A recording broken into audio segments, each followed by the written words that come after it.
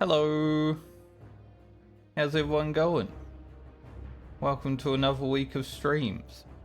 First, I'll say sorry because I wasn't here yesterday and I was meant to be, but something came up in the morning, so I was unable to get the hours in, so by the time I was done with that, I was like, I'd probably only stream for like an hour and a half, not worth. So, you know, we'll just let it slide. Coming fresh today. Does mean that Francie gets a little bit more rest experience. So that's not so bad, I guess. The whole trip on the Warrior's been rested experience, honestly. Which I'm okay with. But other than that, the weekend was relaxed. Pretty chill. I didn't actually get time to edit the video, so there won't be a Rugen video this week. Sorry. Once again. Sorry about everything. It just didn't happen. But, you know, next week, probably. Be better for us anyway. But, let's jump into Francie. We've got 2 levels to do, but we've got to do a lot of Mithril farming still, so...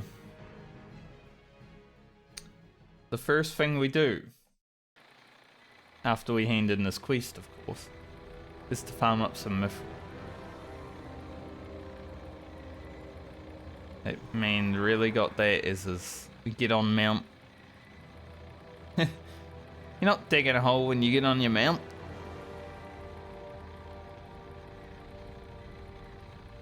Yeah, we're basically all the way to the end of this level with rested. So, that's pretty good. First thing first, I want to ride around Ironforge and just get some B-roll because it's probably going to be the intro for the video. Honestly. So we just run around. We get it. And then we go. It's that easy. Probably not going to take that long, but, you know, we're running over here anyway, so...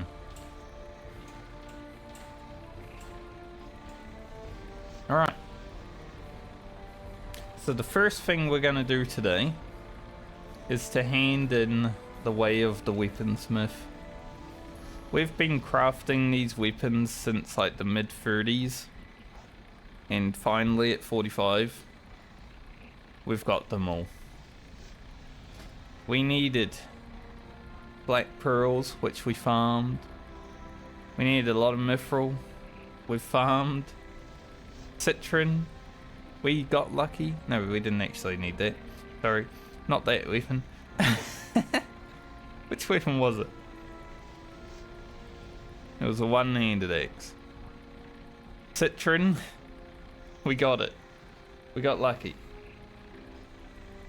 And now, after weaponsmithing, we just need to get 9 levels in blacksmithing. And thankfully, at some point during the hardcore medley, I actually found a recipe. Mithril spurs. Perfect. The perfect item to get us to where we need to get. So let's go hand in this quest and become a weaponsmith. I think. Good. Watch your back. About time. I've got customers waiting. I know it took a long time. Give those here and pay attention. You're going to take the first step in your career as a weaponsmith. Walk with you. Okay. What's on your mind? We can make the Shatterer, which isn't anything that I really care about. But it's this thing. Look at it. It's right there for the taking. We just got to get to 245. Did I learn the Shatterer? Probably never gonna make it. Let's see. What are the materials? Probably a bit too much, honestly. There's not that many weapons, but you know. Yeah, the materials are crazy. I wouldn't make that. Nah, that ain't happening. So there's no point even buying it, honestly.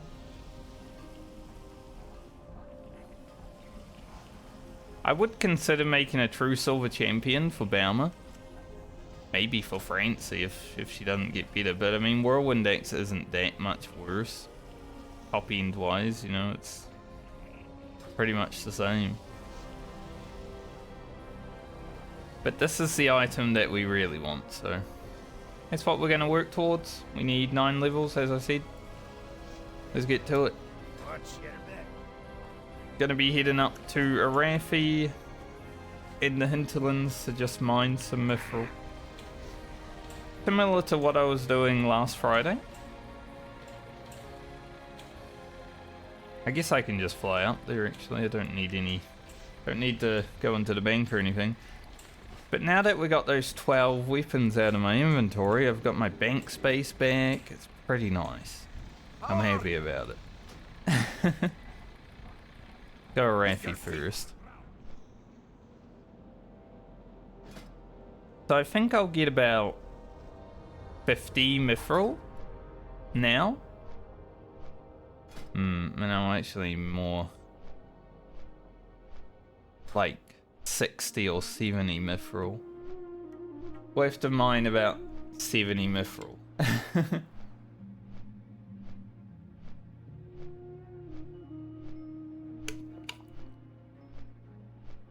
But yeah, the only task that Francie has now is make Phantom Blade and then hit 47 and not die, of course. Isn't that crazy though? We're there. We're a weaponsmith. Woohoo! Maybe I should put that there. It looks way cooler, you know, weapons.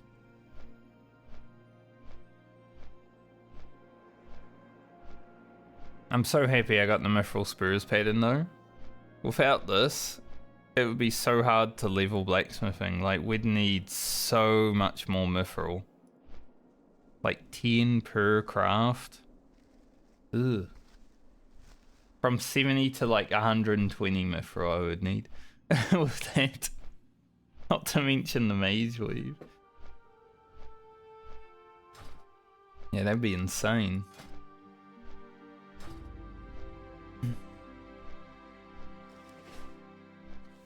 And then we just level up. Not sure where to go when I start leveling again though. Pretty much done here. There's obviously some quests, but we've got to keep the warrior safe.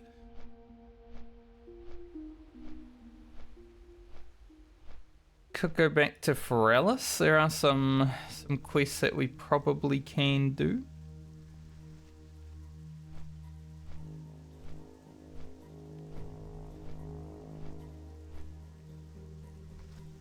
In Tanaris, obviously, we've got stuff that we could do there. The Pirate Cove, though, is a little bit risky on the warrior. So it kind of is something that I might not go into. So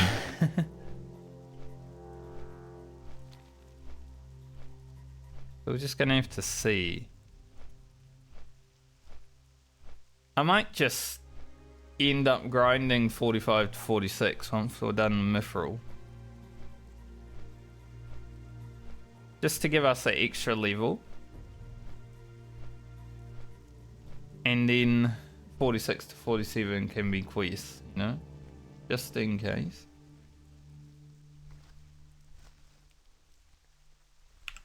I mean, I don't think those snake people are going to be a good grind spot anymore, so we might need to find something different. Couple of horde. Why are they running up towards Arathi? Like, that's weird. We've actually been at this level nearly 4 hours because we have done a lot of Mithril farming already at this level. But hey, It's the hardcore medley. Sometimes you get to a level and you just stay there for 10 hours. There's a mithril right there. Yeah. I'll be coming back for you, mate. Stay right there. I didn't even know it could spawn there. I know 3 can spawn around here, but maybe that's where the other one was going when it wasn't there.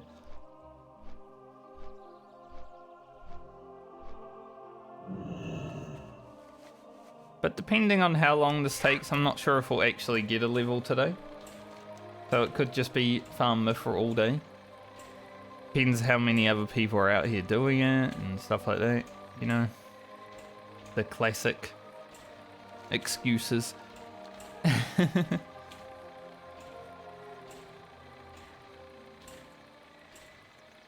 But I will do my best to get as far as we can.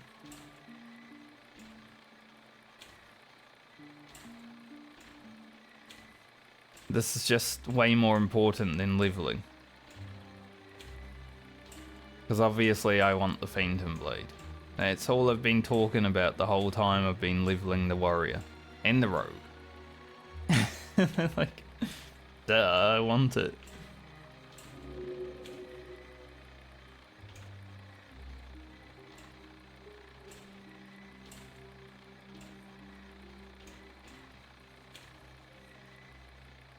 The Mithril's gone.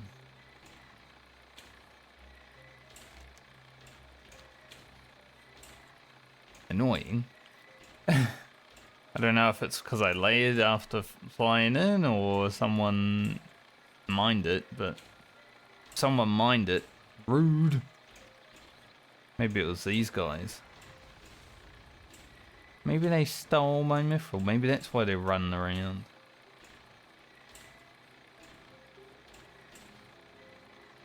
But I was wondering why they were running in that way. Maybe that's why. But I definitely didn't phase when I see them again, you know?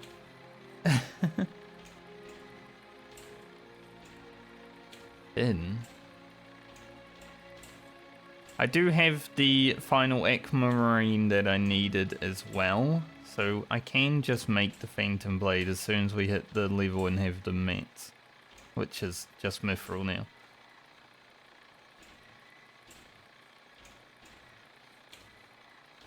So we're right on course. Perfect.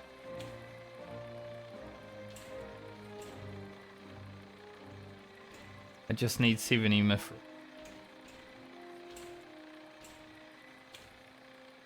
Which I was, when I was flying in and saw that one immediately, I was like, oh, this is going to be a good day then. But then it got taken, so... yeah, not so good. And the fact that there's none over here either makes me think that someone might be mining.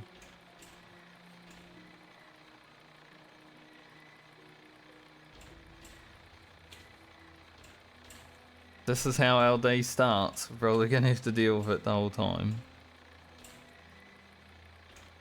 Someone on an epic mount, you know. Yoinking it all.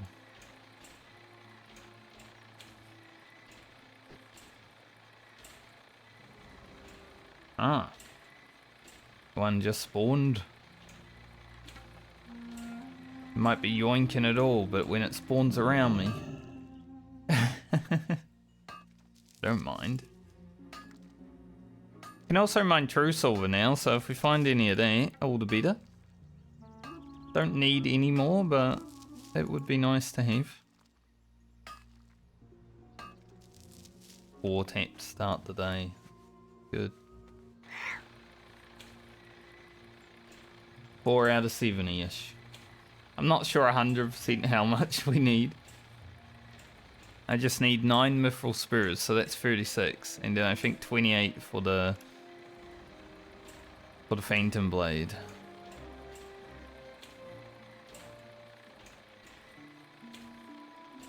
So yeah, we do have mithril spurs on our shoes as well. I only need 9 levels instead of 10 because I did make a pair of mithril spurs. So our mount is a little bit faster, you know, 4% extra movement speed or whatever. If we find any shoes that we can send to other characters, we could put Mithril Spurs on those. Or I might just put 9 Mithril Spurs into my bank and just hold on to them for when we eventually can do that. That is our enchant for the Medley. There's the leatherworking like kits, armor kits, and Mithril Spurs. But Mithril Spurs are the one that I have to do while I'm on the character.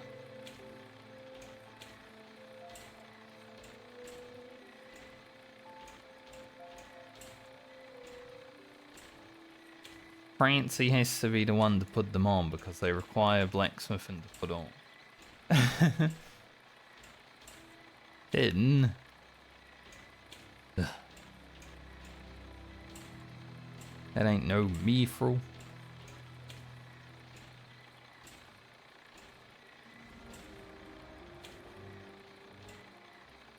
I was watching a a little Soda does these little videos, they're like 5 minutes long or whatever, he rants about something, you know, as Soda does. He was complaining about the RuneScape community today because, you know, he's a WoW player and he's just a gamer that does whatever he likes, can, but he was complaining about the RuneScape community because they will just go in the video and comment like, this isn't RuneScape, or dislike the video. And it's like, well, this is a WoW channel.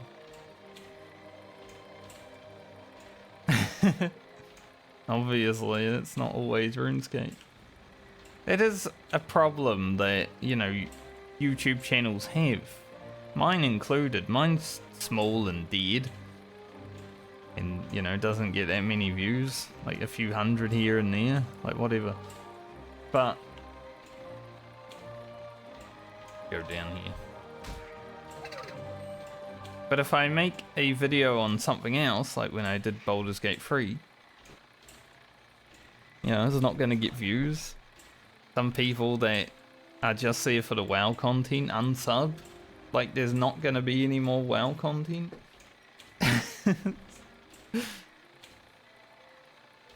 It's really weird how people act when it comes to like a YouTuber making content, because we're not all robots that can just play the same game for 20 years and make the same content. Like, I'm sure some of the people that dislike my videos because they're not WoW, or, you know, unsub because they're not WoW, don't just play WoW.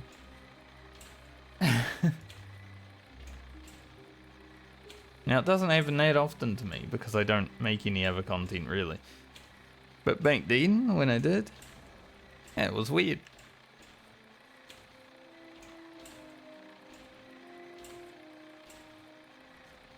What these guys are doing. They're just killing. But why? So I get it, what he was going through. But not as big because, you know, he was getting like 50k views on the RuneScape videos and then makes a WoW video and everyone goes crazy.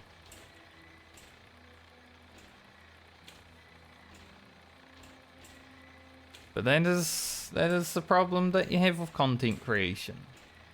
I'm sure Guzo and Savix, when they stop making RuneScape videos and make WoW videos again, which they will, no doubt, I'm probably going to have similar issues.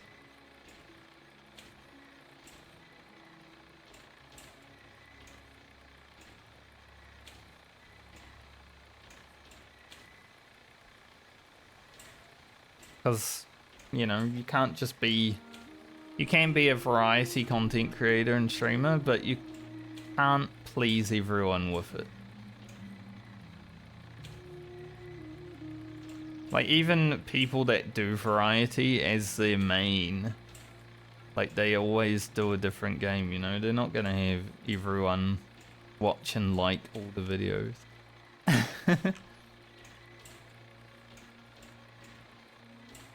I've seen some channels where it's like, alright, they do a series and it gets maybe, you know, 10,000 views, and then the next one gets like 100,000 views, and it's like, oh, they ride in a high. But then they do another series and it's like 200 views. So it's just weird, honestly. Now I have to deal with that on a little scale, right? I make a video, it gets like 1,000 views, and then I make another video, it gets 30 views. It's like, oh. And then I make another one after that, 500 views. Hello. It doesn't make sense. See you around. But at least it's not always in the thousands, because if you feel like, if you're losing, you know, 500 views, it sucks when you're little, but it's not as sucky as losing 100,000.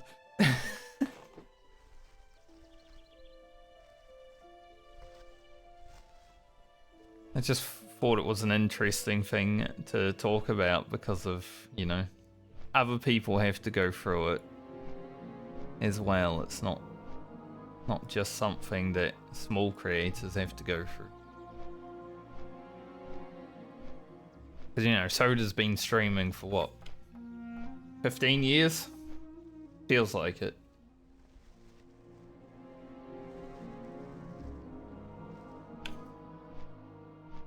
But he is a streamer, more so than a YouTuber. That's why he gets someone to edit his videos and... But it is funny that he still cares about it, you know?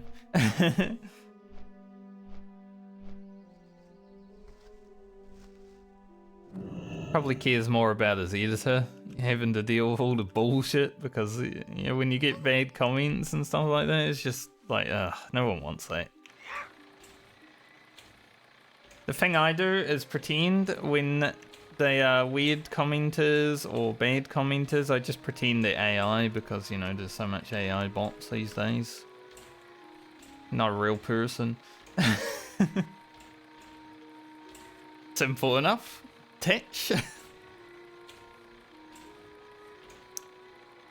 So you see when they're like commenting stuff like that, one that commented about someone reacting, and I'm like, I wasn't reacting to anything, so surely he's not talking about me. But it was on my video.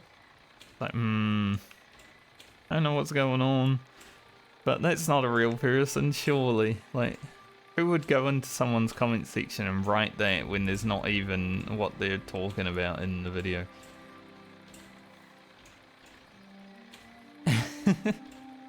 I think someone just got really upset at streamers that day and decided to go on a rampage, you know? Any VODs they saw, they were just like, I'm gonna blow up in this person's VOD for no reason other than to satisfy my own ego.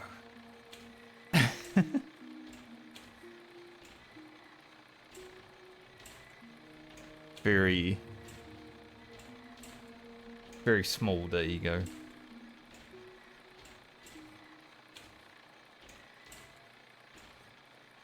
Some dead things over here. Not that it matters to me, they're green, but... You know, if I was Horde... I did like doing the quest in this area as Horde, it's a lot. Like, Horde Hinterlands is so good. Alliance Hinterlands, kind of dog. Yeah, you don't get that many quests. You don't really get gem for a lore. But you can do it for the mallet in a few quests. But the rewards are not a trinket that gives you +1 hit. And a necklace that gives you amazing stats for a melee. You know? So it's not as good. A little Mithril. Might have to fight this.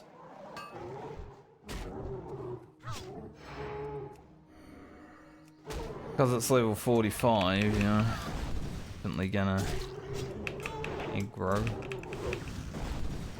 Wanna make sure I don't have to fight anymore.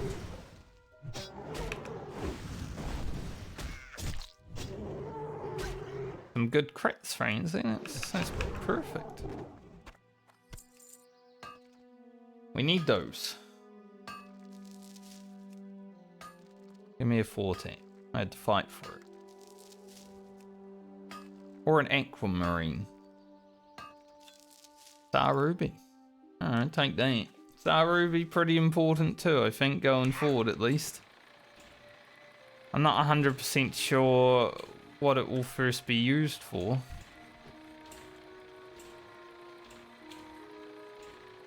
The level 60 warrior. Probably farming Mithril. We'll go into the dragon.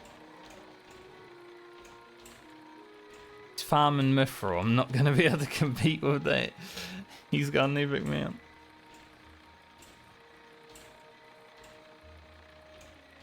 But yeah, Star Ruby, I'm not sure what it will be used for first, but I know it will probably be used for something, so good to have them. Just to be ready.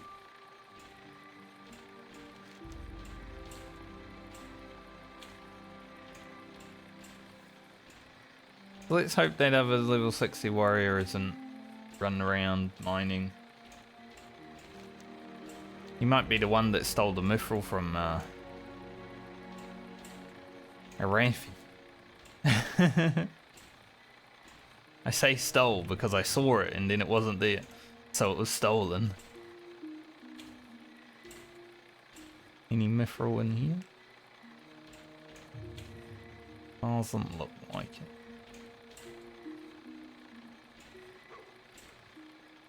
When I was running through here with my friends when we were going to the altar of Zul to get the mallet,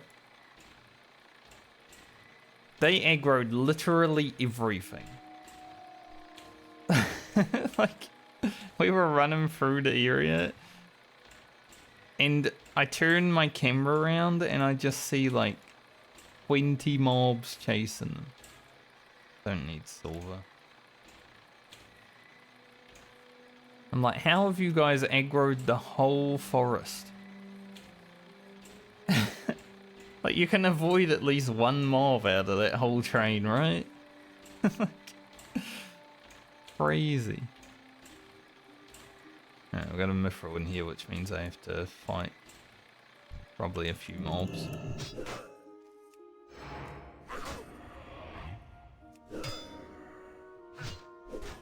Since it is back there.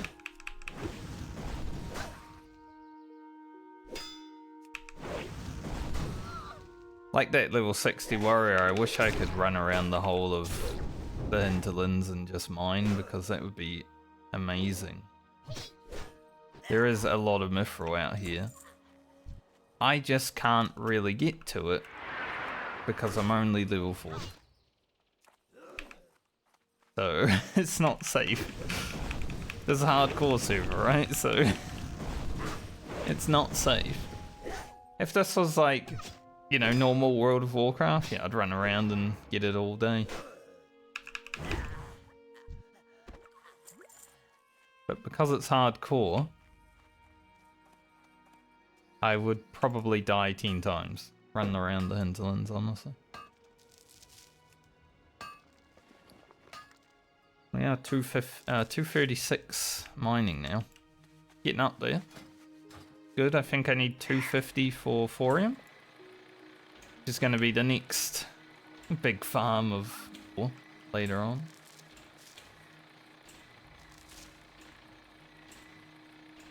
Not later on today. No.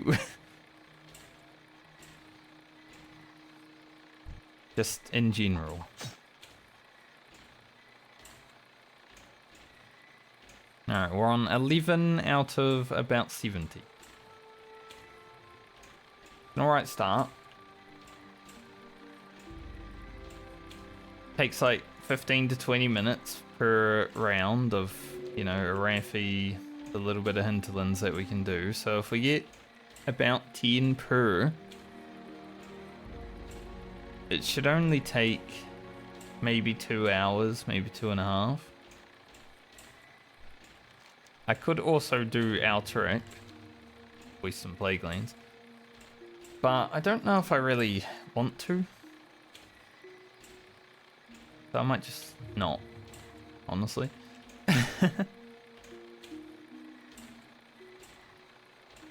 Also need to go down to Booty Bay and see what I can make at the trainer. I don't think it will be anything good. You got my attention. Watch your back. But just in case there's another item that I actually want to make. Let's see if I can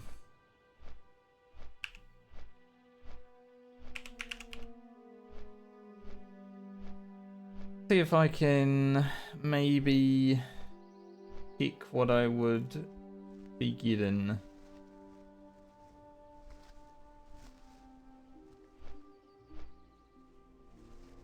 I don't think there's any good items to craft. So yeah, I don't think we really need to worry about it.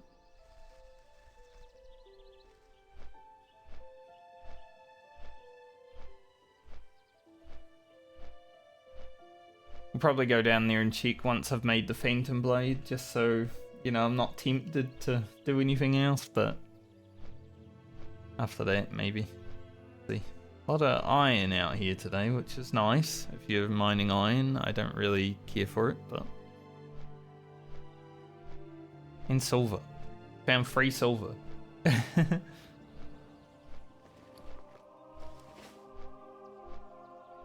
If the iron's like right in front of me and it's still green, I'll probably get it, but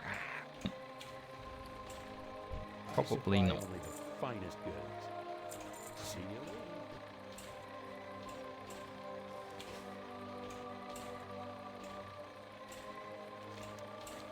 Listen to this magical music.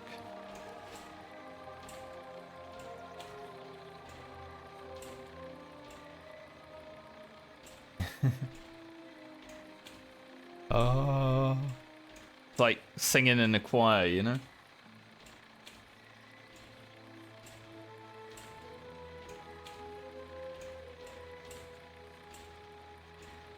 Speaking of magical music, for whatever reason, I know why, because it's good, but I had Flow from Final Fantasy XIV in my head when I woke up this morning. I know. Well, that's a interesting way to start the day. Does it mean someone died? Like, I want to use that music at my funeral. It's so sad. I want to make everyone cry, you know?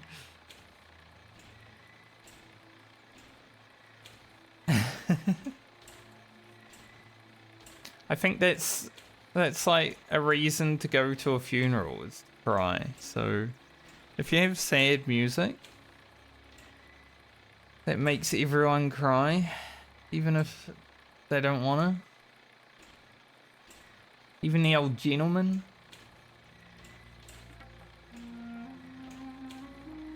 It's a pretty poggers funeral.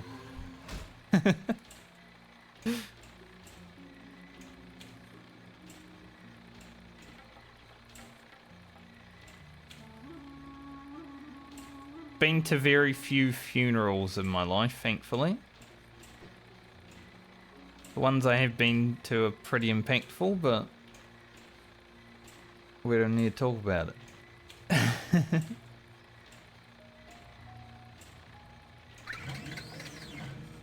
But my freaking grandmother keeps talking about dying recently. It's like, you're only 83, 84. Like, you got 50 years in you at least.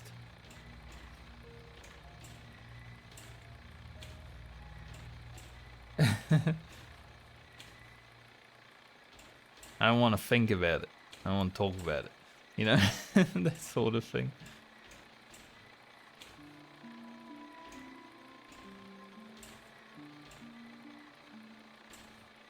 But she has this clock. And it doesn't work anymore, but you can't see it fixed. But it's one of those clocks that says ding dong. every time it goes off. And no one wanted it, so I was like, fuck it, I'll take it when she does go. You know? No one else wanted it.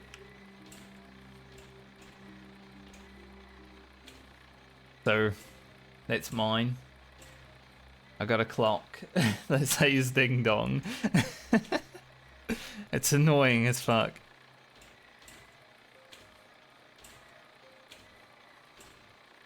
But it would remind me of her, so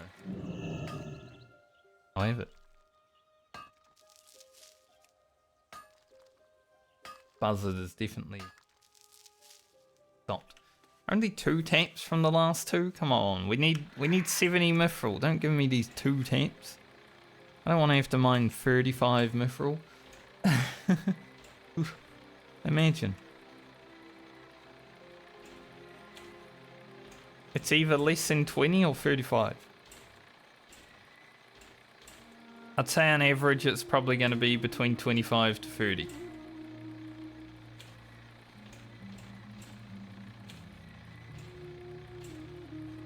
How averages work. You know, we'll get between 2 and 4 every time.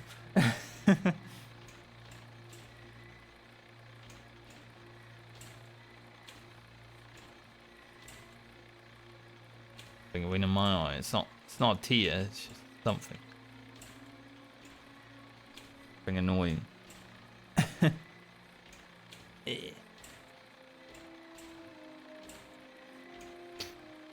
And I'm sure for anyone that wants to know, because I have been talking about it a lot recently because I've been playing it a lot, Warhammer, my Warhammer campaign. I started a Grand Cafe campaign on Saturday, and I ended it on Saturday because I was bored. Because, you know, I expected to be surrounded by enemies everywhere, but so as Cafe, you either play as a dragon, female or male version. There are 2 lords that start close to each other. They're brother and sister because they're dragons. In human form. Yada yada. But my brother decided to kill everybody. So I didn't have any enemies to fight. So I was bored out of my mind. I considered it a win, honestly. You know, we wiped out all our enemies. But I didn't really get to do any of it. Because I was just fighting one guy up north. And he killed everyone else in the south. I fully expected to go into that campaign and just have him wiped out. Nope. The AI was really good. And managed to defeat all of our enemies. Before I even got to do anything, so it was fun. For like 10 turns. So I started an Alifanar campaign, which is a high elf. He plays like a Skaven wood elf though. He's a skirmishing type character, you know, he can fire 360 degrees. He's got troops that fire 360 degrees, so you just kite enemies around the map. Which is my kind of playstyle. I do like the skirmishing playstyle. That's why I like wood elves. So he's been really fun. I need to sneeze. Maybe. Feel it. But yeah, I started him and I got to about turn 70. And then I was in like 4 wars that I couldn't win anymore, so I had to start again. But that's what I like. A campaign that actually is challenging from start to finish is a good one. 2-2-2.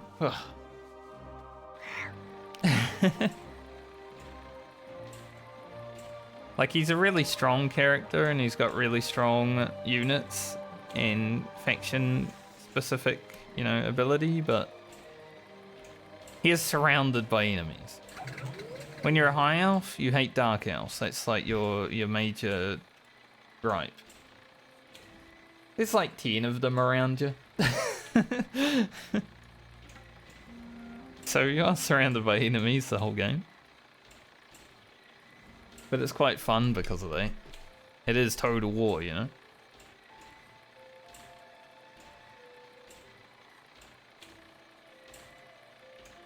There's different ways of making total war fun. Either be surrounded by enemies, or be surrounded by... not enemies, but people you can make enemies. Like if you're playing Khorne. and you just go kill everyone because you don't care.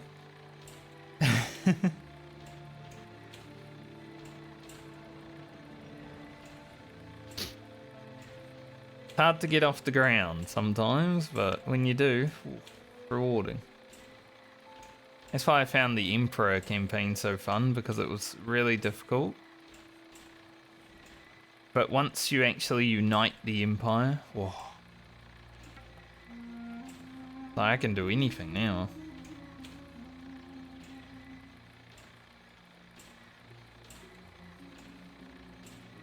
So I don't really like a boring campaign. I like Grand Cafe's units. You know, I like spears and archers. Spears and archers are like my favorite. I'm a Shogun 2 enjoyer, and spears and archers were like the peak. So if I can use spears and archers, I'm probably gonna like that race. So I like Cafe because they got probably one of the best spear units, honestly, and good archers. But it's not fun when your ally decides to kill everyone for you. I wish there was a way to like wipe my ally off the map, so I guess I could declare war. Now that you mention it. Civil War.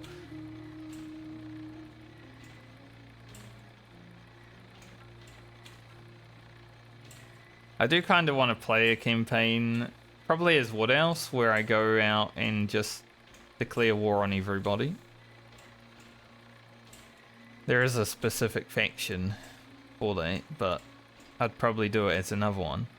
I don't have this specific faction. It costs $20. I want to pay for it when I already have Wood Else.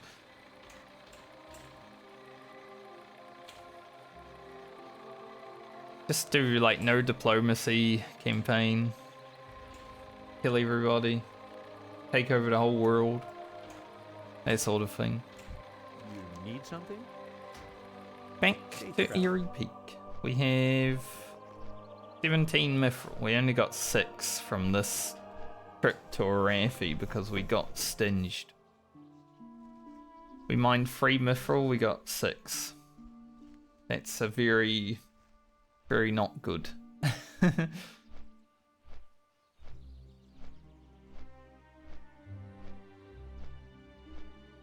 As I said, if we can get through this quick, and we might be able to level and have some fun, but if not, Mithril. Yay.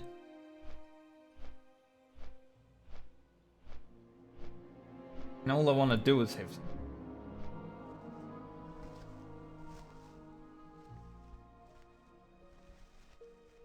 See, my latest video, my mage video, popped off, right? It has less views than the video before it by like 400, but it has more likes, which means it was better, in my opinion. I don't know if it was, but it also got some subscribers, which is usually a good sign. But then it just stopped. Like it popped off and then just stopped. Even though I feel like the algorithm was feeding it out to people at a good rate and people were clicking on it and stuff like that. It just like doesn't exist now. And that's why I don't like the algorithm. Because sometimes your video's doing really amazing on it. For whatever reason. Random number generator. And then it's just like, peace.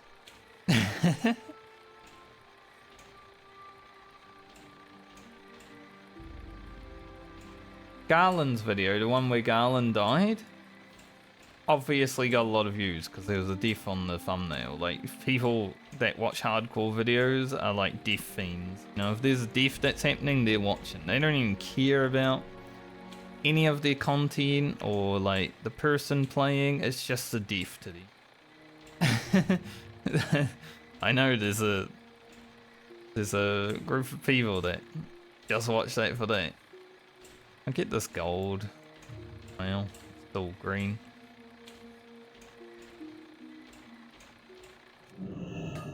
But that stayed up on the algorithm for a few days. This mage video just like popped off and then disappeared. So weird. Because I feel like this one did better in terms of getting subs and likes. I don't know. Anyone that thinks they can game the algorithm? Ow. I don't want to anyway. There's a reason I produce like videos that you wouldn't really like. If you're a YouTuber, you're probably not gonna edit videos as badly as me, and you're gonna make your thumbnails actually stand out, you know. But I'm just someone who likes making content for the sake of making content, not for any kind of amount of likes or views or whatever, you know. Because if I didn't, I wouldn't. Because I wouldn't be getting those likes and views anyway right now.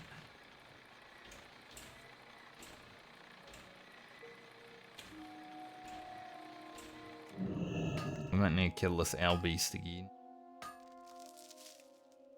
If one comes over here.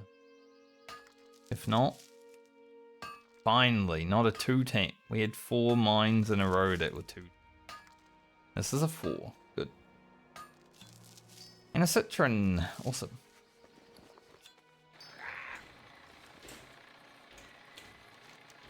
We take those.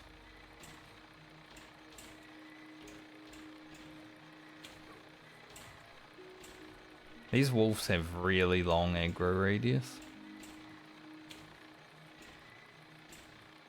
I wish I could go further into the hinterlands because I know there's so much ore in there. Dr. Frizzle.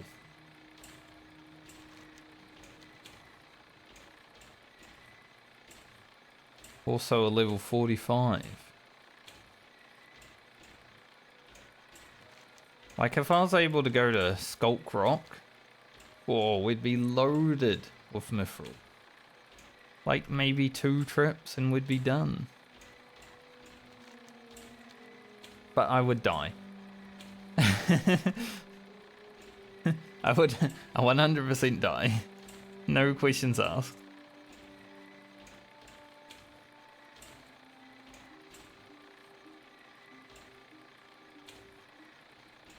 Ain't no doubt about it. Any chest? Mobs.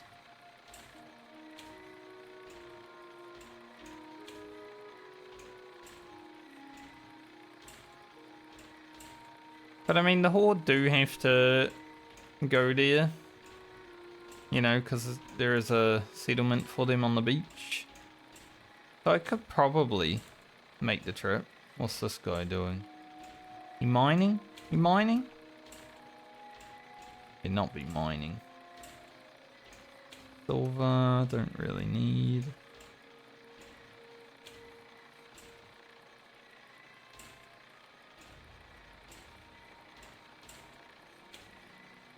I could definitely go to the beach. I just, you know, it's a scary trip.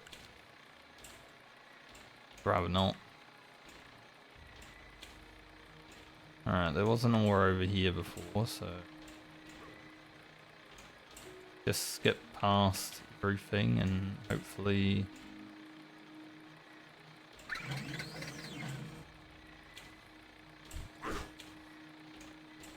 not get stuck. Immediately get stuck. Because I didn't say get stuck. Did hopefully. But in my head I said get stuck. So maybe I wanted to get stuck.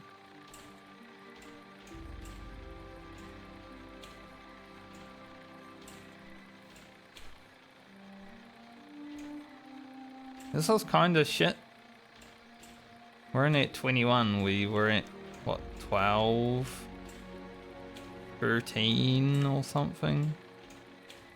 From our first trip, so this one wasn't that great.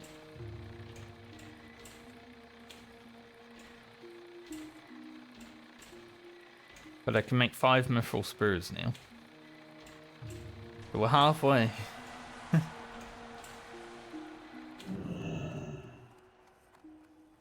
Back to Arathi. Hopefully this time, What's on your mind? we don't only get 2 every mine.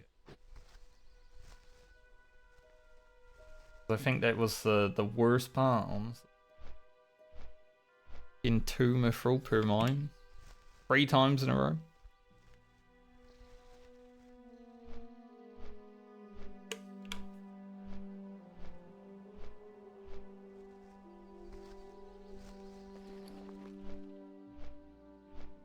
The gold I'll probably just sell to the vendor because it's not really worth having. Don't think there's anything I can make with gold anymore that would give me levels. I mean, sure, but not really worth 1 item there.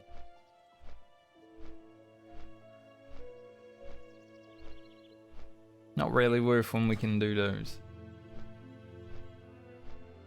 I'm so glad though, if there's a recipe that I had to find during this, because we didn't find Swiftness Potion, that would have been the big one, but if there's a recipe I do find that helps us immensely, it's Mithril Spurs. I don't even remember what character got it, I think it was the Hunter. I just remember I got it on the beach in STV. I don't remember which one.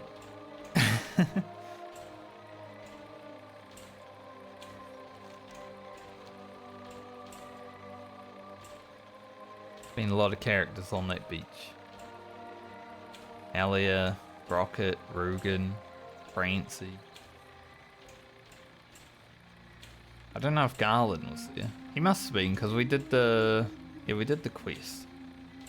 The reason we died on the Warlock was because we did that quest.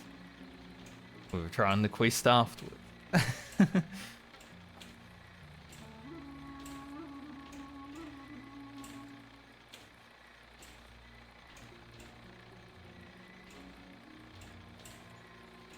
Maybe it was the Warlock.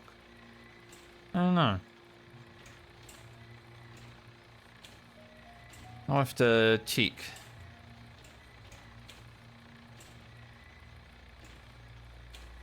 But I think if it was Rugen, then I've already deleted the video footage because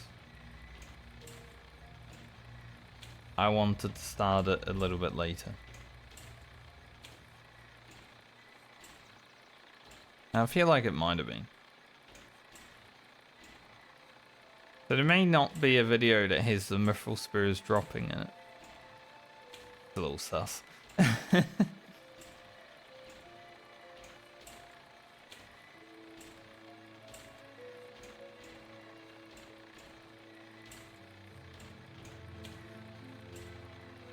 if anyone ever had a doubt about what I'm doing for the account found, they can always just watch all the VODs. Because there's only been one time I've logged into these characters off stream, and that was when I was trying to get the Nightscape shoulder pattern from that vendor.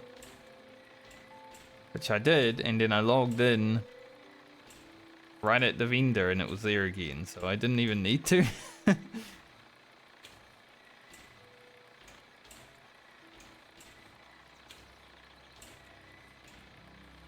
But, you know, the things that I've done, Breath of Wind farming,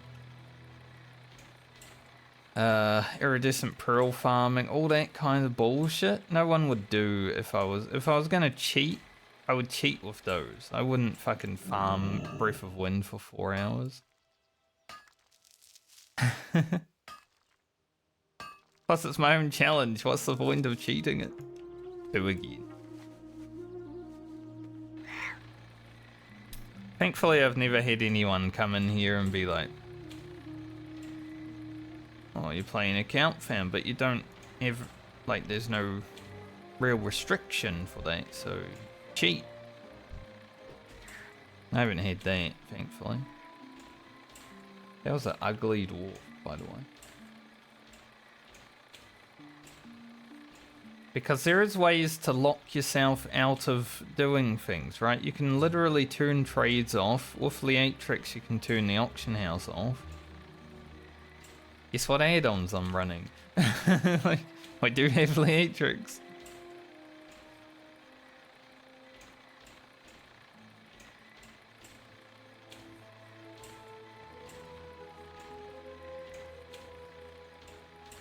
So even if I was to slip up and then just go to the auction house, it would show nothing because I can't actually use it.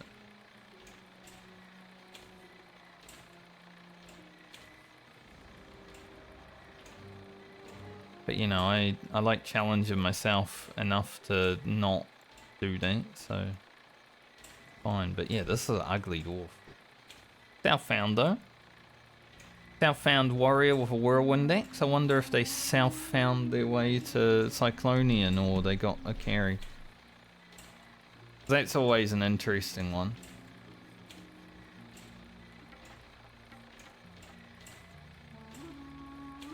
Because even when you're playing Southbound, you can get carried to whirlwind axe. You know, you just have a level 60 come with you to the trolls, and then have a level 60 accompany you when you kill the elementals. Put it on like free-for-all loot so you can get the loot. There are ways around it.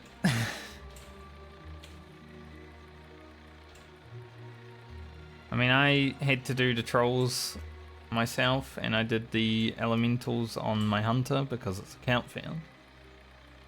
But I did do it myself. More than some Southbound warriors have done it.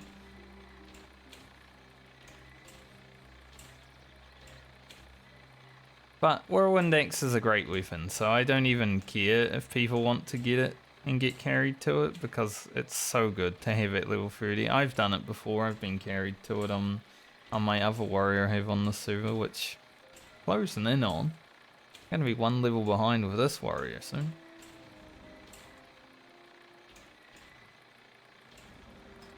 But, you know, retail patch came out, so I don't see us playing any hardcore WoW anytime soon.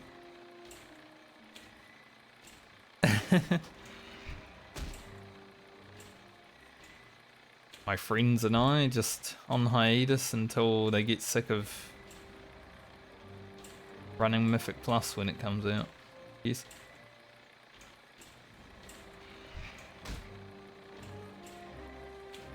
No Mithril. So, where the Mithril went.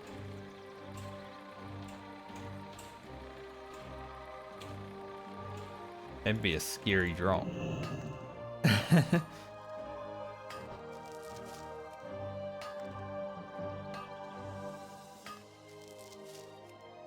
Nice, it's not a 2-tap. It's a 4.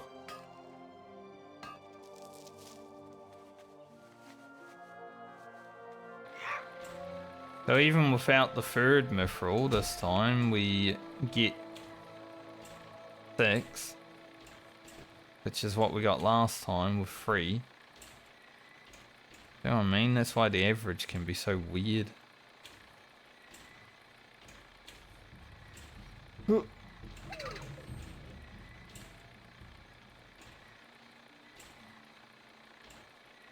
Taking 188 damage.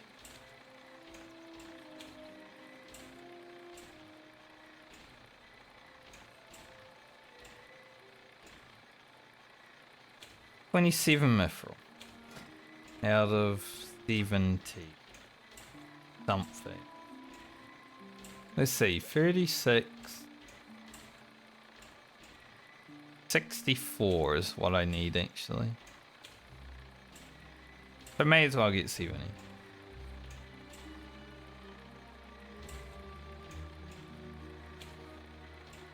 It's a lot. But 27, we're over a quarter of the way there. That's good. That's good, that's good.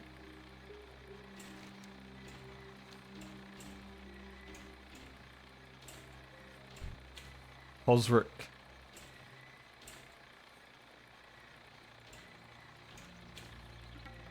Going on, Fosric?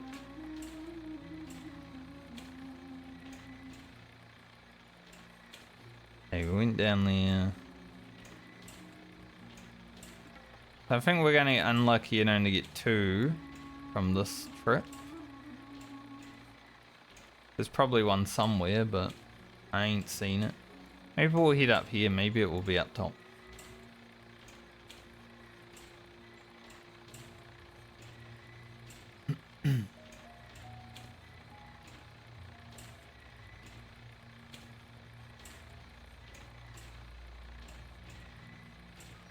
Perhaps.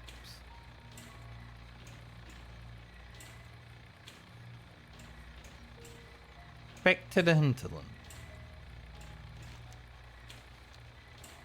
Continue. I'm hoping to come out of the hinterlands with like 40 this time around. You know, we find like... we'd need to find 4 Mithril. I don't know if that would happen actually.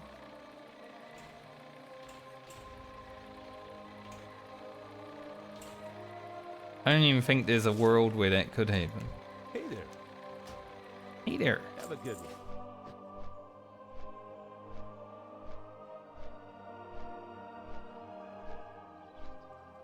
But one can hope. Blood tin.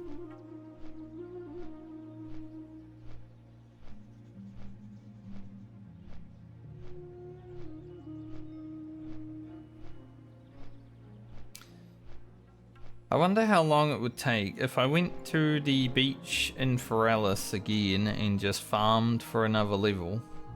I wonder how long it would take to get to 46. 60,000 experience. We'll probably be getting... it wouldn't quite be 500 anymore, I don't think. On average. Probably be like 450. My calculator. Can't math.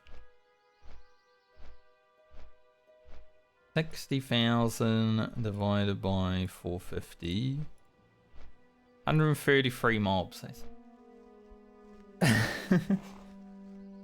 133.33 repeating, of course. Mobs.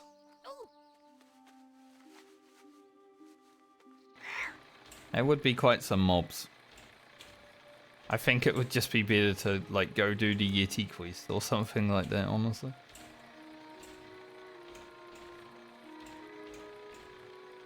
I just don't want to have Francie in danger, basically.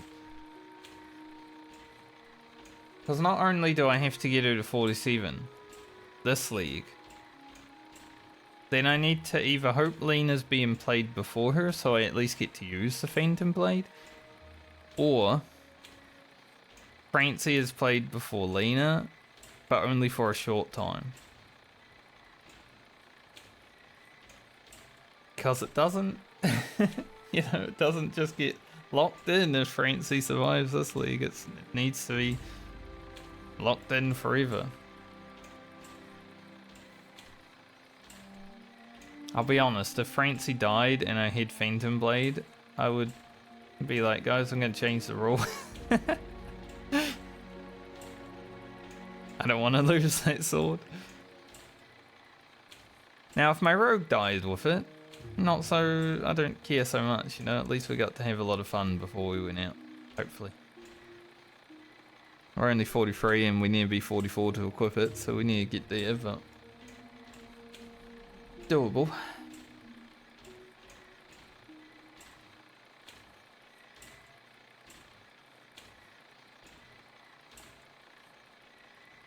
But yeah, I think that's the hardest rule is, you know, when a character dies, the gear that it made also dies with it. Takes gear out of the system. I feel like it's already punishing enough to lose like your blacksmith, right? To then lose the item as well. Why did I make that a rule? And that's some psycho shit.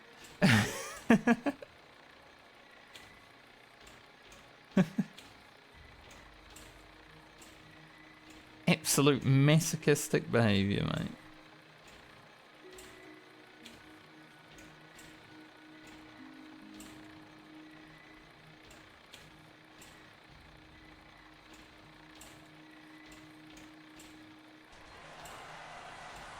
But, you know, it's a rule for now. We'll see if it...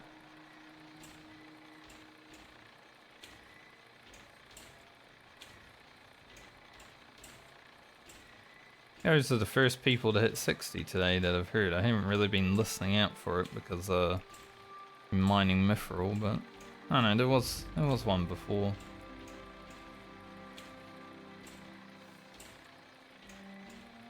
If we could somehow find the Homan chicken beacon while we're running around getting Mithril out here, it would actually be good. 4,400 experience just for turning it in. Not getting much Mithril out here though. I believe that level 60 warrior was actually running around mining.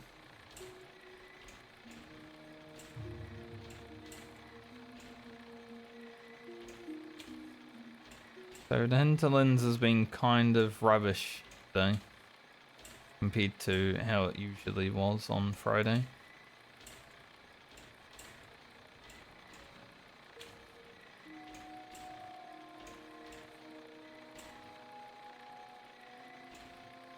There was also that 47 rogue. I'm not sure what he was doing, but he looked a bit sus, you know, like rogues do.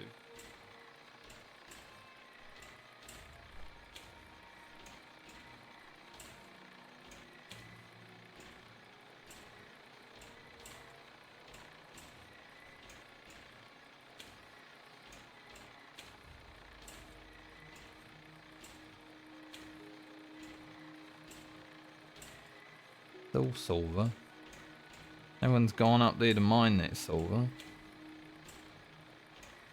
You don't really have to mine the silver to make mithril spawns, so I'm not going to, but it would be nice if someone did, so I stopped looking up there.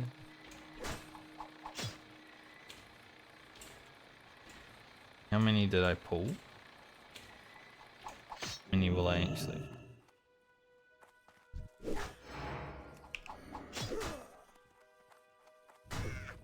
Just the one.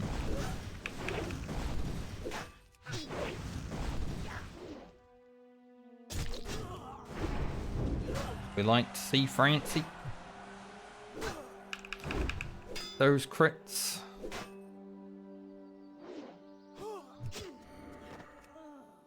Polly pick me at level 60. Like, Polly want a cracker? Nope. She likes the taste of human. Damn bird. Nice, another 14. Well, we only got one mithril mine this time around in the hinterlands, but it was a 14, so that's not so bad. We at least got 10 on our robe. Sorry if I get you aggro, Mr. Warlock. Just running through. Plus you're a warlock, surely you can.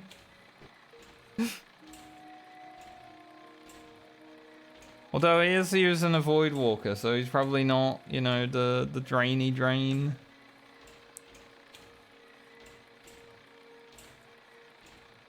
Not playing Affliction. Weird. Affliction was way more fun. I'm glad I did play Affliction. Like, sure, my Warlock died. Would I say it was because I was playing Affliction, though? No. I wasn't paying attention. I played badly. That's the main reason.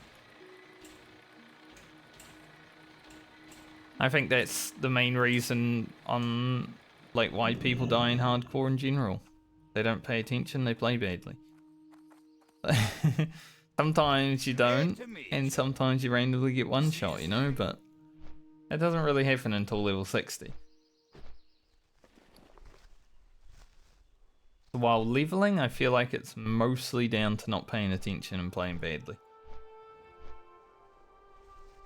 And it happened. How could it happen to me?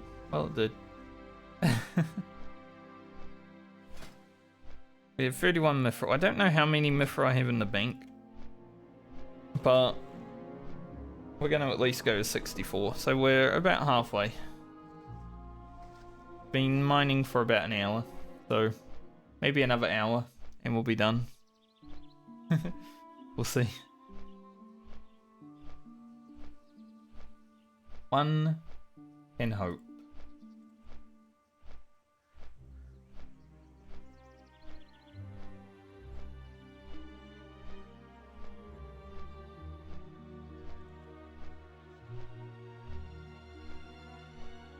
My retail WoW guild's gearing up for raid next week. They've been spamming mythic zeros and stuff, and I haven't even been logging in. It's been fucking awesome. You know, I was sitting on Discord with a friend yesterday, and he was like, "I'm doing delves." I'm like, "Yeah, but you don't really need to." Like, now I gotta do 8. Man, I can't. I feel so good about not raiding this tier because I don't have to fucking do that. And my guild's not even hardcore about it, you know. It's not a requirement that you have to do 8 delves and stuff like that, but people will because they're WoW players.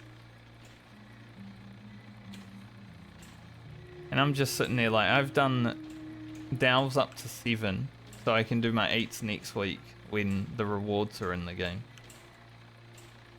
Because you do get a vault reward, but I don't care about it because I'm not raiding.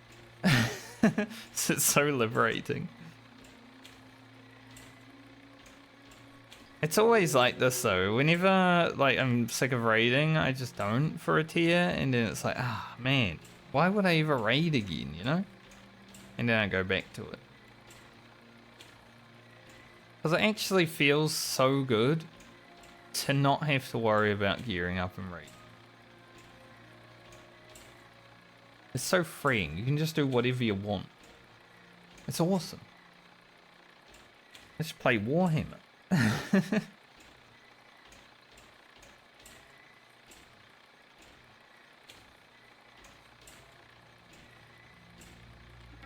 I will see though, because I think most of the guild likes me.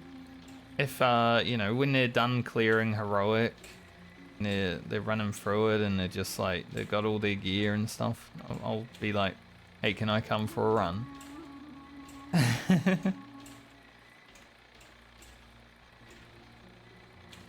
Just one run, see the content. Thanks.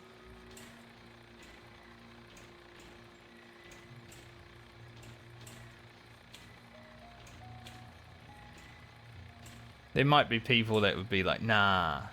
But I feel like the raid leader and most of the officers would be okay with it because I've also helped them through a lot of things throughout our history of gaming together, so it's not like it's not like I'm just coming out of nowhere and asking for something, you know? Asking to be carried.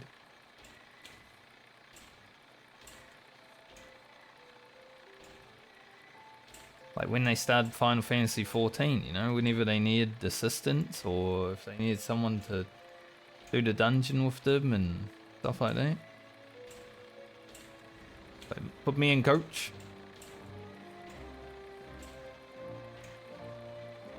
Because I care about making an enjoyable experience for the people that I'm gaming with. Which is one reason I never shut the fuck up. Because I want people to have fun. You know, whenever you're like in a raid group and like the vibe just feels off, people aren't talking, people are just like... It just feels weird. Yeah, I'm that guy that breaks that silence. Go, I want to bring the mood back up, stuff like that.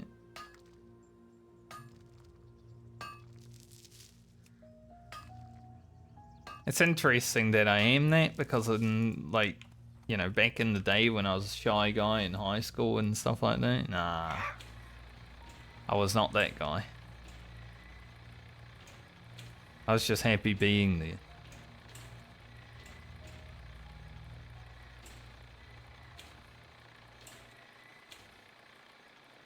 It's not like I care to be like the life of the party, the class clown, stuff like that, you know? But I like being present in the conversations or what's going on.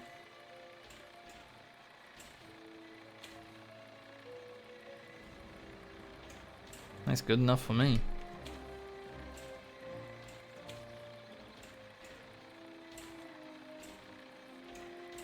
Let's hope that there's another Mithril around the other side and it gives us 4. Come out of here at 38. We need 2 more and we'll officially have as much as we need for our spurs. So we will be able to get to 245 basically right now once we get 2 more Mithril. But I need a lot more for the Phantom Blade. So we're going to keep farming. The task is get Phantom Blade, not get to 245. It's just part of the task.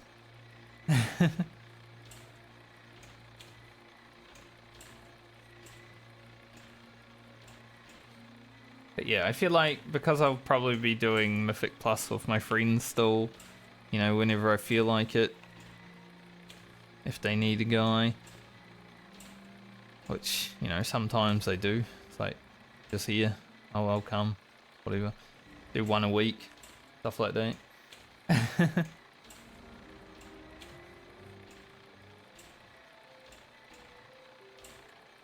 They'll know I have alright enough gear to be able to probably go through a heroic run.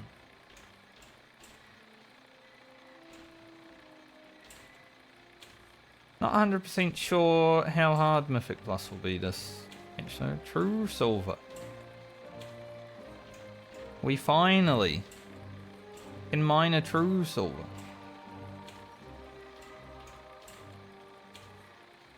But that does mean that there isn't another Mithril by the look.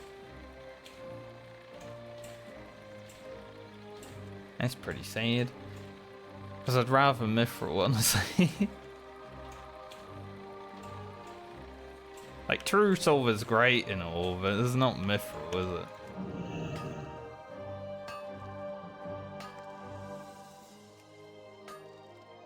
I forgot that you failed attempts of mining if your mining is just on level. Aquamarine from our first True Silver. Take that.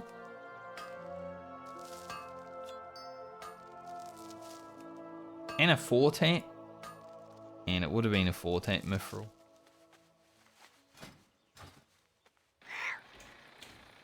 I don't know if we'll get any levels for smelting True Silver because, you know, it starts at 230 and we're 242, so it's probably already grey. But it is nice to get more. I don't know how much more we need for mining, but I know we need more for Grocket. Get Dreamweave Circlet.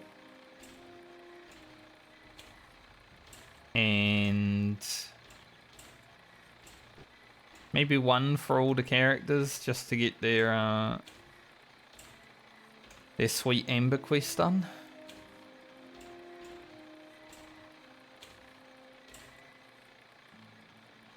But we probably need True Silver for Francie as well. I mean, there are some items that we can make, obviously. Only 1 Mithril though. It's a bit interesting.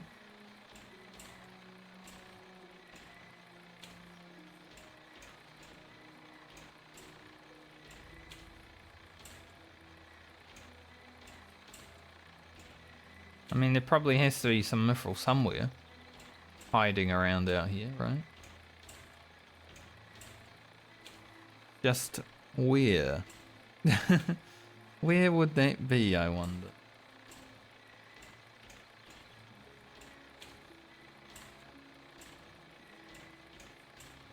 Well, it's interesting that there's people farming here. I feel like they're farming, you know, elemental earth, maybe core of earth if it drops at this point, but always like, why?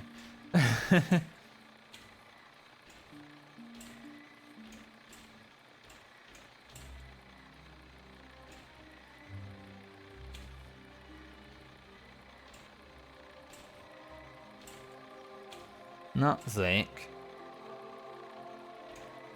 That's a pretty good name, actually. It's not Nutsack. No, it's Nutsack. Hey there. See you around. Good day to you. Back to the hinterlands. We didn't get many Mithril that trip.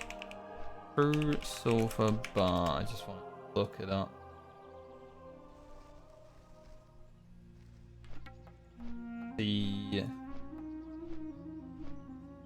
Exactly what I would need it for blacksmith. Dark Rune, I don't think we'll be getting. Yeah, Dreamweave Circlet's the bigger one.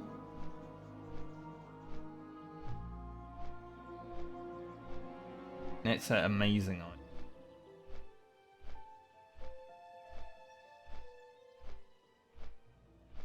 Ornate Mithril gear, which isn't that good, so I probably wouldn't make it.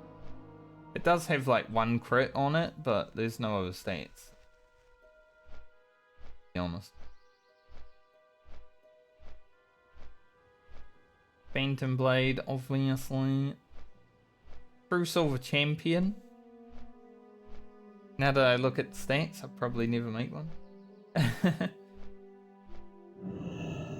So I don't actually need it for anything other than Phantom Blade, honestly.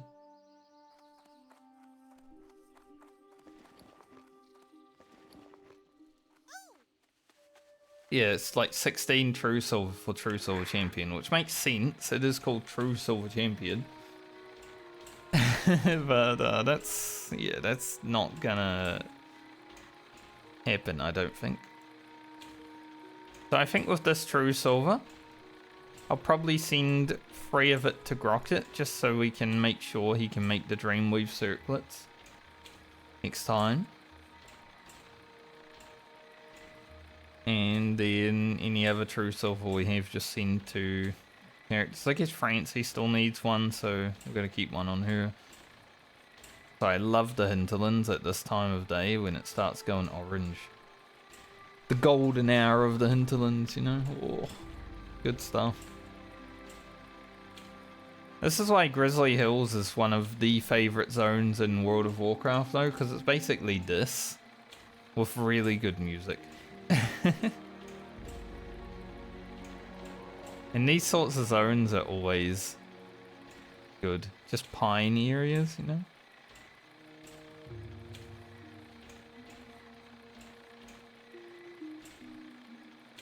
Have always been the peak.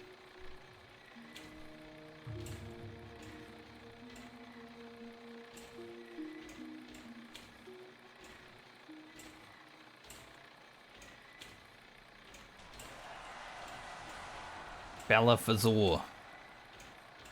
Thought I read Balfazor. No, it's Balafazor. Sounds like I'm saying something in Elven language when I read that guy's name. Balafazor to you too. Balafador. Balafador. You Falafador. Balafazor. I don't even. What am I trying? I'm trying to say some Elven shit, but I couldn't even. My brain was like, you know, the dyslexia was attached to my brain, so I couldn't even read it in my head. Fucked me up.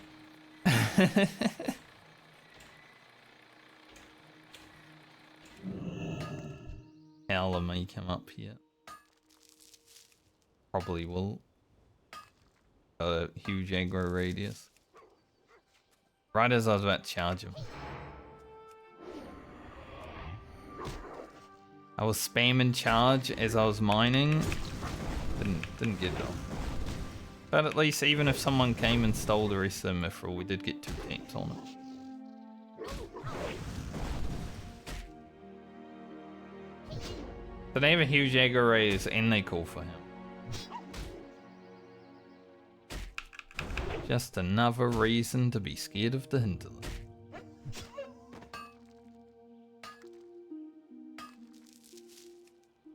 Nice, 14.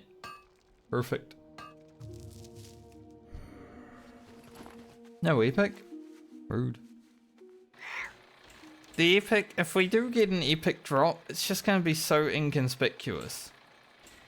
I'll just be like killing a mob randomly somewhere and then go to loot it, not even be paying attention, and I'll just see an epic pop up in my chat log and I'm like, oh, okay. I 100% bet that that's going to be the case. If an epic does actually drop, which would be nice. I'd like it. Imagine I'm playing my druid, because that's the next character we're playing, and a Staff of Jordan drops for my druid, and then I'm like, ah. Oh. So a Staff of Jordan dropped for my druid, who is a caster, which probably means that she wants to use it. I'm gonna send it to the priest.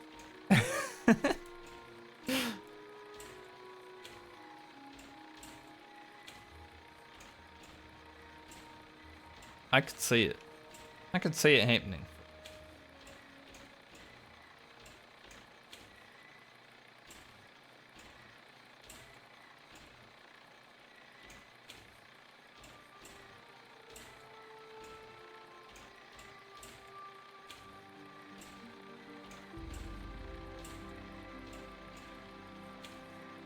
Give me at least 2 more Mithril while I'm here so I can have 40 out of 70. Please.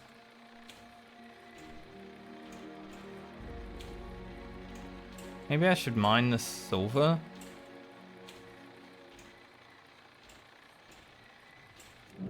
Maybe if I mine it, it will go away.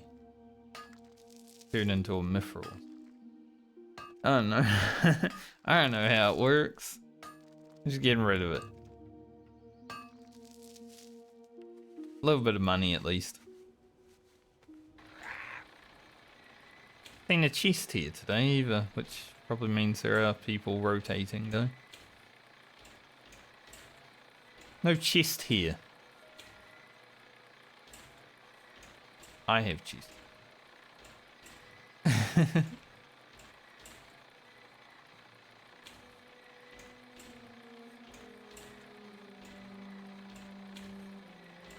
I know a lot of people like shaving their chest. I'm not one of them. I don't really grow that much hair there anyway.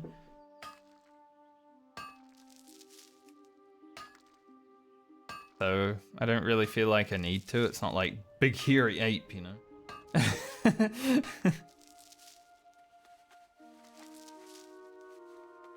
42 out of 70-ish. But I did once, and it felt weird. Like, I felt like I was a 13-year-old boy when I shaved my chest. So I don't like it.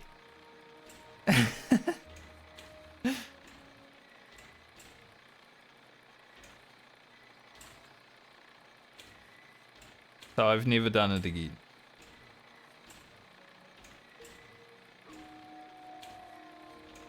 I do shave my armpits though. Feel like it's a bit more hygienic. Don't really like having armpit tickle going on.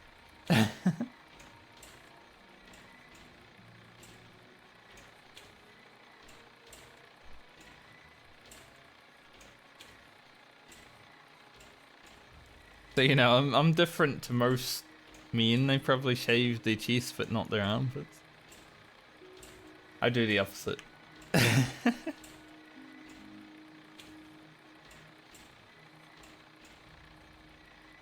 I'm different. I'm quirky.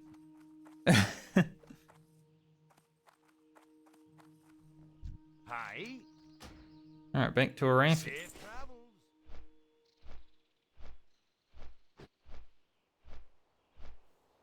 I'll be right back, one.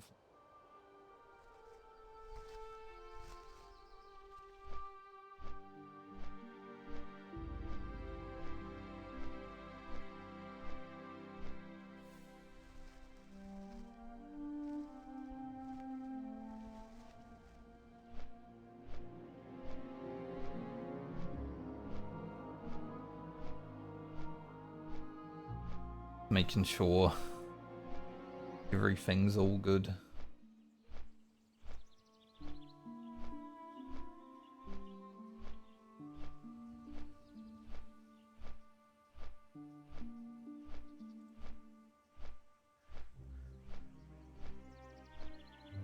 Okay, so we're at 42.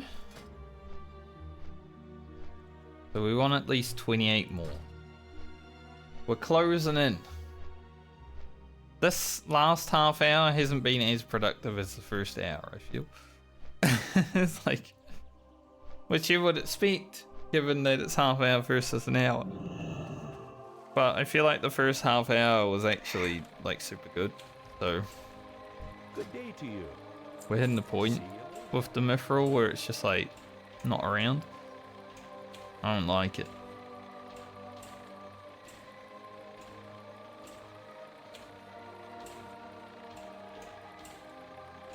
We'll go this route this time. The reason I go down this way first and then have to come all the way back around though is because a lot of people go this way, right? And I want to be the first one to go down that way. I don't want to go check around back just in case someone else comes through there and they're like, oh, Mithril, nice.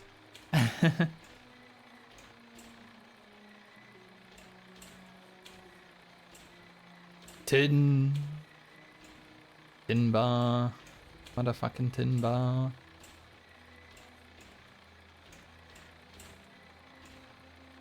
Old Magferrodin. I miss the old Magferrodin community. There were some crazy people.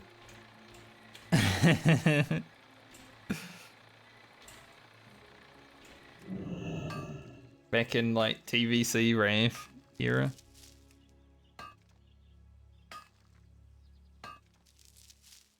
I was only on Magferrodin for probably like a year or maybe 2 at max, but it was a crazy server. Had a lot of crazy people.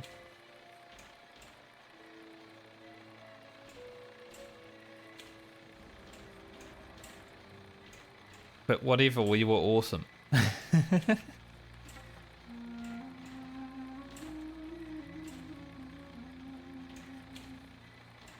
Because that's one of the guilds. I don't know if they're still raiding whatever, we're awesome, but they were like a top guild back then. I don't really pay attention to like who's still raiding these days, you know? It's not like I check WoW progress all the time, and obviously, you know, Method and Liquid and Echo are raiding, but other than that, it's like, cares? Like, if you're not in the world first race, then, eh.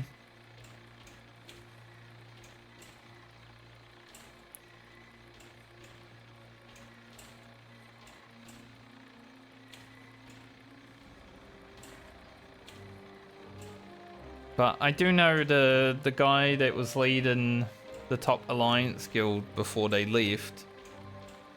On my very first server, well, not the very first, the second server I ever played on, because the very first one was a PvE one that I leveled a Night Elf on.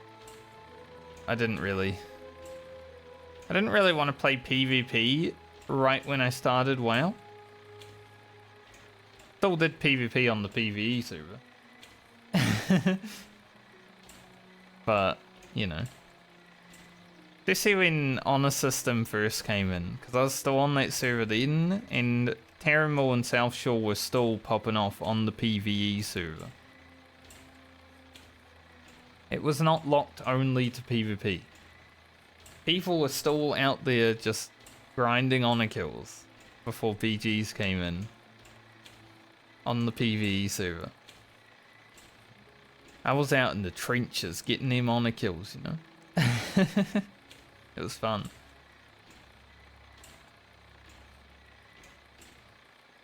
What's this person doing? They better not be running down here mining. It's just a weird place to come out of at level 34 if you're not, you know, so, maybe I should have gone this way first.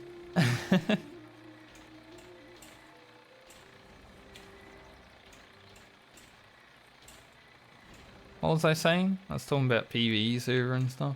But yeah, the guild master, the guy that was leading that guild on my second server on Alliance, who was like the top guild at the time before they left.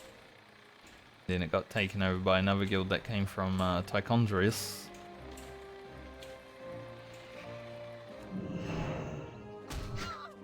Might need weapon strikes here now.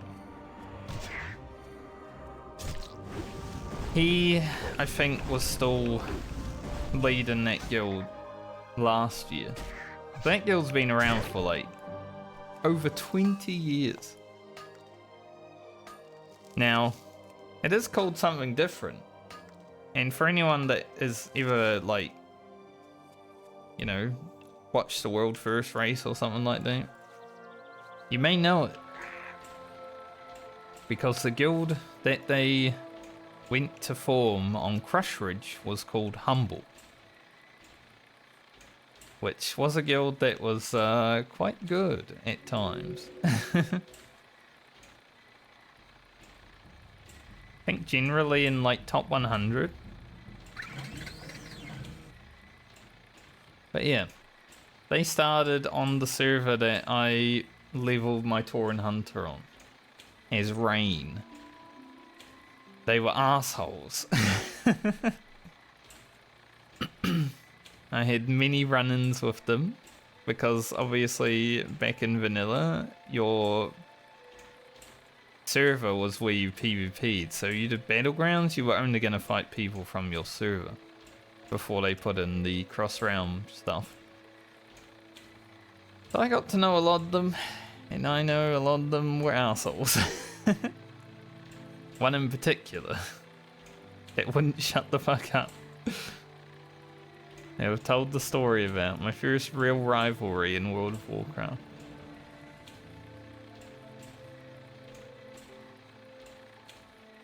But it's kind of cool that like I know people like that. Now I wouldn't say I know them, you know, I had run-ins with them 20 odd years ago. I don't really talk, like I haven't really talked to any of them since then. Used to go on like Ventrilo with them from time to time just to talk shit when we're PvPing each other. Stuff like that.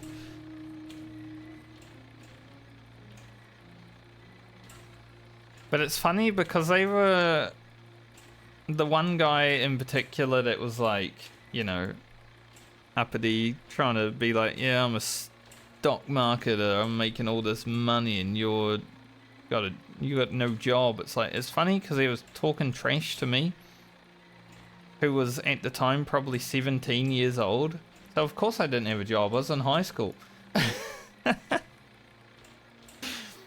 So it's so funny to think about.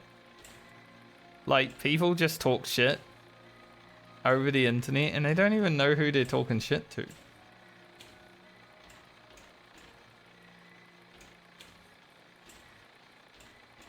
That's why I never really care for what people say over the internet, because I've had to deal with it since I was like 16 years old. Like, people just talk trash, they don't really think about it.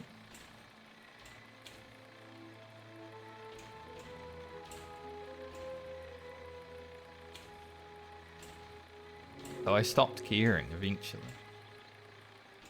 It's like desensitization, you know, you just stop caring about something.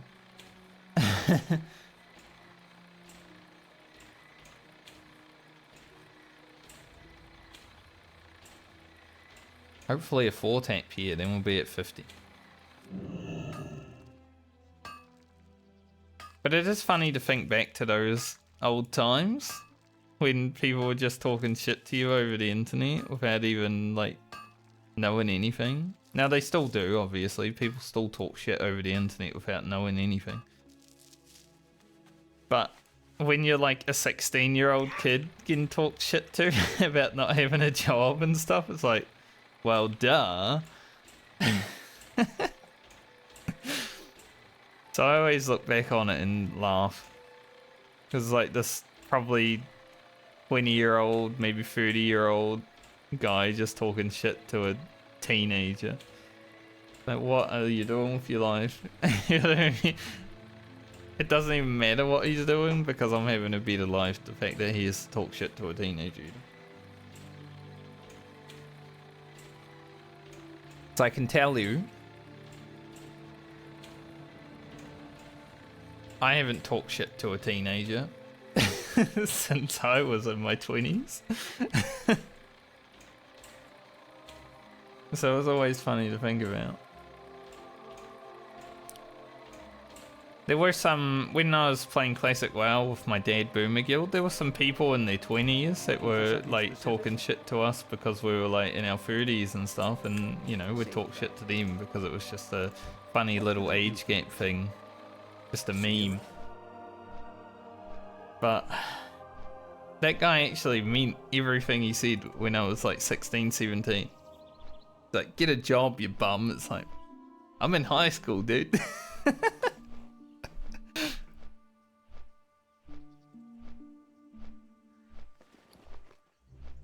God, it makes me laugh.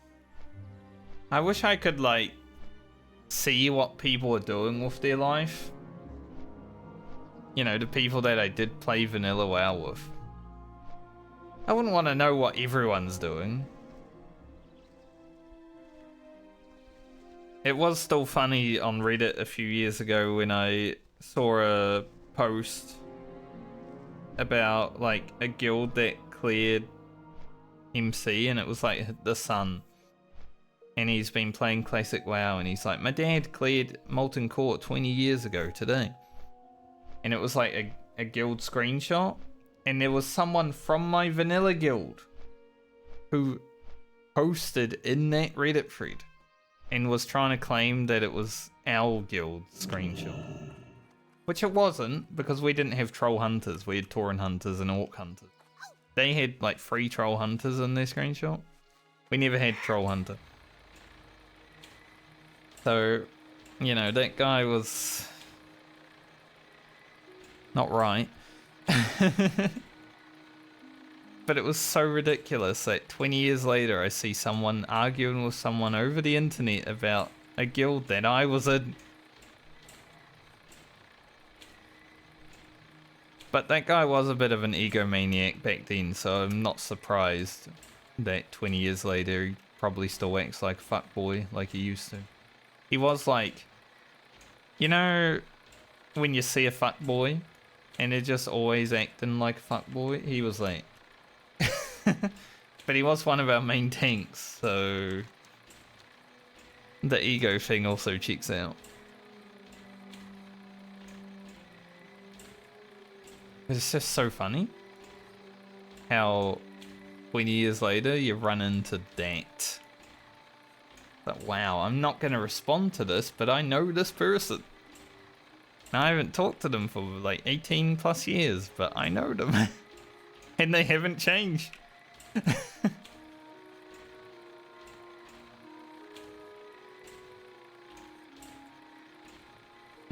I think I want to go this way, so I don't need to fight the wolf. Or say aggro the other wolf, because they got fucking massive aggro radius.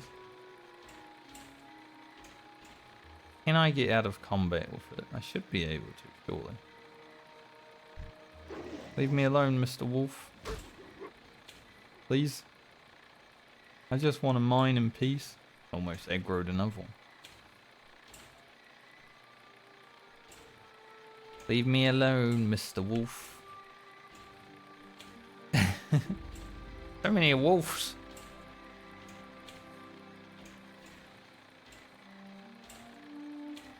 That's why I was considering, when the 20-year anniversary for World of Warcraft was coming up, I was considering making a video, just like a tribute video to WoW, because it has been a big part of my life, obviously.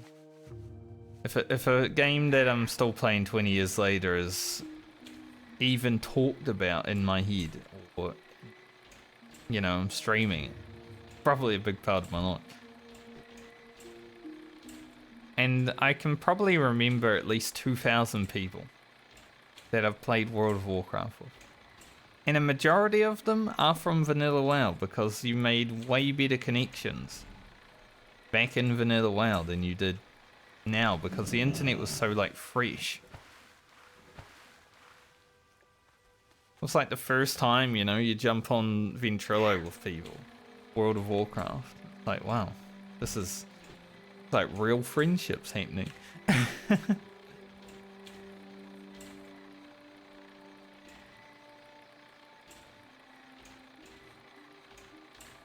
It's pretty crazy.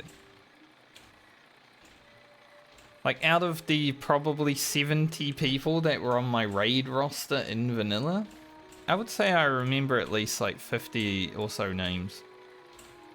And I could like write them all down. And that's why I did. I was gonna, in that tribute video, I was just gonna at the end have like a list of names. With no context. just scrolling. But I didn't have the time to make a video and stuff, so maybe 30-year anniversary. Do a tribute to WoW. Only what, 8 years left? 8 to 9 years?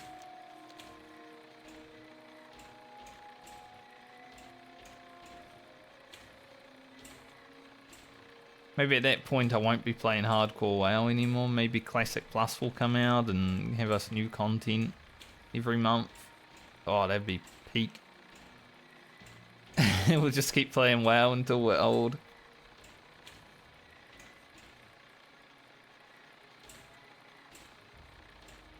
Heck yeah.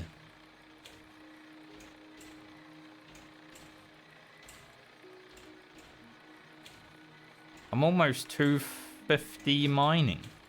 3 more levels. We could actually get it while doing this Mithril farm. And then I'll be able to mine thorium, which I probably won't find anytime soon, but if we do, I'll get it.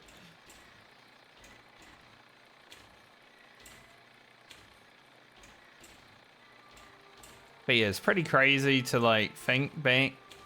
At least for me, I have pretty good memory throughout my whole life. Like, I can still remember things I did when I was 2 and 3 years old, you know? I still remember like the house that I lived in, stuff like that back then. So it's not maybe that crazy for me, but I can still remember so many people and things that we did in vanilla World of Warcraft.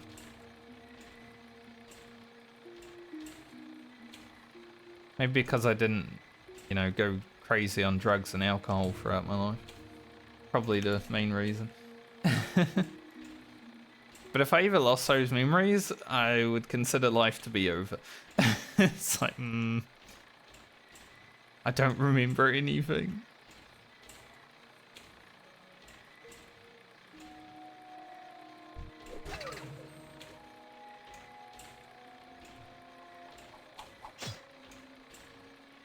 That'd be kind of sad.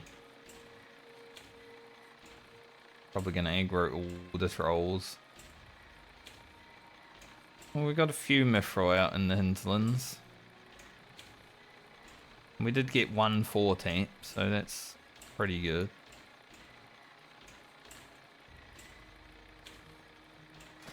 $56. We need 20 more. Not 20 more, 14 more. And then we're done. Then we can level peacefully, hopefully hit 47 and lock this character in.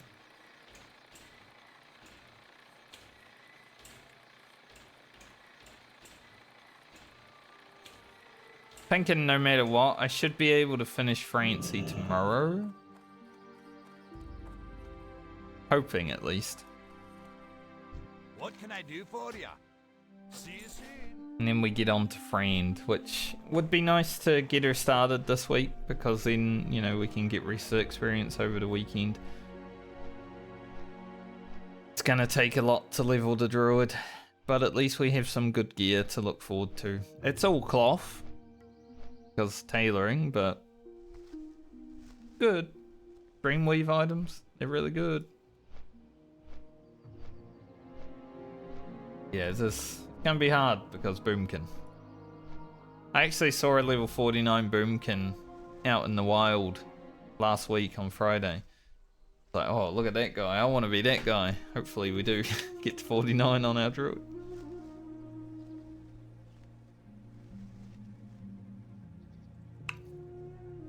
But I think when we first log into Friend, we're probably going to have to do a little bit of grinding for a few levels, because I don't know if she has any quests.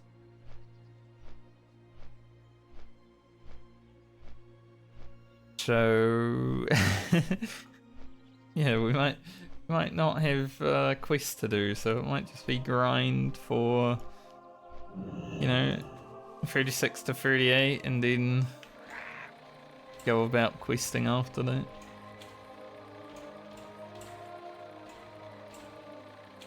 But hey, that's part of the medley. We've already done a lot of grinding. We're not doing dungeons, so there is grinding. It just has to happen. Even with the rest experience for a level and a half that you get after logging in, which could carry on for 3 levels sometimes, doesn't really help. You still have to do some grinding.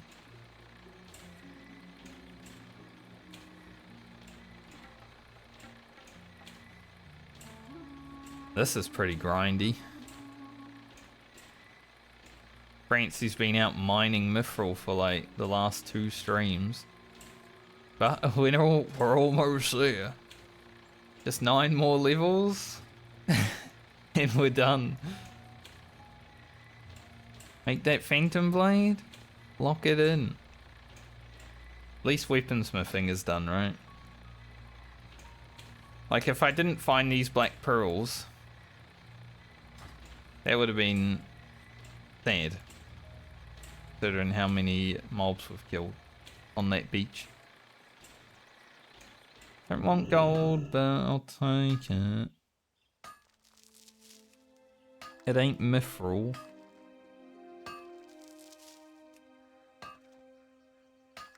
Dragon's Dogma 2 is on sale again. Theme.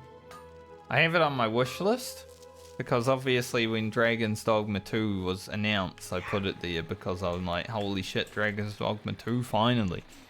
All they have to do is make Dragon's Dogma 1 with all the cut content that they didn't release.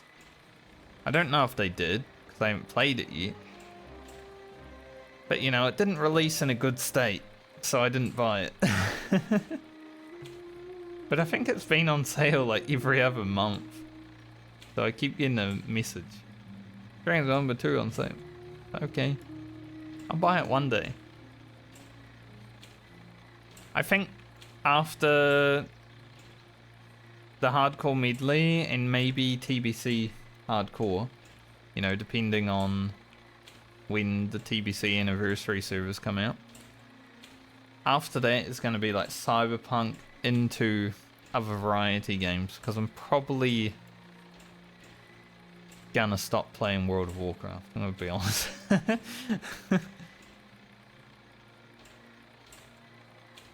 At least for a moment. You never stop completely, right? But until Classic Plus is announced, Blizzard, yeah, I don't really. After my TBC hardcore Paladin that I want to play, I'm pretty good on the hardcore stuff. Especially after this. I don't think I'll be playing classic hardcore anymore after the medley. Like classic vanilla hardcore. As much as I like it, I think I'm all hardcored out after 7, maybe however many characters make it to 60.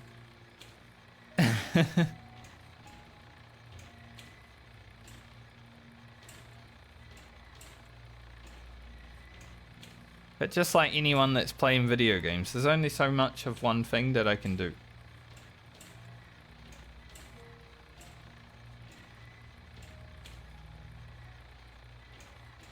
Sure what that will mean for video content, but we'll see.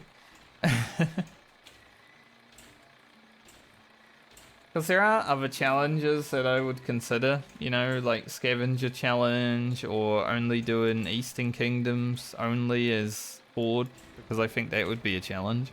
Never go into Kalimdor on Horde. That could be fun. But I don't know if I have the real desire to do it after leveling so many characters. Plus, does anyone actually want to watch them, right? Like, I feel like a lot of viewers are kind of hardcore out as well.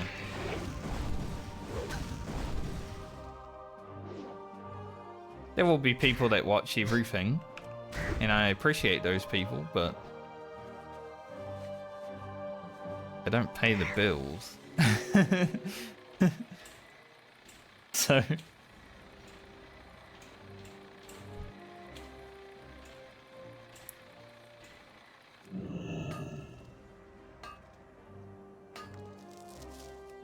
So unless all the people that watch all the content want to start giving me $500 a month.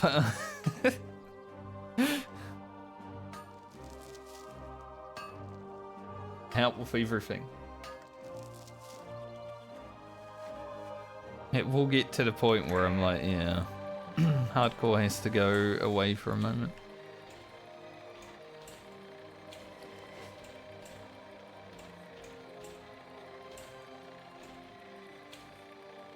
Funny. Like, I'd never beg for money or anything. I don't really need to. I'm not in a position I need to, which is thankful. But it's funny, I was watching Peo like a week ago. Man, I feel like half of his stream now is just begging people for subs and stuff. It's kind of sad. Because Peo makes amazing content, I would say. Like, some of the funniest classic content that I've seen. But then he does that for half the stream. It's just like, stop. It just makes me not want to watch.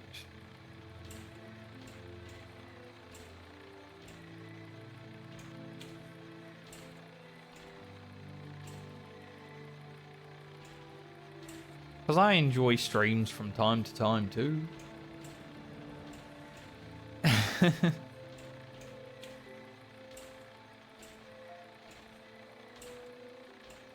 We only found 4 Mithril here so far, which does put us to 60, so we are 10 away. We're so close.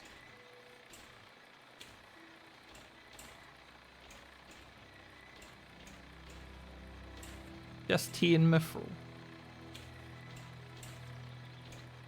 And then we can stop running around, unless I go down to Booty Bay and there's like a recipe that I really need to make, you know, like a really awesome item.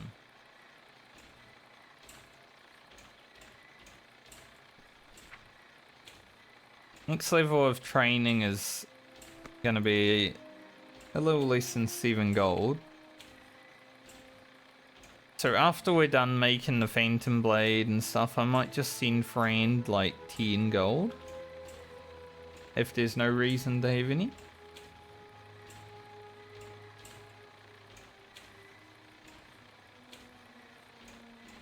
Because she is the next character up and she is going to need some mount money. And then I need 65 gold on Lena. In the water. So between Friend and Balmer, we need to make 65 gold. Now, I don't know when I'll be playing Lena next, obviously, it's random. but we're gonna need it. In the last 2 rounds, Lena has been the first character to be played, so who knows? Maybe she'll be the first character to be played again. Maybe she likes being first. Just fine.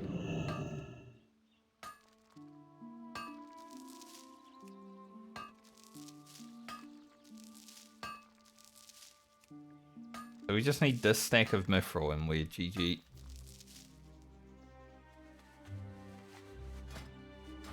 Fully.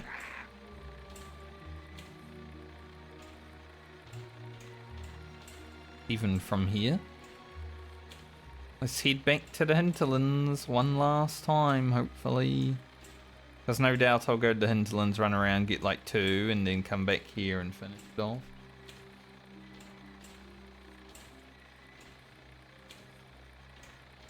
But it's looking like just over 2 hours.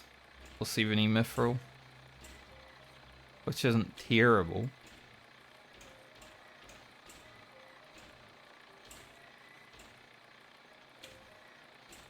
Donuts.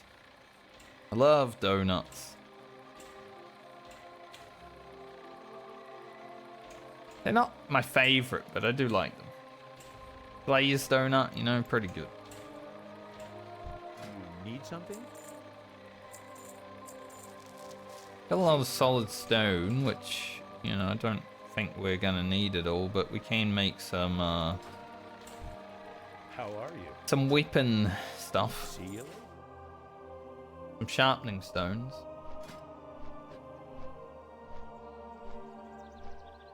Currently make 81 of them. So we'll make maybe some solid grinding stones if we need to, but otherwise, we're probably just making weapon stones for Francie and Baumer. I would say the rogue, but I feel like poisons are better than +6 damage. Maybe.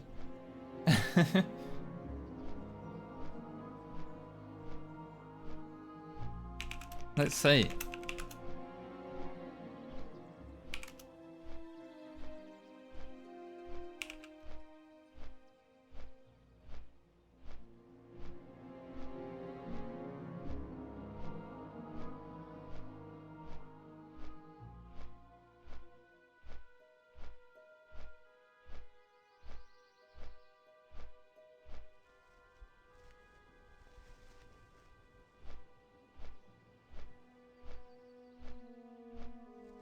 Hard to tell because no one actually knows. There's probably someone that's done the math. Like a +6 sharpening stone seems pretty good, you know. But instant poison's pretty good as well. So I guess it depends. If you're going to use crippling poison, then a sharpening stone would be better. But crippling poison is used for utility, right? So sharpening stone is damage, and you might as well use instant poison if you're gonna go for damage.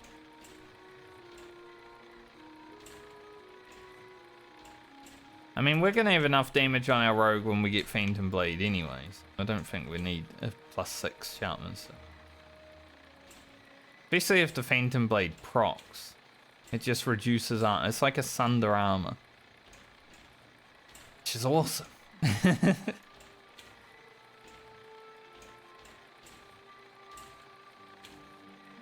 I can't wait, honestly.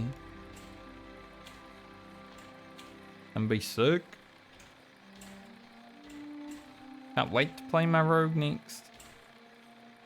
And we're still probably maybe at least a month away from being able to, but man, it's gonna be fun.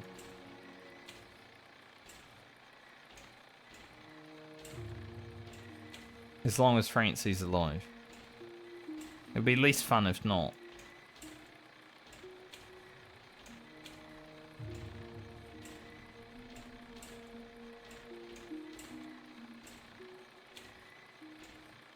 Like, if I make Phantom Blade and then Francie dies... I have to ask the YouTube audience what they want. They want a rogue with Phantom Blade having fun, or they want a rogue with just a random sword of the monkey. being sad that they're not doing like 50 extra damage every swing, you know.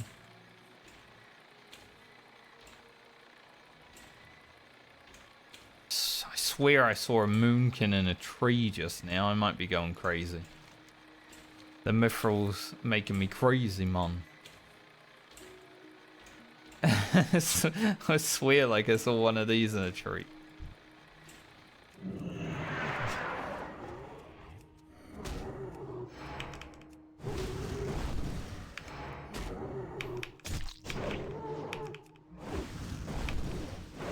It was strange.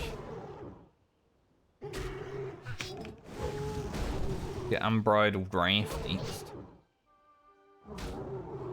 Could go demo shout, but I think, you know, more rage is always fun. Read. Damn. 900 armor reduction, that's crazy. Like that.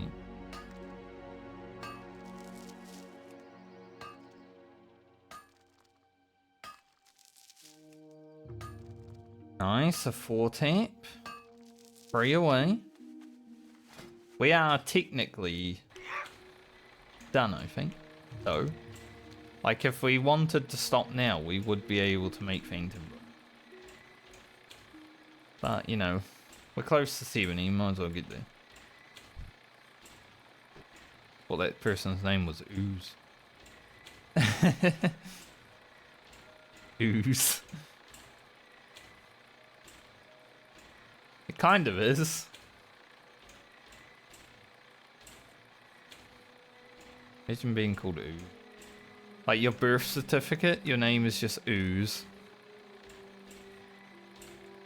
You're right, Ooze.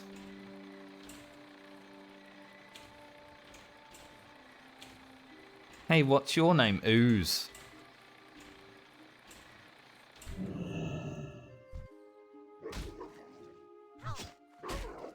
Well, this wolf has put me in an interesting position. I'm gonna have to run it over here so it doesn't call for help. And if it does, I'm jumping in the ocean. I'll be honest.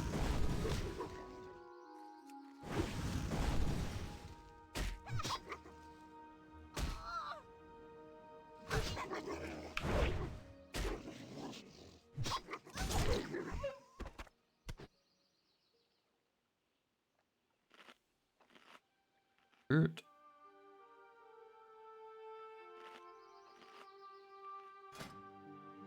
Francie does need better gear. Like, we started this leg with really good gear, you know, we had some level 40 plate of the beer coming in, but yeah, it hasn't really improved at all. We haven't actually gained any gear, I don't think. So, gone 4 levels with no improvements in gear. And it shows. It feels like it.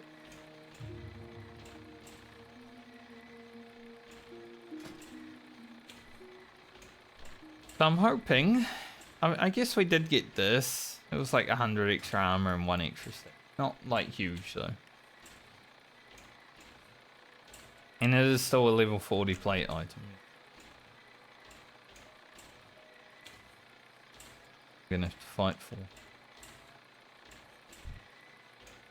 Must be willing to fight. Varian said when he was almost drowning in the Legion cutscene. I watched someone watch the cutscenes that I like watching. The cinematics from like WoW. You know, a non-WoW player watching them. It's always fun to watch someone watch through something that you're used to. I might need to kill this wolf as well, but I'm kind of hoping I don't. But if I don't, and it aggroes, I am a bit sorry.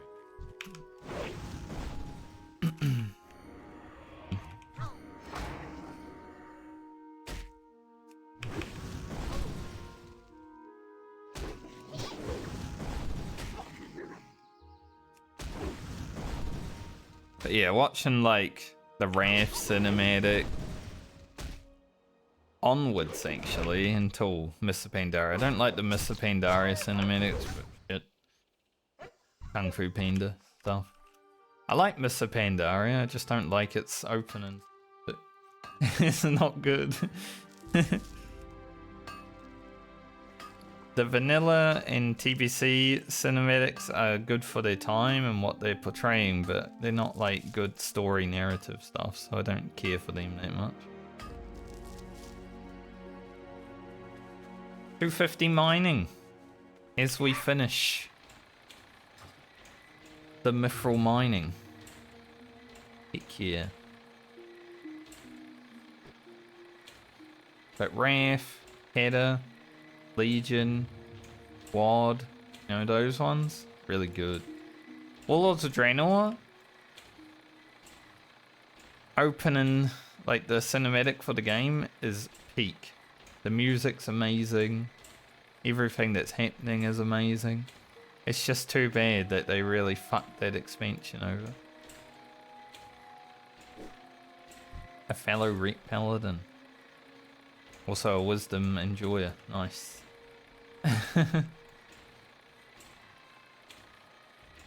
Like Warlords of Draenor is actually going to be perfect for the classic.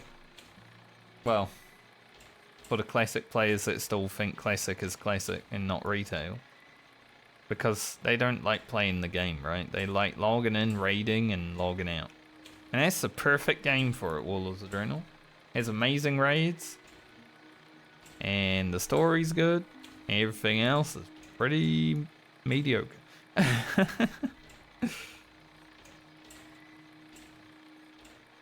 I might do one more run of Arathi just to get a little bit more Mithril, just so I can have it. We don't need it, but I want it.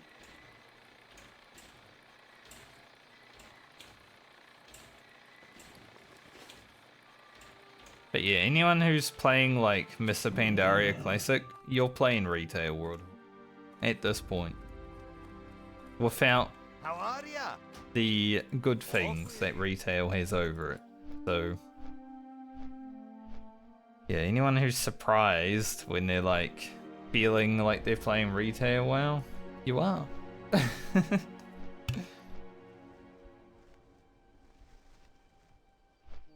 And don't get me wrong, Mr. Pandaria, enjoyable expansion, one of the best. It has amazing raids, well, outside of Mogushan and Heart of Fear. Has amazing raids in the second tier onwards. Challenge modes, awesome.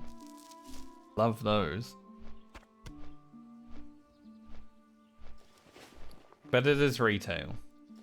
Without all the good things that Retail WoW has added. Its rotations are pretty much just as complex.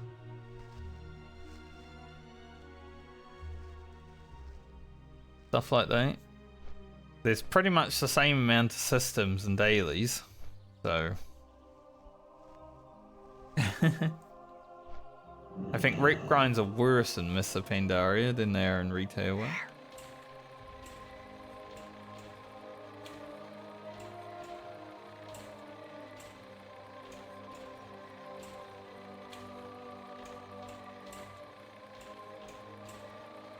But if you're like a classic enjoyer and you're playing MOP just so you can like not play Retail, it's a bit weird now at this point, honestly. It started being weird in Cataclysm, but it's definitely weird now.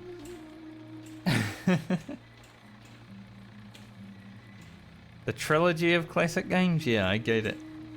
They're pretty good. Now, Wrath of the Lich King, for me, it is where it started getting a bit not classic already, because there's so many systems that they put into Wrath that aren't classic in my eyes.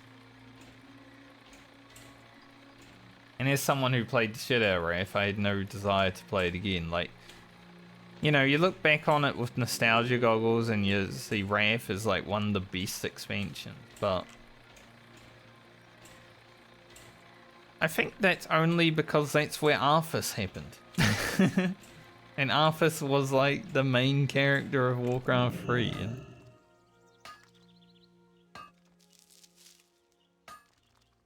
We are now surpassed 250 mark.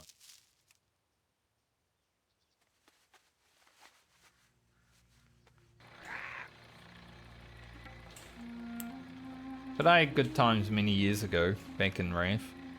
I just never would play Classic Wrath because I don't think it would be a fun experience. Which, you know, a lot of people actually thought. They did Ulduar and they're like, this is shit. Why were people hyping this place up? Because all those years ago, it was amazing. Ulduar was one of the best raids that had come out at that time, you know?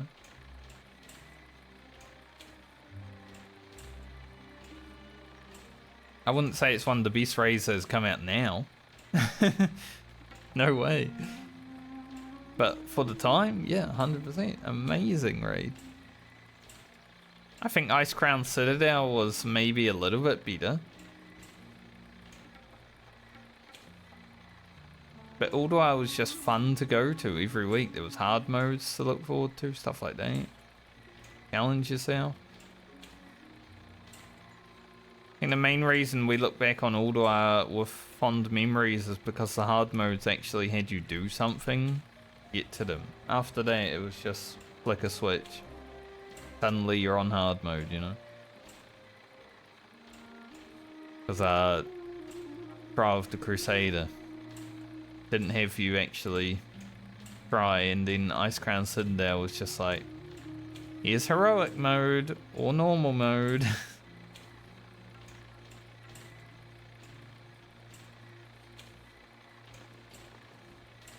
Yeah. That's why us old farts look back on Ulduar and say it was pretty awesome. But we also don't, like, not all of us at least, I'm sure some of us. I don't look back on it and say this was the best raid ever made forever. Because I don't believe that. Ice Crown Citadel was better. Throne of Thunder is much better. It's the one thing that Mists of Pandaria Classic players should be looking forward to, Throne of Thunder.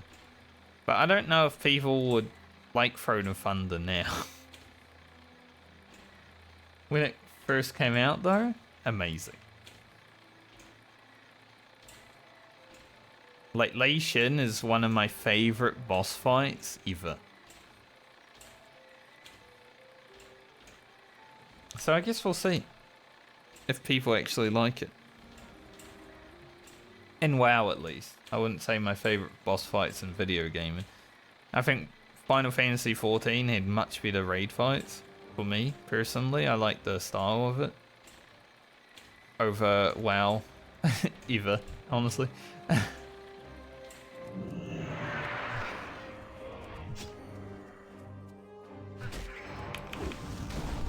wonder if I can interrupt these guys if they try to, like, give me their disease.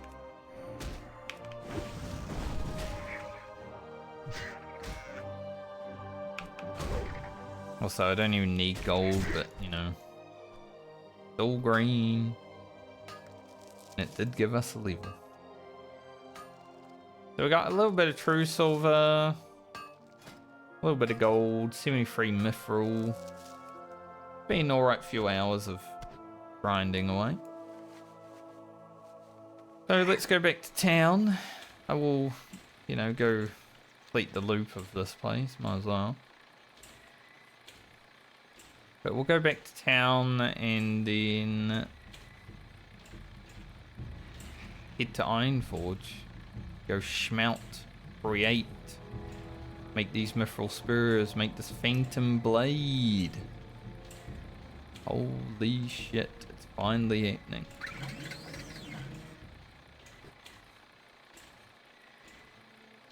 And then we'll get back to leveling. I will go down to Booty Bay and see if there's any reason to, you know, train.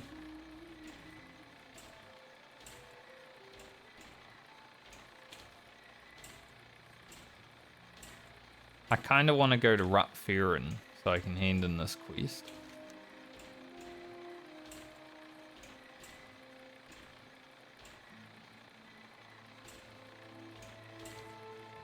We haven't even progged Sweet Ember on the worry.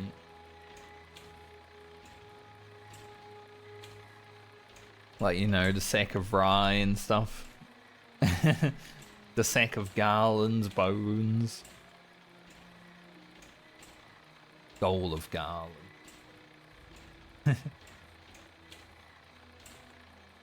If this was a single player game and you had you could mod in like mod drops. That'd be sick. Like the Skull of Garland instead of Skull of Gul'dan. Awesome.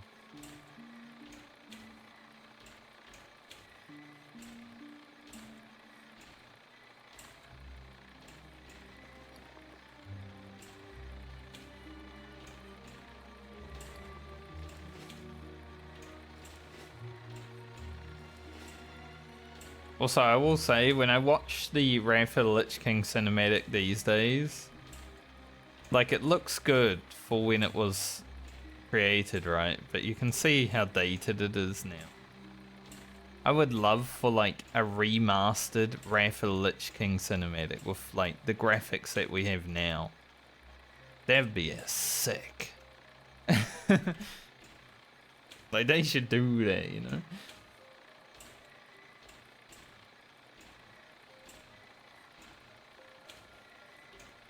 Maybe there is one on the internet somewhere. Because even though everything looks good for back then, it doesn't look good for now. And you can see it. But when the music starts up, oh, you know you're in for a good time.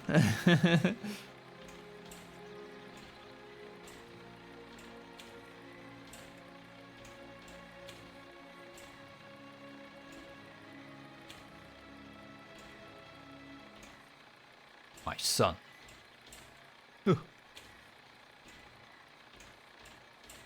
I did love how the Legion cinematic basically started with my son as well. Like, oh, that's cute. They always throw back in World of Warcraft stuff. For the old farts like me that have been, you know, playing or watching along for many years. It's like when Illidan in Legion brings Argus. And he's like, sometimes the hand of fate must be forced, which is exactly what he says in the Warcraft 3 Frozen Throne cinematic, you know. Like, ah, I see you.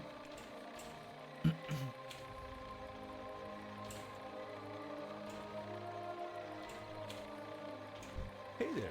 Alright, back to Iron Forge. Have a good one. To make a super amazing item that I hope I get to use.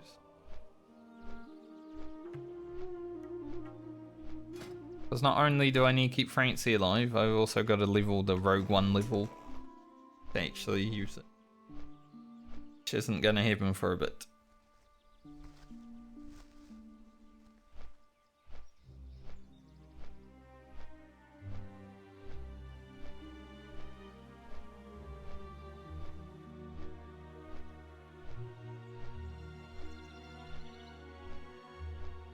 We never did any of the quests here in the Fandral Span on any of the characters. I'm just so, like, nervous about the Fandral Span. Because obviously if you fall off it, you could randomly hit the ground or something like that. It's like, it's not worth the risk, you know?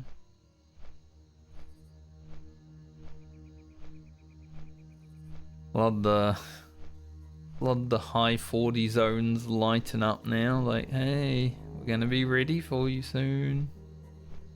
Yep. I know, I'll be there. Be there eventually. Red whelp.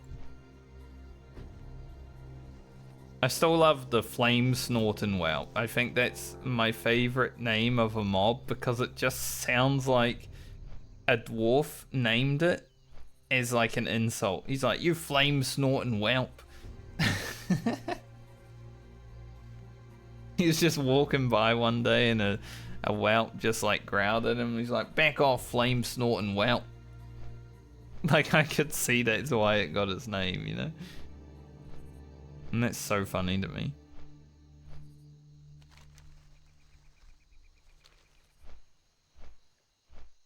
The whole of Azeroth should break. 3 dwarfs. Mouths open for eternity until they weren't. And the wetlands got even wetter. Called the wetter lands now. What the Cataclysm did. Not as wet as Thousand Needles though, is it? I love Thousand Needles as a zone because of Shimmer and Flats mainly, but yeah, after they flooded it, I'm like, oh, not one of my favorite zones anymore. I don't know what would be my favorite zone in retail World of Warcraft though. Like, there's a lot of them, you know? Throughout a lot of expansions. Maybe I should do like a tier list one day. Just based on aesthetics and music. No questing, because I can't remember every single quest that I've ever done in World of Warcraft. That'd be insane. There's thousands of them. I can remember a lot, sure. But not everyone. And, you know, the retail quests are different to the classic quests. So if I base something off classic, then it gets a little skewed because retail stuff also exists.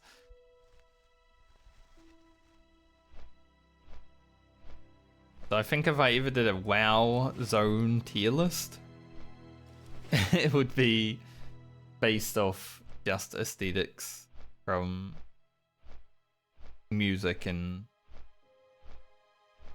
the zone. I'd probably base most of it from the classic zones though. 'Cause I'm gonna be honest, I'm way more into the classic zones than I am the retail zones. Quest 9 for. I remember this quest, Arcane Runes. But I might as well do it because 500 experience just to talk to someone who is right next door, I believe. I'll take it.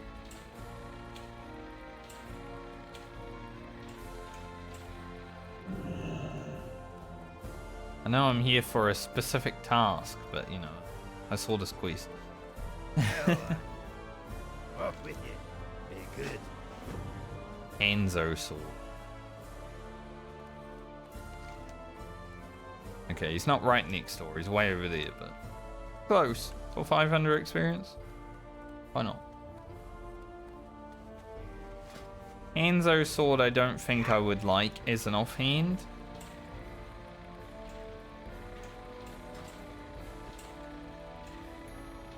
But, you know, it's okay.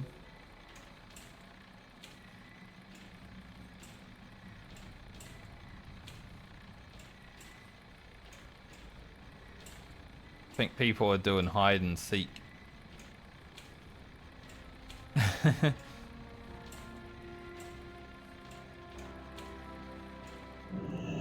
Hi. Safe travels. Arcane Watch Runes. your back. Little bit of a later quest to do, but we'll probably end up doing it because it's pretty free. We go there.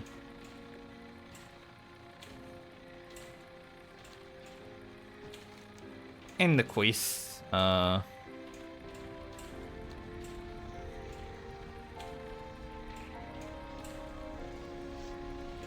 easy enough.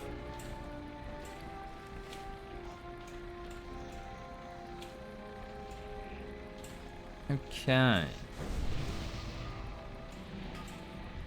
What's on your mind?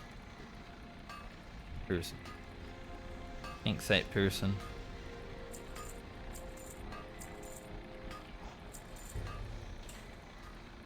See you soon. Alright, I gotta go get the mithril and stuff that I have in the bank out.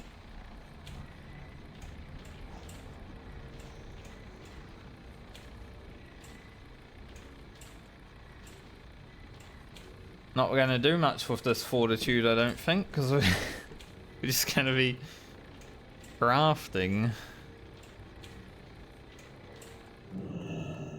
Interest you on a pint? Alright. We got some more iron, but I'll probably just get rid of it. Because I don't think I need it. We need our thick lever, I believe. Need our... Don't need them right now, I guess. Well, I don't actually have the inventory space. Watch your back. I was gonna say, we need our true silver and stuff, but... Yeah, let's just focus on... making the mithril first, so we can free up some bag space. 10 turns into 20, which is nice.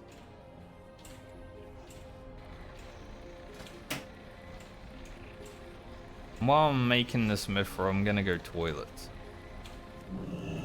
I will be back.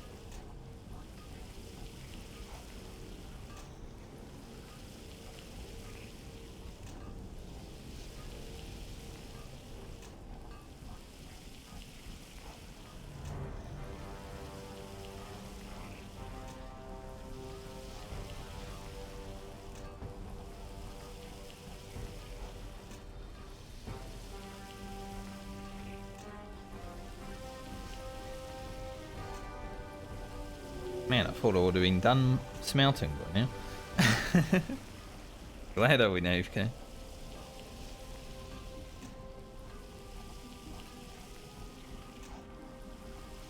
I might go learn the true silver. And thorium melt.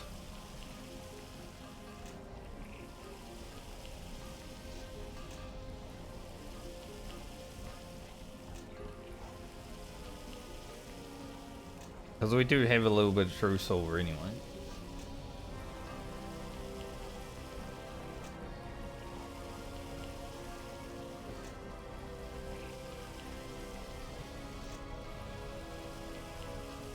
Someone's trying to buy this, they'd be lucky. Like, do people sell it if they get it? I feel like they would use it, you know? I went and got Dirge's recipe on my paladin back when, like, before they took away the rewards, you could finish it. So I went and at least got that, so I had the recipe.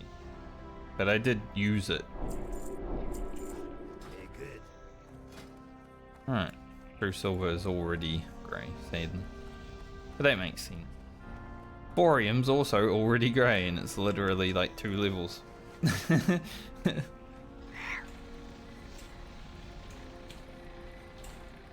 Not too much use out of that one, yeah.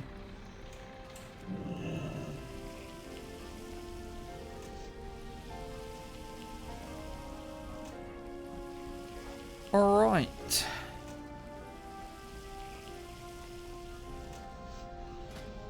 So we need 9 Mithril spurs to get to 245. So let's do that.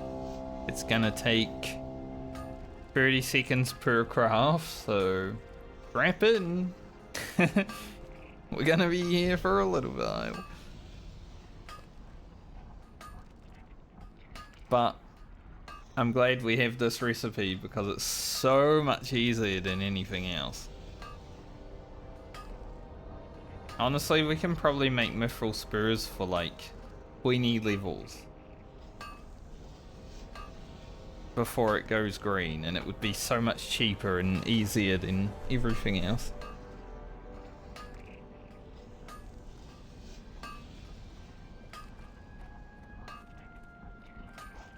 But we get these levels and then we make our Phantom Blade. I'm so excited. We've made a lot of blues in the hardcore medley, you know? We're still wearing the Shining Silver breastplate that I was super excited about making at 24. And this is why I was excited about it, because I knew I'd have it for quite some time, but I think because this is the first major weapon that we're creating, it feels so much cooler. I will try to keep these Mithril spurs in the bank if I have the space to do so, because they might be useful later on as well.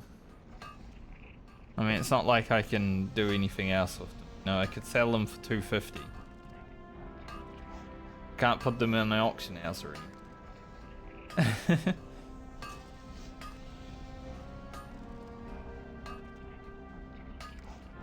I'll try to keep them and utilize them. It'll be hard to. Like, the only way I can really utilize them is if I get a pair of boots on a character and then send them to Francie, and then she puts them on that pair of boots, right? But because of the RNG of the medley, there's no telling when Francie will be played and when characters will get boots and stuff like that, so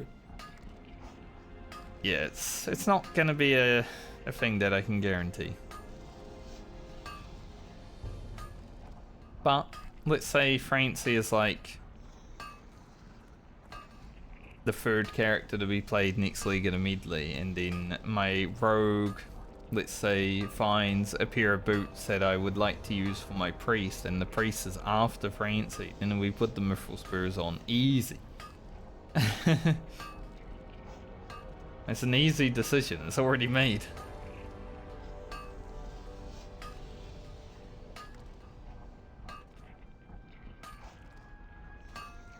But if after we play Fancy this league we find some boots, then it's a little bit harder. Because as good as Mithril Spears would be to have on a character, if we're not going to be playing Fancy anytime soon, then we put ourselves at risk of losing those boots because of RNG once again. So it's a little bit of stuff that we've got to think about. Now once we hit level 60, it doesn't matter so much. We can put Mithril Spears on everything.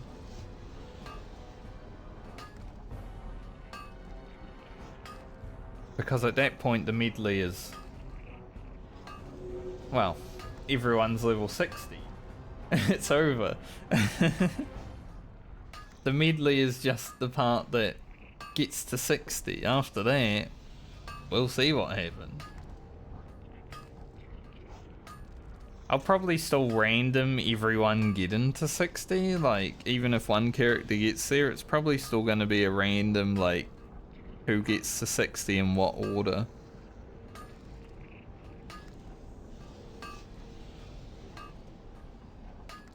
But there is a little bit more freedom.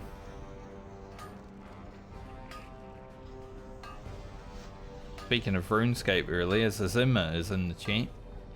Max Enchanter.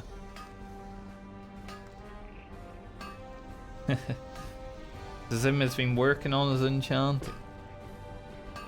Funny actually, there was someone who called World of Warcraft, a RuneScape commenter, it was called World of Warcraft a waste of time simulator, and I'm just sitting there like, isn't RuneScape the game that has like 30 or so different, you know, skills to level? That sounds like a waste of time simulator to me.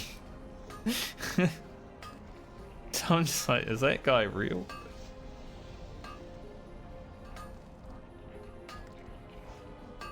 Because that's a crazy thing to say.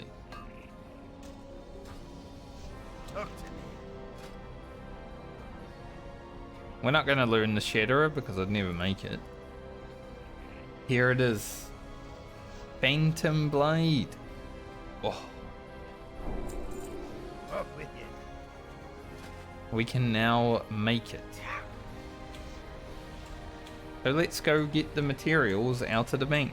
We've been sitting on these lesser invisibility potions since like level 20. It doesn't even fit right. Like what is it? Why is this here and not here? It's weird. Like usually, you know? Why is it on the side? Doesn't make sense. Okay. So we need the aquamarine. We need the true silver. The lesser invisibility potion. The 6th breath of wind that took 2 hours or something to farm. Nice. Now with these Mithril Spears, I'm just going to put them all in here. And I might just beat like 6 of them, maybe. I mean, our bank's pretty free for now. If we need to get rid of them, we can, you know.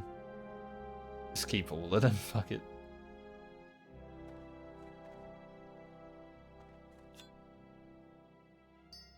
That trinket go in there. We're gonna keep 1 aquamarines. Might get rid of the iridescent pearl now. We don't need it for anything else.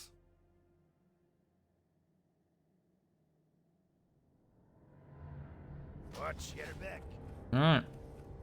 Let us go and create the main reason I have a blacksmith. For the Phantom Blade.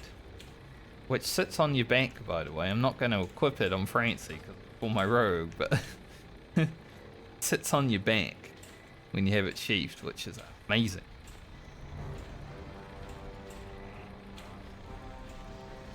What a great weapon, too.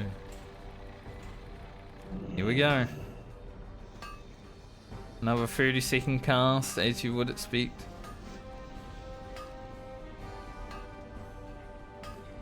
I don't know if the armor decrease thing is like stackable, but even 100 less armor is pretty good, you know. Asunder armor worth, but pretty good for a rogue.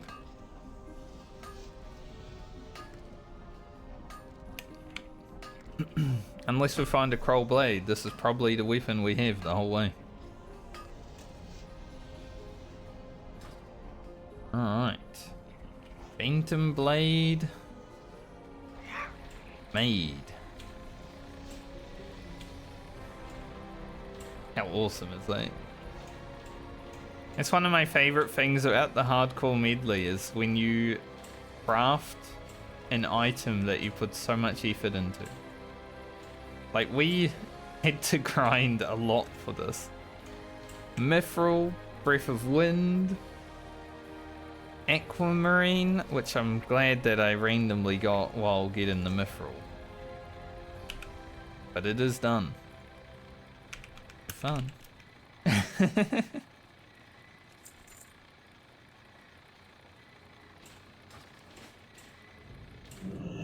Just to make myself a note to have fun, you know. I think the true silver, I might send 3 of them to Grocket. Alright, where'd that true silver go? Put it in the bank and it's just like, nah.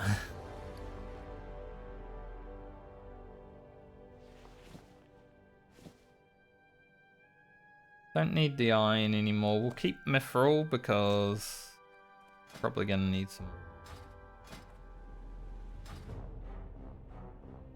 Let's see, we've got currently 29 grinding stuff. But we make like another 11.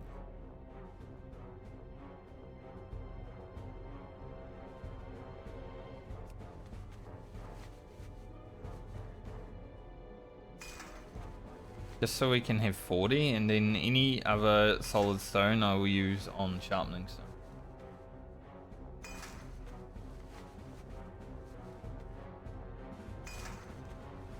That would be huge.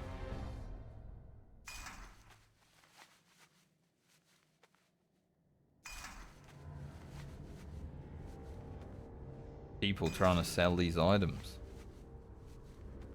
Alcor Sunraiser.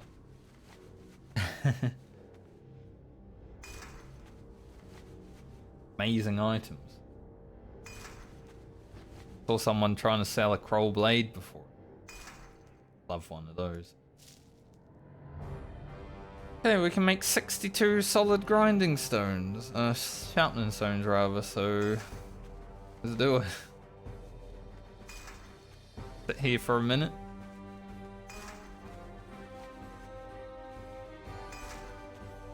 $62 of them. I may as well swap them out for the heavy and coarse, honestly.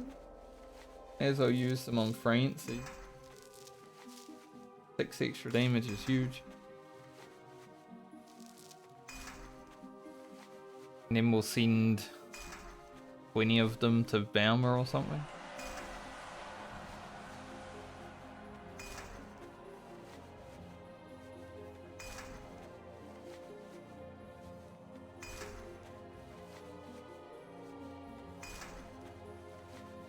Someone just said, check the auction house for items for cheap.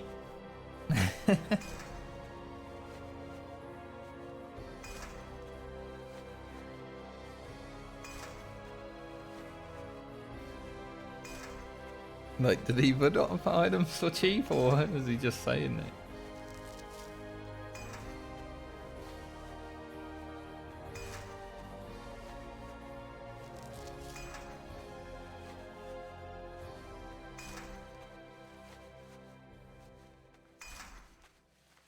Still got a lot of potions, thankfully.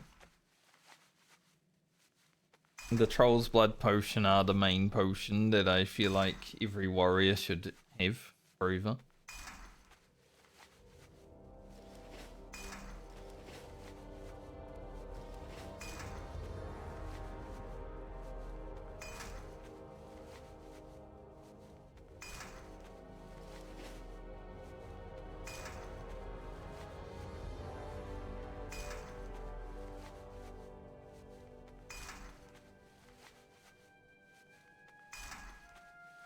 Send this giant egg to Link. Wow. Giant egg and a phantom blade. What a good meal. We're gonna have, you know, when we check the mail on Friday. Oh, sick. Giant egg and a phantom blade. Everyone's dream, honestly.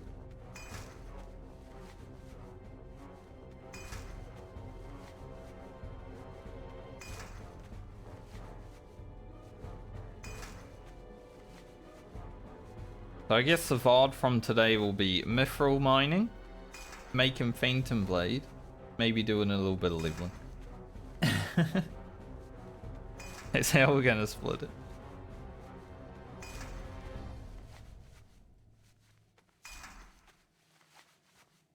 But from today and probably tomorrow, we're definitely recording fancy content for YouTube.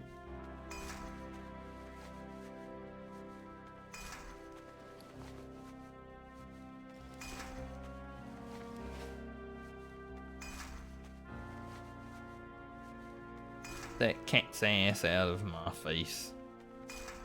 Very good. Alright. Send some mail. Baumer. Rocket. Lena. Should be it. Sell these, because they're not really worth it. No.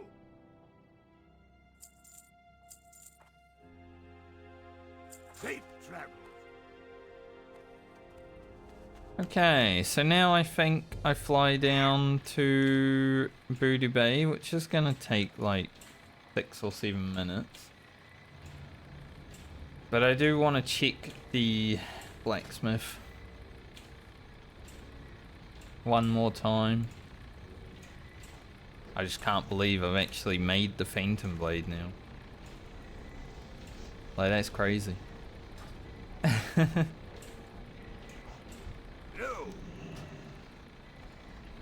Be good. An item that I started talking about, you know, probably at level 15 or so.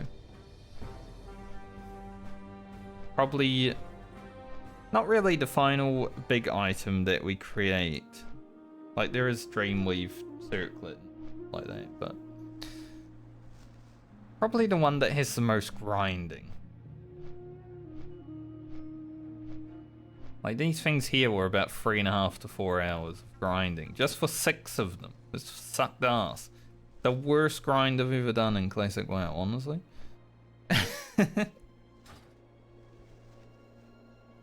Half-hour respawn mobs? Ugh, hideous. But it's done now. Now we just need to be able to play the rogue and we'll actually get to use it. Might be like next month or 4 months from now, who knows. Especially as we're getting towards 50s, right? But Francie's time played has now gone up like 10 hours just from mining and stuff like that, so yeah. Been slowing down. We'll try to make sure we get to 47 before 4 days played.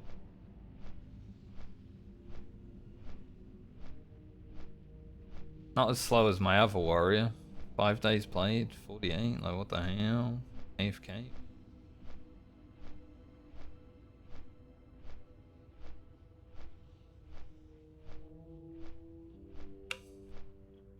Basically 1 day of playtime doing nothing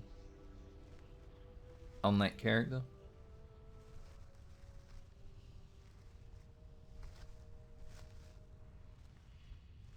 Friend of mine's playing Cyberpunk. I'm looking forward to playing Cyberpunk. That's probably why he's playing Cyberpunk, because I talked about playing it. I'm gonna stream it hopefully, and wants to play it all before I stream it.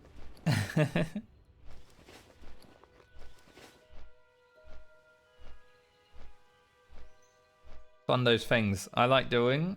Like, I didn't watch anyone play Baldur's Gate 3 until I had played Baldur's Gate 3. So everyone, literally everyone on Twitch was playing Baldur's Gate 3 when it came out, right? But I didn't play it for like 6 or so months after.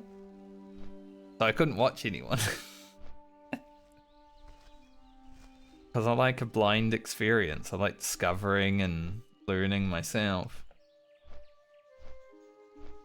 But I do like watching other people play things that I like playing. So it's sort of like that. I haven't ever seen anyone play Cyberpunk. So I'm looking forward to that as well. Can be good. Heard good things about it. That's about it. The last time I watched some Cyberpunk was when the trailer was released. In a while.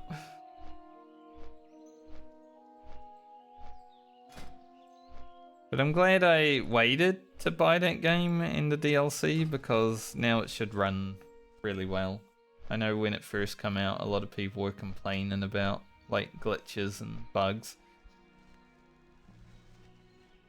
Especially for a CD Projekt Red game. I mean, after The Witcher 3, you know, everyone was like, surely they just make Cyberpunk and it's like the best game ever. Apparently it wasn't.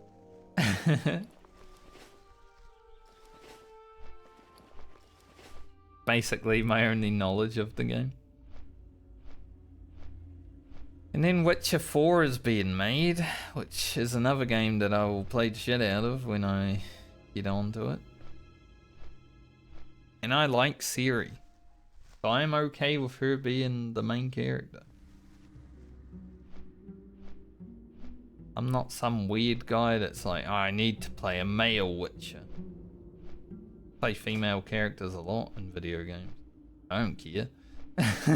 Doesn't make me less of a man or anything. Just a video game, dude.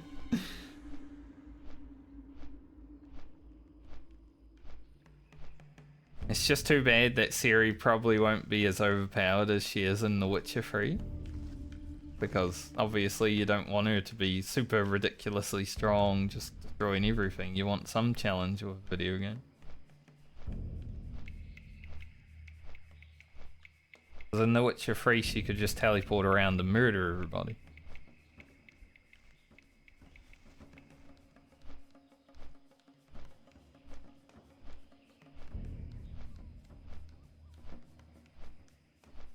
So hopefully it will be good. Fun. I have so far played every Witcher game and I have liked all of them. I mean, Witcher 1 was a little bit hard because the controls and graphics and everything, they were a bit dated when I played them. It's like playing Mass Effect last year. It was a bit dated because the game was like 15 years old. Especially Mass Effect 1. Even though it got some updates for PC release and stuff like that, it was a bit dated.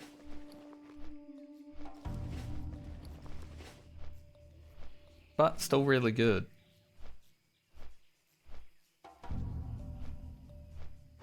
I'm looking forward to the next Mass Effect game. I know they've announced that they're working on something.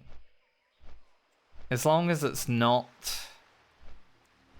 out of universe, which I don't think it will be. Well, I guess not universe, but like in that time scale. Like Andromeda is a complete different game, basically. It's not even part of the series, right?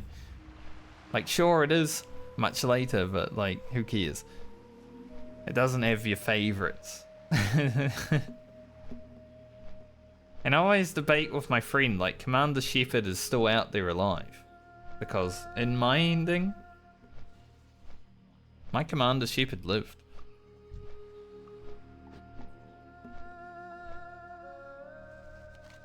And they're always like, nah, you're coping. There's no Commander Shepard anymore. But my one lived. I saw that movement at the end of the game.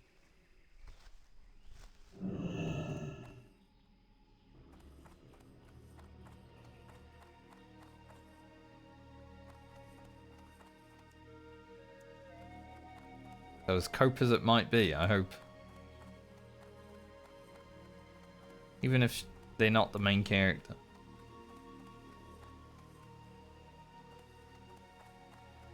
Alright, you got anything? Yo!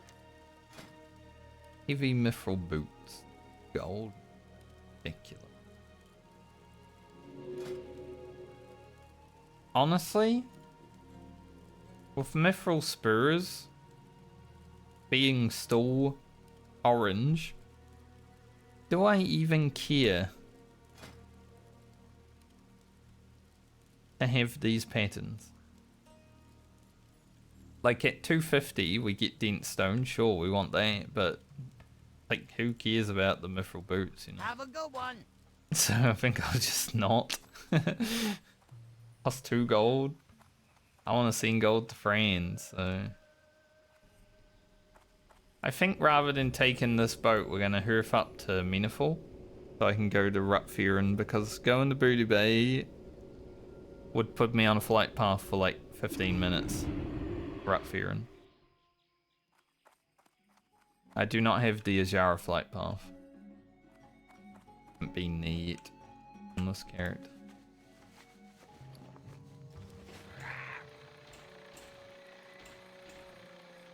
So let's go to Rutferin and in this quest, and then we'll go down to Foralis and get to leveling.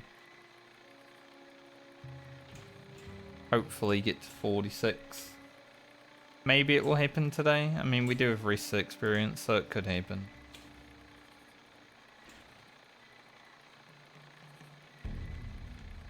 We shall see. I will make some bandages when I'm on the boat.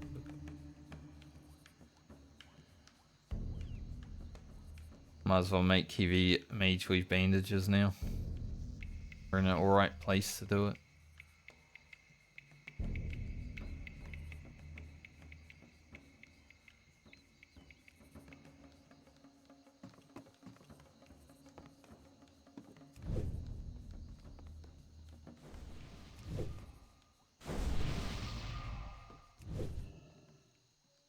How generous.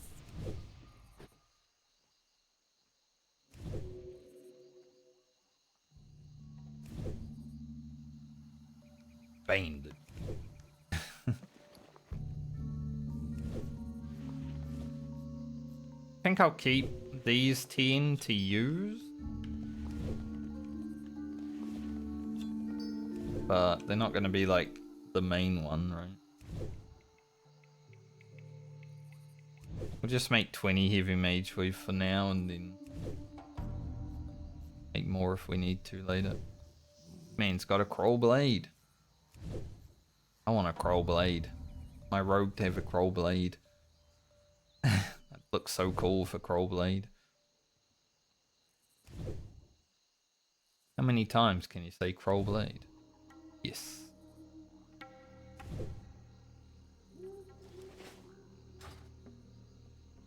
$256 first aid.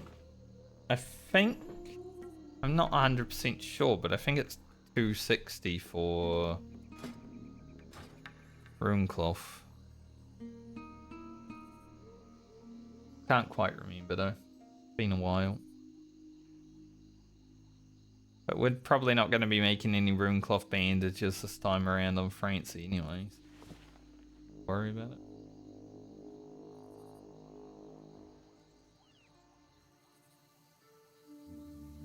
I think Frand has about 60 gold, so if we send her 10 more, then she just needs to get 20 gold within 4 levels.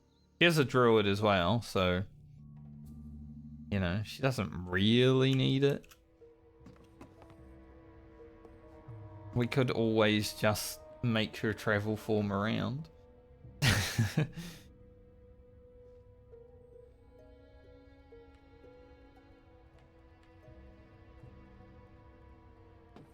Those were early jumps, I feel. I mean, the priest is fine because they can run on the water.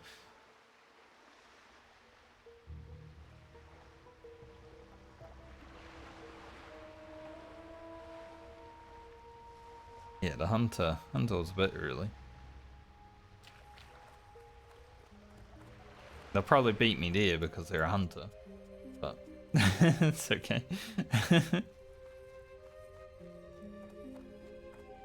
They could have been more optimized. What brings you here? Good luck. I struggle at clicking on little things now. When I first started playing retail WoW when the new patch came out on Wednesday, I was like struggling to click on the little, like, you know, where the quests are, like these little buttons. Man, can't do it. It's so hard.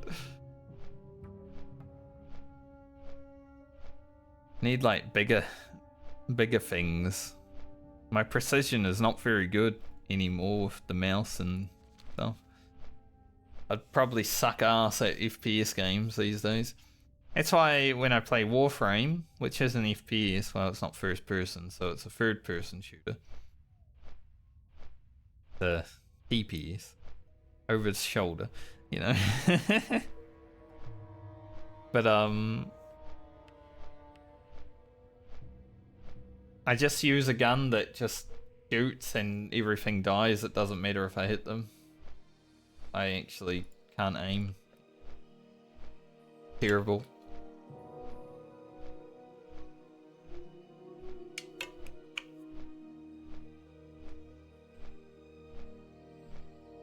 But it is what it is. You know. We all suck. We all suck as we get older. But I've never really been that good at FPS anyway. You know, I won some chicken dinners on PUBG when it came out, stuff like that, but never really been like my style of game, FPS games.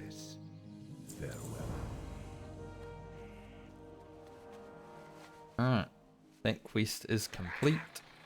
Finally gained some experience today. Now let's head down to Foralis.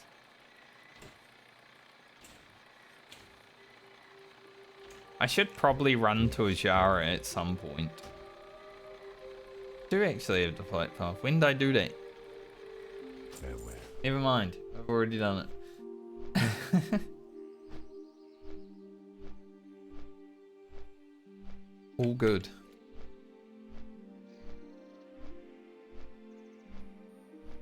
I was just thinking, like, I should probably run to Ajara at some point soon because we're coming up to, like, you know, the mid-40 stuff, right? These two quests are really easy to do. But then I remembered. I don't actually need to really have. Very helpful.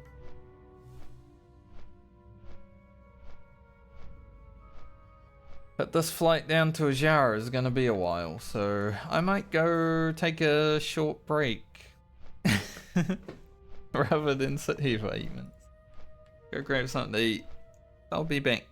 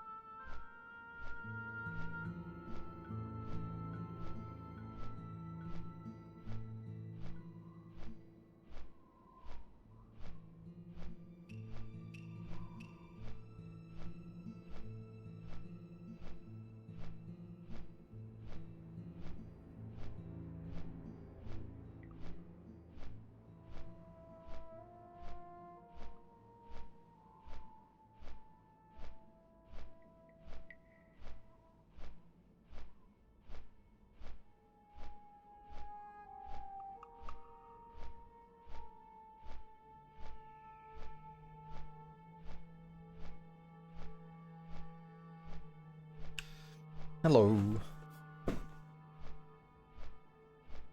That cut half the time out of the flight at least. Go sit on the couch, eat some muesli bar. Have a toilet. Not on the couch, but, you know. My couch, who cares? Be like that sometimes. It doesn't. The last time I used a toilet that wasn't a toilet was probably when I was out in the bush and I was about 18 years old. Obviously you'd have long drop, stuff like that, but they don't really count.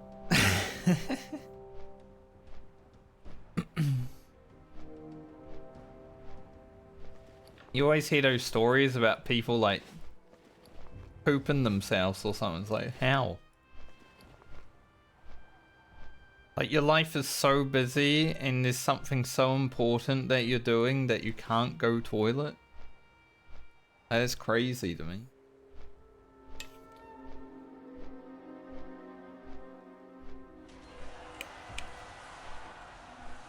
Free chili. Reach level 60. Good name. Like Rachel chilling.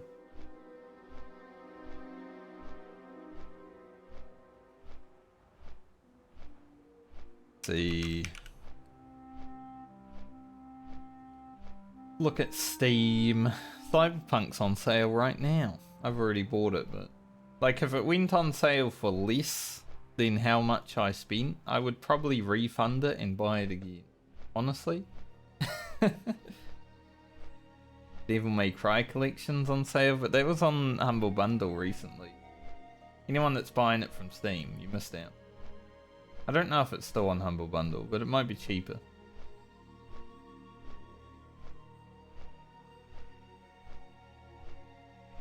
Yeah, Dragon's Dogma 2 is 58% off. So it's going down, which is good. Because it costs $110 naturally, and I'm like, I don't want to spend $110 on a game that might be worse than the first one. Because I'd rather just play the first one in that case. I feel like maybe by the end of the year it could get like 75% off, because it keeps going down every time it's on sale, which is great.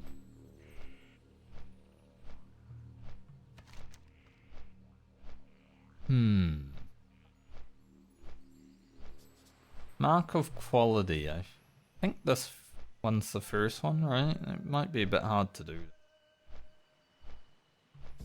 But these ogres, the ogre quest should be doable.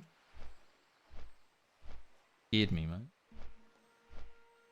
Otherwise, we might just have to grind, snake people out on this island. It might be the safest way to get to 46. Because now that we've made the Phantom Blade, we don't want to lose it, right?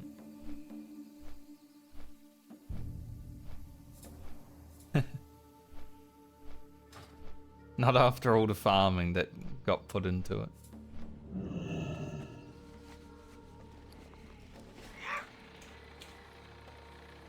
Boat is here, but I mean not What can I me. do for you? See you later. How are you? See you around. No, it's in here, okay. We could do that. Grind some yetis. I do have the distress beacon. I'm not gonna do the escort at this level on the warrior. There's no way we could do it. Unless there's someone else there. Missing Courier is a bit of a trap because it's level 43, but there are level 49 mobs around it, so pick it up. But I'm probably not going to do it right now.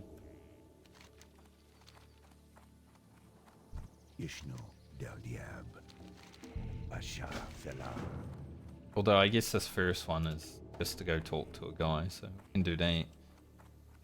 The one after that we can't.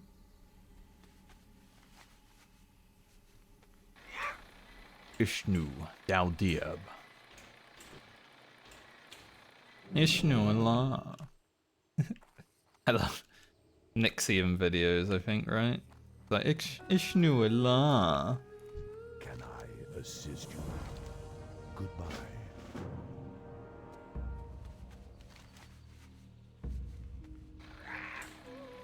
Yeah, doing these 48 quests a bit too rough. We'll do the Missing Curia when we actually do these. Let's swim across because it's faster than waiting for the boat. Especially because we just saw the boat.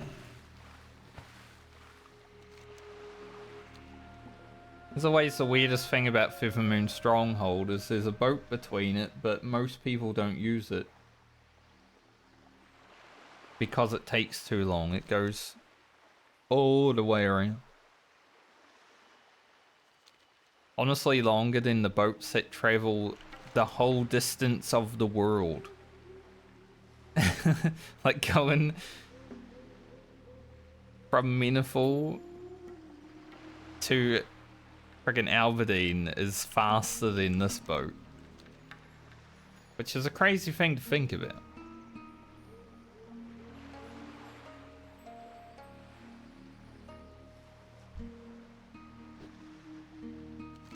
You'd think that boat, if this one takes about 5 minutes over there as well, it would have taken so long. If this one takes about 5 minutes per trip, then that boat, given the fact that it has to do at least, you know, 4 times the amount of journey, maybe even more because Azeroth's a big place, it should be at least 20 minutes round trip. People should have to sit on that boat for 20 minutes. Imagine.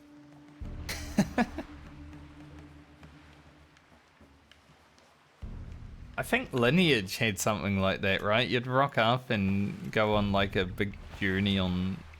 I'm not 100% sure, I never played it, but I heard about it once and I was like, that sounds terrible.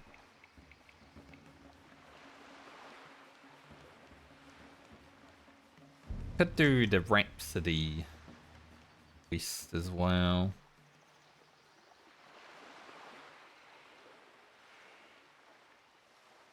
So all these ogres and stuff are up to 45. The Yetis outside the cave should be 44s. It'll be a little bit of a challenge, but I think we should be able to do it. Things are getting more challenging on the warrior as we progress because our weapon hasn't progressed with us. Whirlwind Axe is probably going to be our weapon until level 60, let's be real.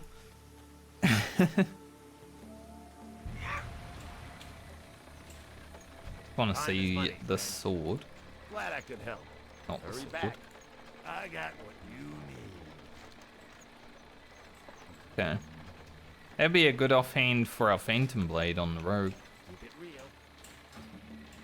Our rogue's going to be blasting. I'm looking forward to it.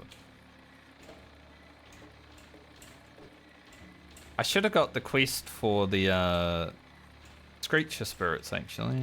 Just remembered. Could have done that right now. Oh well. I don't want to swim back to the island after swimming over, so it can wait. Freedom for all creatures is a quest I want to do on all the characters. We've got to free the sprites, and then we're going to hand in 2 elixirs, which I don't have on me.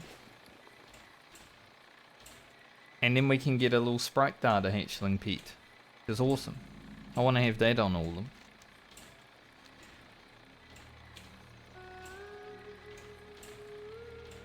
That's why I haven't used any elixirs of fortitude while leveling, because they're useful for a quest and I wanted to save them.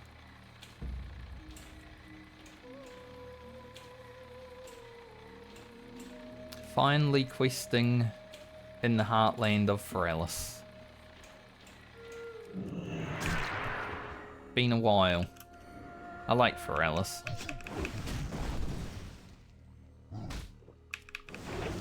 Anywhere that's like jungly is a good zone.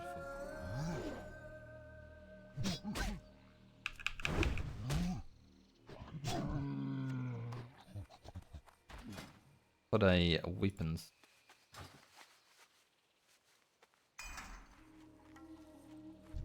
Yeah, we need to kill bears and apes out here, and then there's the birds in Tanaris for this quest, so I guess when we go to Tanaris pick up the other thing, we can do that. I wouldn't mind handed in the distress beacon right now because it is worth 4,000 experience. I'm just definitely not gonna do the escort. Will I do it on the warrior at all? Maybe. Won't be today.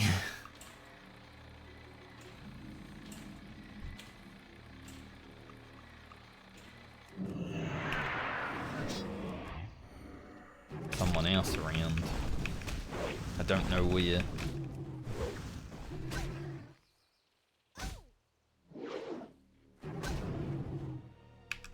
Maybe they're going in there to start the escort.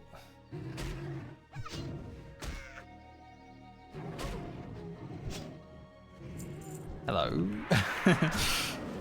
Respawn behind me. Might as well actually use the elixir of defense. There's no reason to hold on to it. It's not huge. 150 extra armor. We can make better ones now as well. Seemingly good to use.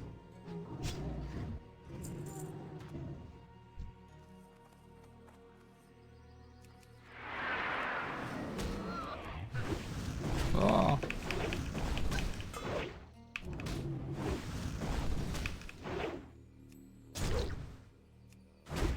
Some good crits.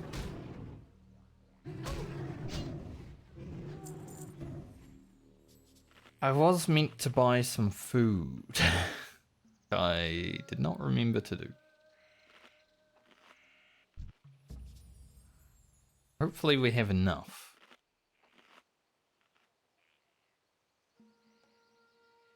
Hey, after all that mining and stuff that we had to do before, I'm glad I'm finally back questing. So I'll be honest, as fun as mining is, it's not really the thing that I look forward to when I wake up, you know. It was really worth it, and it's gonna be really worth it when I get to play my rogue next, but for now,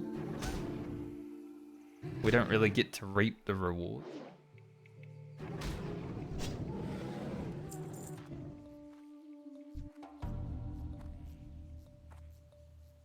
Get a new Thunder Armor next level as well, that's gonna be awesome.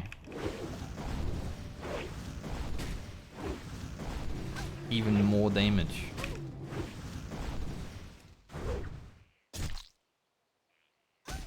Maybe we'll crit for like 600 white hits.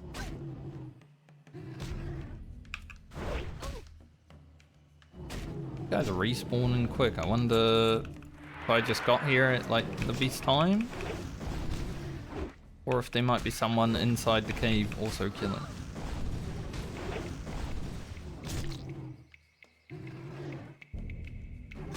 A little bit of a worry. I don't want respawns on me. But these are generally pretty good to farm for XP, so I'd understand. Toadsworth. What a name. What is a toad worth? Guess it depends on who you're asking.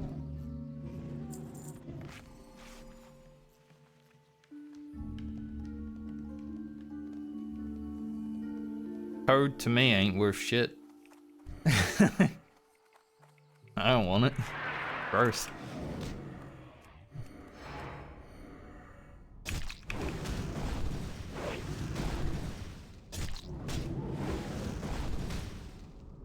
But if you're like a dog that likes licking toads or something, like in Australia, Dogs love licking cane toads. They go crazy. Like a drug. Hey, finally. Finally got our first one. I guess that dog would pay millions. That's my toad.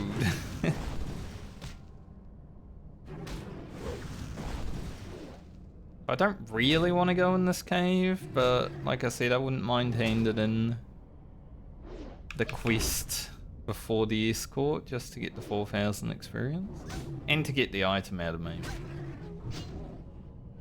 It's a pretty major thing. But we do have to be careful.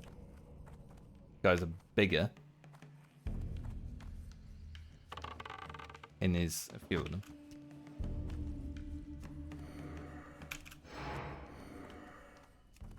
And if anything respawns, well, It's a little bit scary.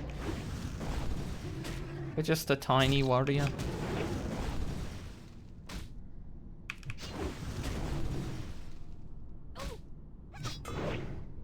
Thought that guy would come in here.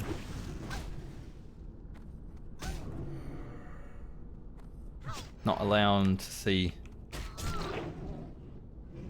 And they enrage, which makes sense, they're called enraged. Technically they should already be enraged because they are called enraged and they're not called enraging. But, you know, that's...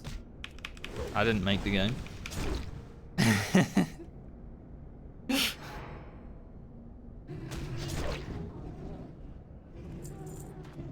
So whatever.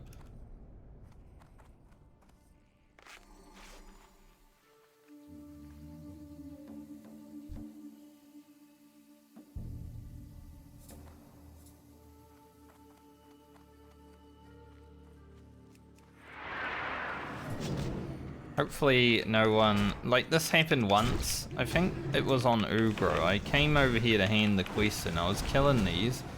And then some guy came and, like, picked up the escort. Right as I was about to hand it in. So hopefully that doesn't happen. That was awful.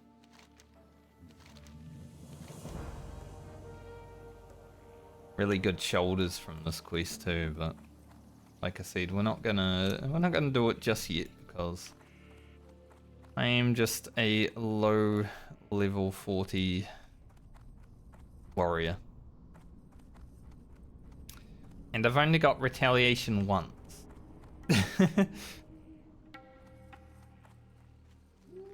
Honestly, I'm not even sure I could.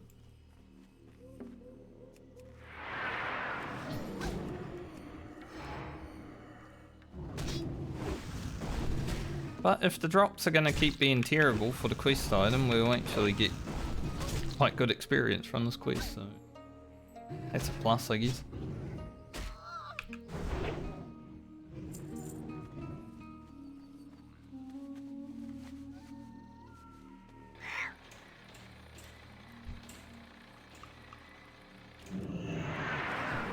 I always say I don't really mind grinding for quests when they're given good experience.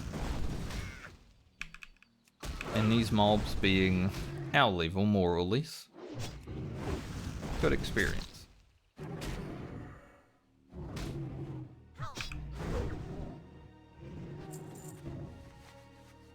Like between 460 to 500 is good. I think I think I saw one over here for whatever reason. I don't remember them ever being behind the tree, but this guy's.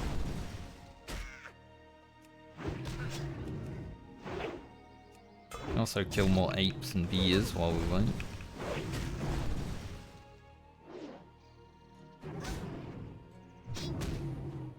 See you when we get who? It's this one that drops the extra quest. The ones up top.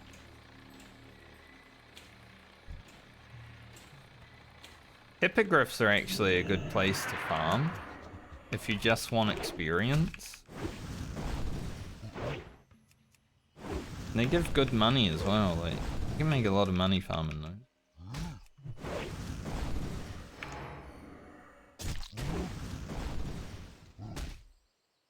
Something to consider. And the only problem with the ogre quest that we have as well is the shaman. Like, they're generally quite hard to find compared to the warlocks and brutes, but you know, they're surrounded by a bunch of high level mobs and the casters and the heal. It can be a little bit sketch.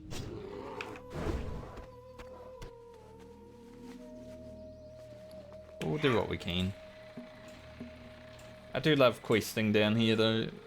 Paralis, Benaris, Ajara, Hinterlands, Foulwood. Like all that area, 45 to 50-ish. Some of my favourite leveling in Classic. Although I will say it continues because I really like the Plague Lanes. As much as the Plague Lanes is a scary place to level. Especially on hardcore. It is one of my favourite areas to level in. Because it is scary.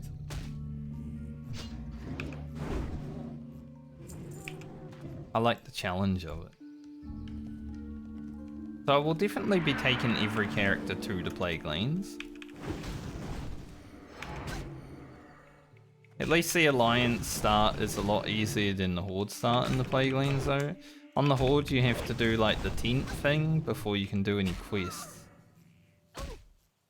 And that tent thing is very difficult. Like 10 mobs there. I remember on Ugra I went to the Plague Lanes at like level 50, maybe 51, and I had to leave because I couldn't do the first quest, which meant I couldn't do any quest. Get one quest before you can do the rest, you know? That was a bit rubbish.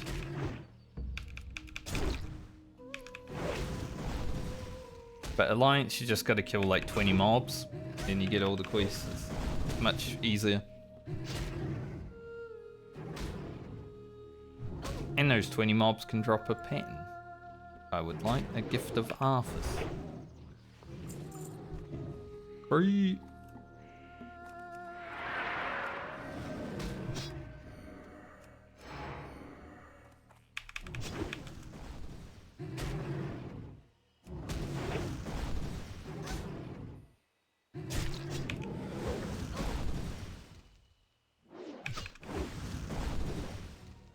So we are 40,000 experience away from leveling more or less. I think we could... I think we could get that today. Whether it happens, depends. It is already 2 PM. The time is flying by, which is weird because it doesn't feel like it. Even though we were mining for 2 hours already today. I guess I've been having enough fun to feel like I haven't been streaming for over 3 hours. So it's always funny when you look at the clock and it's like, oh, okay.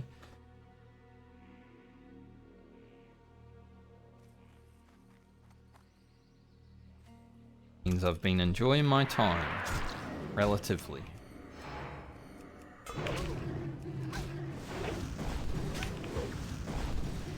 Been a relatively enjoyable day. Maybe because I made Fainting. That alone was pretty enjoyable. Sadly, there won't be any video tonight. Because, as I said, I was unable to have the time or the energy / effort to edit Rugen's video. Big overpower. 5 Sunders. Looking forward to the Sunder of next level. There's an extra like 90 reduction. Huge.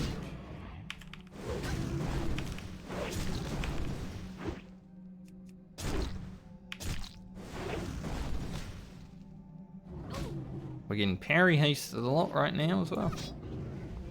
That's awesome. 5 out of 10. How much XP this quest give? 4,000. And if we do Rhapsody, that's another like 3,000 or whatever. I was gonna pull that mob, but yeah. I don't want to pull both. Like, I could take 2, sure, it would just not be... I don't think it would be very pretty.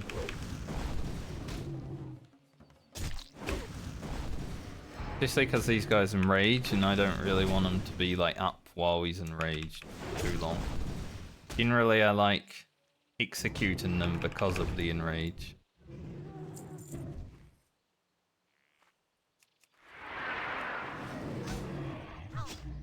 And that's any mob that enrages, honestly. if I can take it out before it actually does damage. It's been taken out.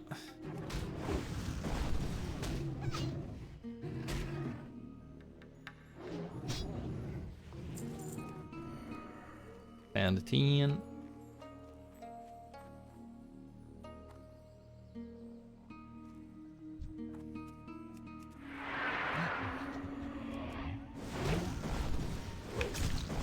I am really looking forward to going to Ungoro Crater. Maybe not 7 times. You know, if we still have 7 characters when we get there, maybe not 7 times worth of Ungoro Crater, but I'm looking forward to the zone in general. I think we're fine. As long as we don't pull the other beer. Miss. Didn't really need that. Well, I'm fighting 2 mobs, but...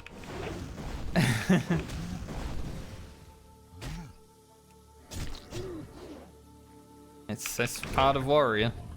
If you're gonna pull 2 mobs, you know, be expecting something here and there. Don't really want to kill this Veil Screecher, but it does path where I am killing.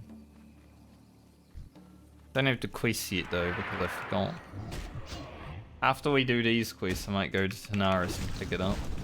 Come back, do it. I feel like with that, we should be able to level.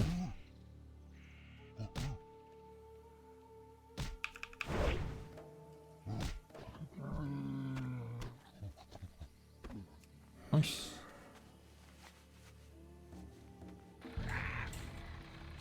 And then if we do the birds and Tanaris at the same time, we can get this quest done for the Rhapsody.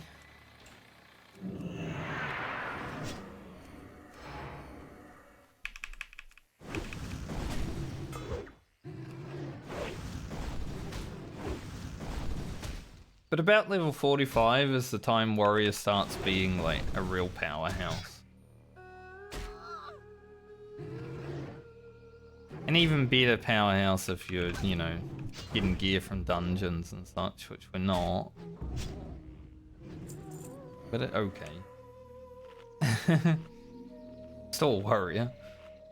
We just don't have the overall gear advantage that people would get if you do dungeons. Like, my other warrior has much better gear than this warrior. I've done all the dungeons up to level 48.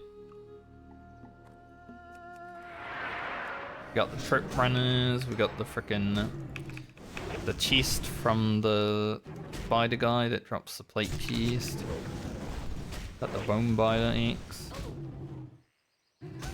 It's pretty good over there.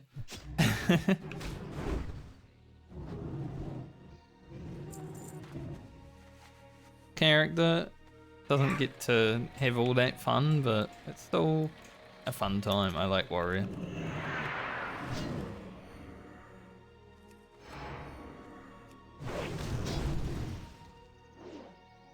Fun, challenging enough, you know.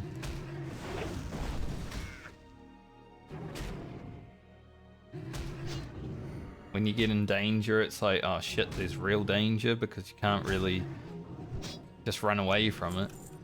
You gotta deal with it. If you're in danger, you gotta deal with it. It's one thing I like about Warrior.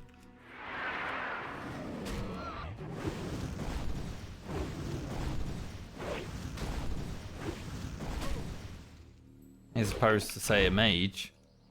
You just frost over and run away.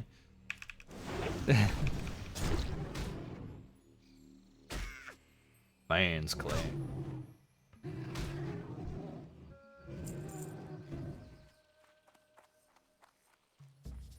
That's a pretty good time. The old warrior.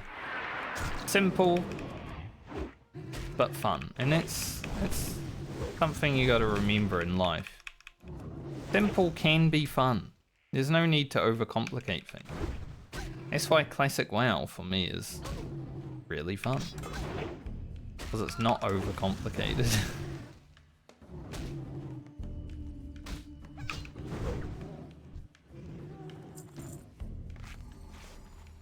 Anyone who ever wonders why a 20-year-old game is still liked by a lot of people is because it's very simple. And sometimes your brain doesn't need to be overclocked crazy shit.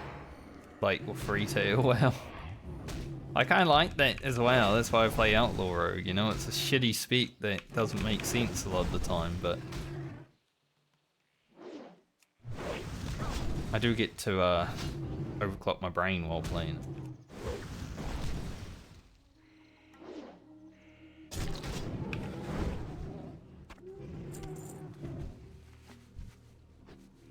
it.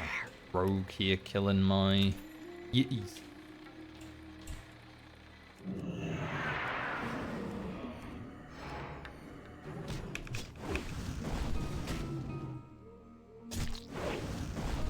Maybe he'll go in the cave and let me be out here alone.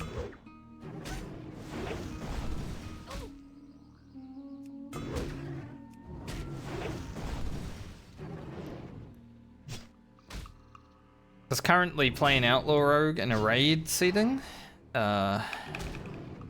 know, your brain's running at like 200% power.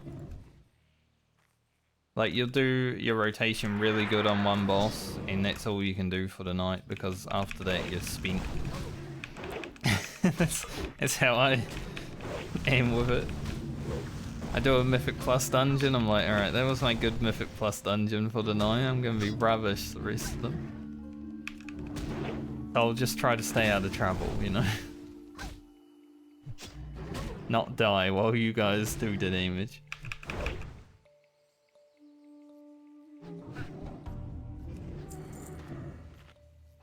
And even though it feels rewarding if you do everything right, you still don't do as much damage as other people that don't need to do half of what you're doing, which is crazy to me. I feel like if you do more button presses and stuff, you should do more damage. In my opinion. But that is not the way it works. Because balancing and everything, you know, always a little bit skewed somewhere. Outlaw's not looking so bad this patch though. I'm not gonna be raiding, but for the people that do play it, not looking so bad.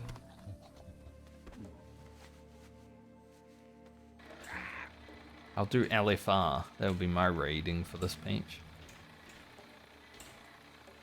Be one heroic run. They want to take me. One time.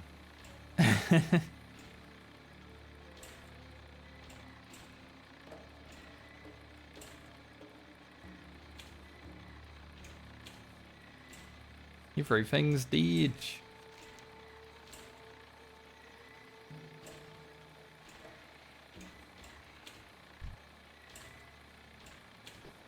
Rather just get the Yetis out of the way, honestly, so I might just stick around until they respawn.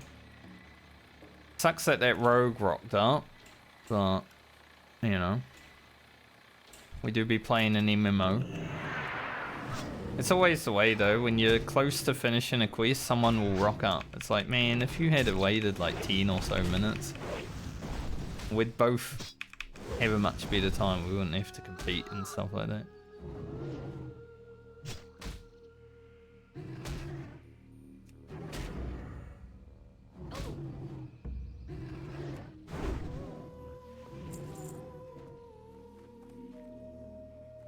One more.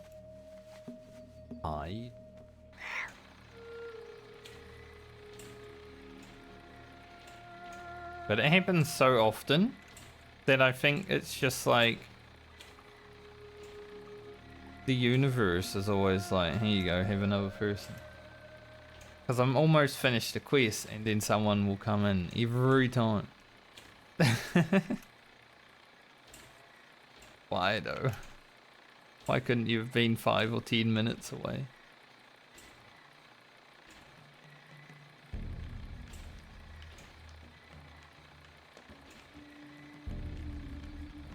They're level 47 though, they should be able to do the escort alone, that rogue. I wasn't looking at the screen and then saw that guy pop up.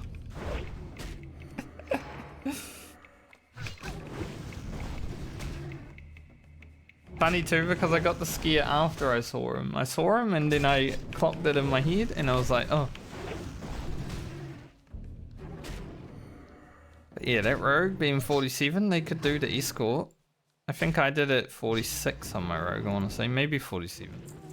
But it was fun. The escort on the rogue. Good.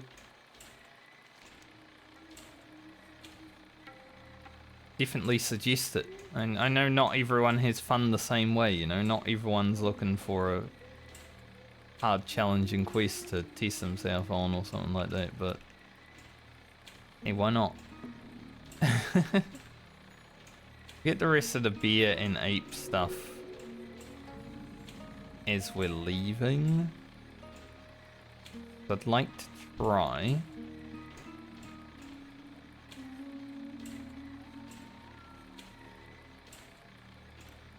Just maulers, huh? I was gonna say, I'd like to try and get these ogres done, but we literally have to kill all of them to make the respawns good, because they're all maulers. That's a little bit annoying.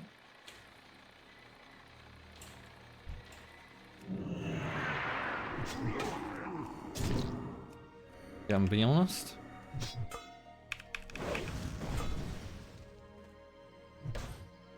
But at least with the ogres, they're not wearing any armor, so they're pretty easy to kill generally.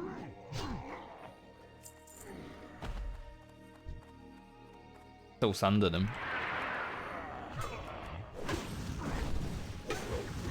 Not even any ogres over here, which means someone else is over here as well. It's a dangerous prospect.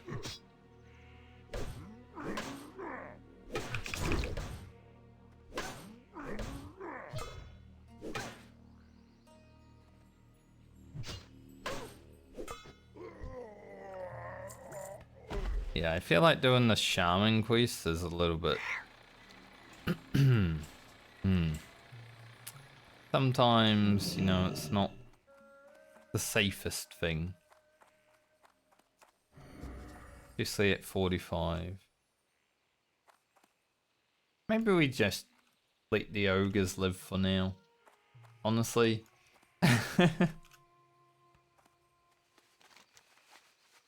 Maybe I'm okay with the ogres being ogres out here. They're not hurting anyone, surely.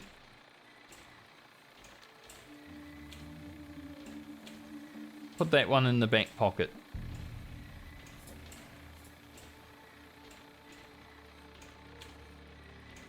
Let's get our livers. Absolutely livid. And then we'll head back to the island. And then I want to go to Tanaris to pick up the Screecher Spirit quest, because I might as well get that done now.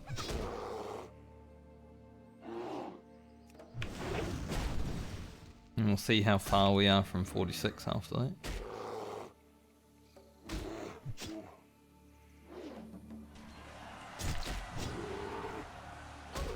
Mamma Mori.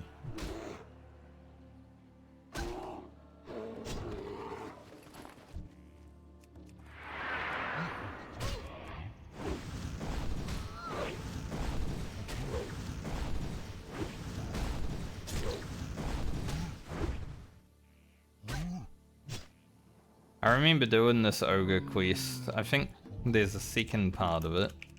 But I remember doing it with that guy that I did RFK with on the first hardcore servers. The warrior. And then he died like 2 days later. And I'm like, no. This guy's been with me a few times, you know, we've done some quests together, we did a dungeon together. 07. It was probably one of the saddest things that happened in my first hardcore run. Because not only do you get attached to your character, right? You get attached to like the small run-ins you have with people in Classic WoW. That's what I do at least.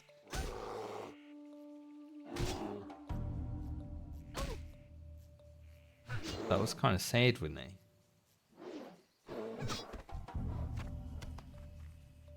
Alright, one more beer liver, one more ape liver. Just need rock gizzard.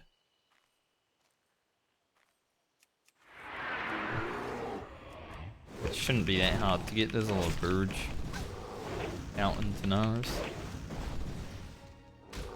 Sadly, we would have to go back to the hinterlands to hand it in, but it's just a small price to pay for the experience. Big beer bone. Or large beer bone, rather. I wish it was big beer bone, a BBB.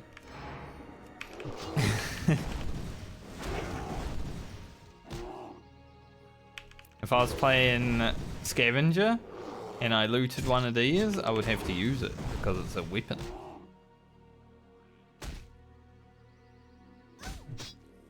I did think about playing a Scavenger Warrior at some point in hardcore, just as a little challenge. Man, I wouldn't fight beers just in case, you know? I want to use that.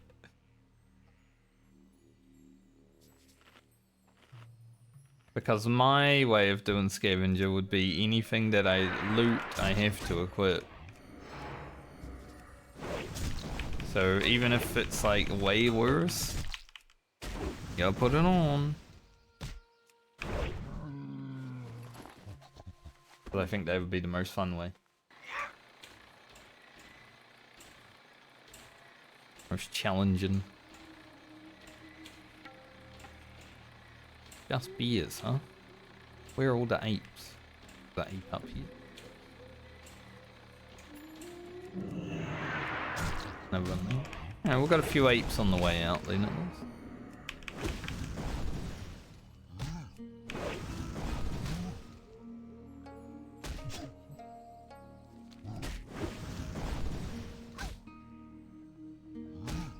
Well, at least because of the rest experience that we have, the level is going fast when we actually get to it. I think we'll have a few bars of rest experience in 46 to 47, but it's not going to be huge. So we will actually have to do at least one level without being rested. Good, I guess.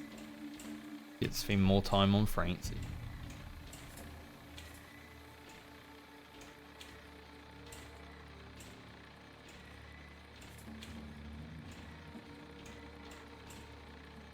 Here's my second favourite. The young Francie. After the young Lena. Followed by the young Elia and the young Grocket. Grocket isn't young, he's old as he. He got a long beard, no hair. But he calls himself young.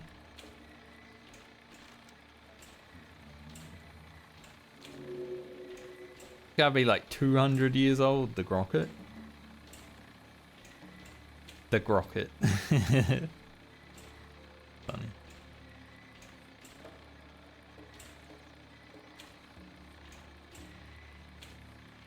Two. Maybe 222 years old.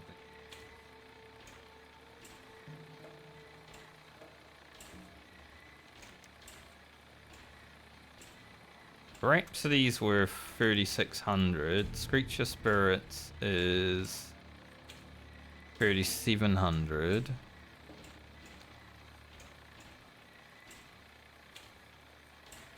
Got this to hand in, which is 4k. I think we'll be quite close to leveling after all that. Depending on how lucky we get with these. We might need to kill a few mobs after that to level, but not bad.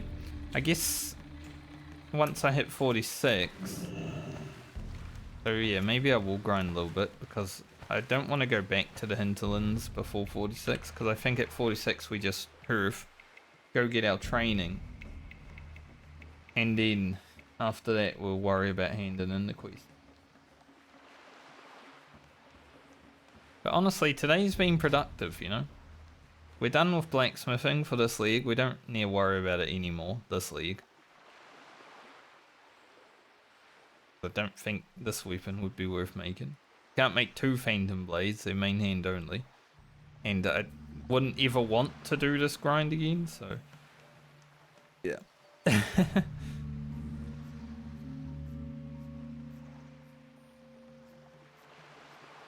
But otherwise, there's not really anything that I would use. Like, these have really big armor, right? Like, 300 more armor, but I'd lose 14 strength. Or 9 stam, which... in my eyes, really worth it. Like, I'll wait till I find the chest of the beer, and then I will use a plate chest. Otherwise, no. I'm good with the Shine and Silver Breastplate until level 60, if that's what it takes, honestly. I do not mind.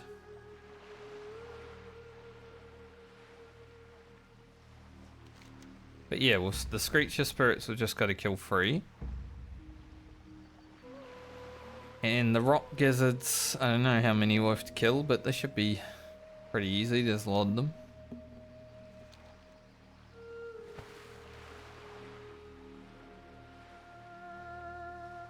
So we're going to need to gain about 16,000 experience before we hand in quests. We could always just go to hinterlands, hand it in, and then go down. It doesn't really matter, I guess. We'll just see. See how things look. I love how weaponsmithing icon is just a moonsteel broadsword. It's like I got a moonsteel broadsword here.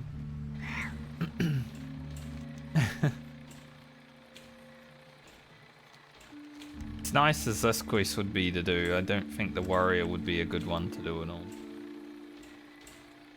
Too dangerous in that cave. We've been in some caves, you know, but that one I don't really. Hello. Safe travels.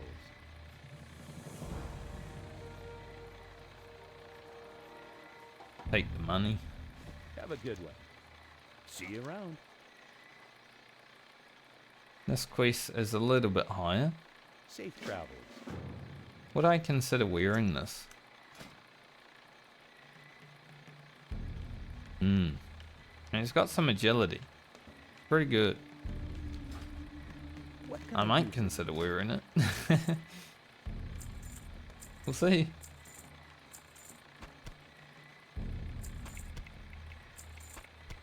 Love how I move things and then I move things and then I move things again. Alone be with you. Alright. An artist.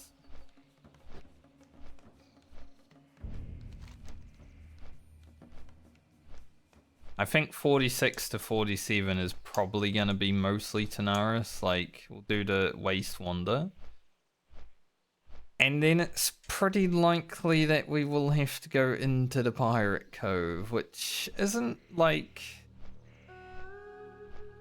a super easy place to do on the Warrior, but yeah, we'll see.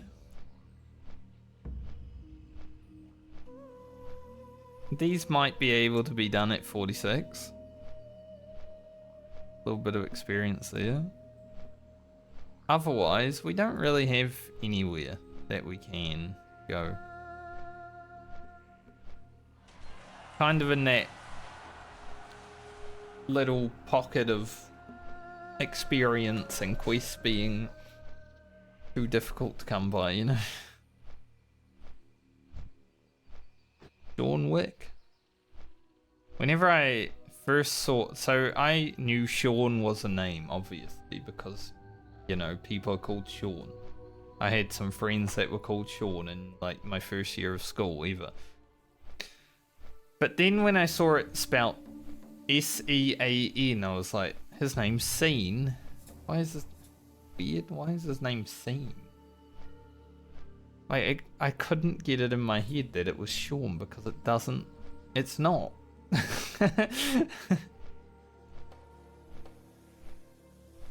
It's so weird how we spell the same name like 3 different ways. Why do we do that? Why can't we just make it one thing? But I guess Frankie's the same, like people spell it with a Y or an IE, you know?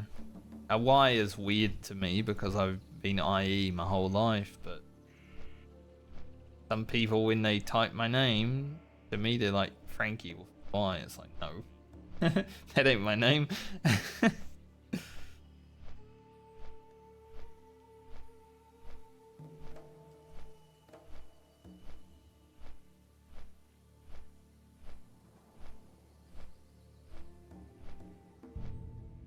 Not my name. The weird thing.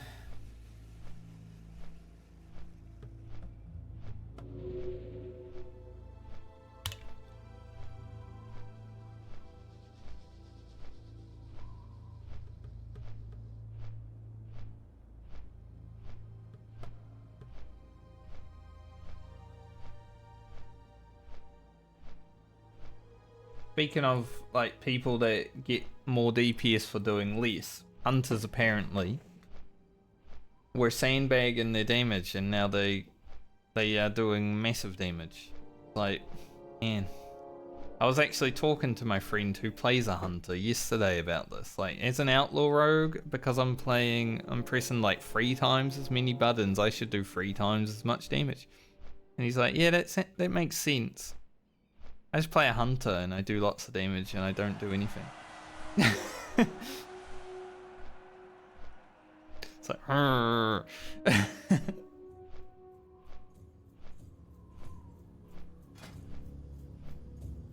like people agree with me, you know. If you press more buttons, you should do more damage. That's just how it should be. But Blizzard doesn't seem to agree with that. But it's funny because they added a 1-button rotation, right? So you can now play WoW just pressing 1 button. I haven't ever tried it. But apparently with Outlaw Rogue it doesn't work anyway because the spec's too fast and the 1 button can't keep up. Which is ridiculous. So you lose about 70% DPS by using the 1-button rotation on the Outlaw Rogue. Which is insane. 70% DPS is like a massive gulf. That's a lot of hunters. Red beard, bronze beard, and maybe black beard. I didn't get to... I was trying to mouse over them, but for some reason it wouldn't show. But yeah, 70% DPS is huge loss.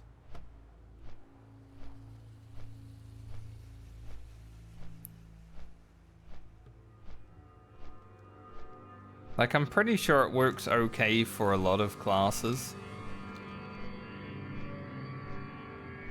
So there's probably a lot of casuals out there that can 1-button rotation and it's just fine, but if you're an outlaw rogue and you're using it, that shit ain't gonna work very well.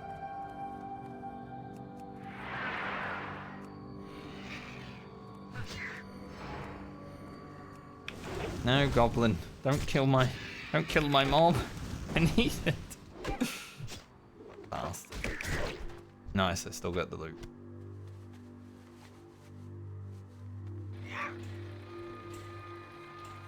And guard trying to come along and kill my mob.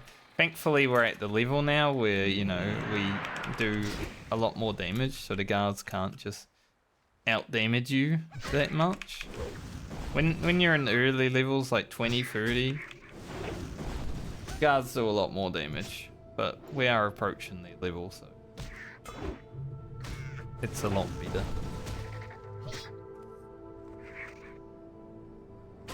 I remember the last time I was in Tanaris. Running around, finding Breath of Winds. Terrible, terrible day that was. That was probably the worst day I've ever had playing Classic World of Warcraft.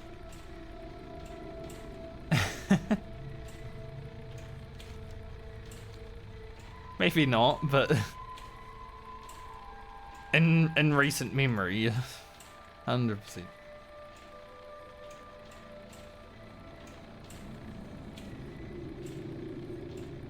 The Abysmal Sands.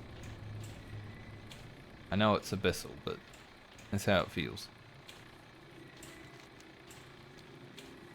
Go up here to the fire rocks and beat them up. Hopefully. If there are any. I mean, maybe we won't. Someone's probably doing their cooking quest or something.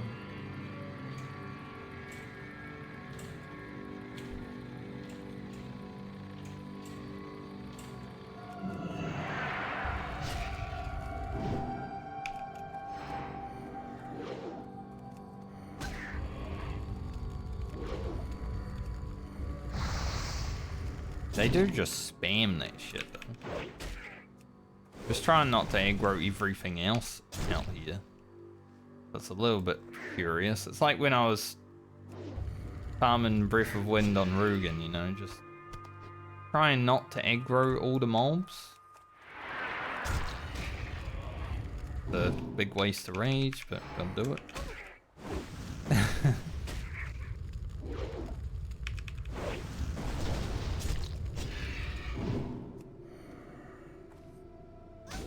These guys get a cast off though, it's just like, I'm gonna keep using it. Constantly. Oh, at least it's not taking too long. Although, you know, like I said, I wouldn't mind some experience.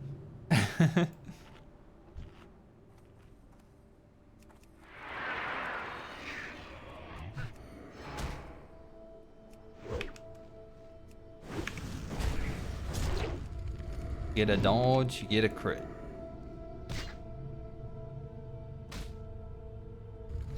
Right to your little bird face. I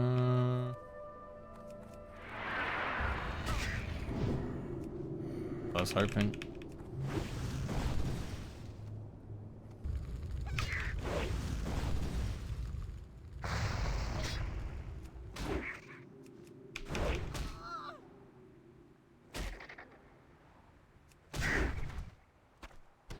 Boo!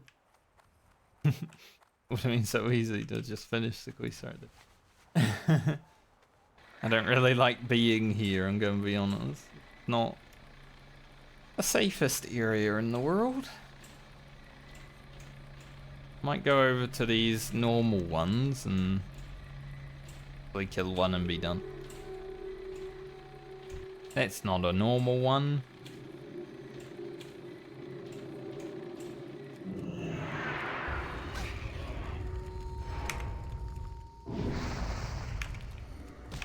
CD.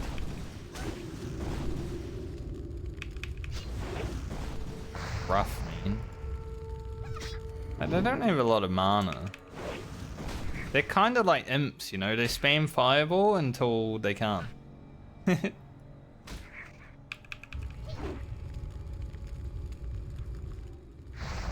gonna be honest, when I was first playing the Warlock and my imp ran out of mana after I got rank 2 fireball. I was like, oh, I shouldn't have upgraded it. But you can't take it back, you know, once you upgrade the fireball, it's all over. Right?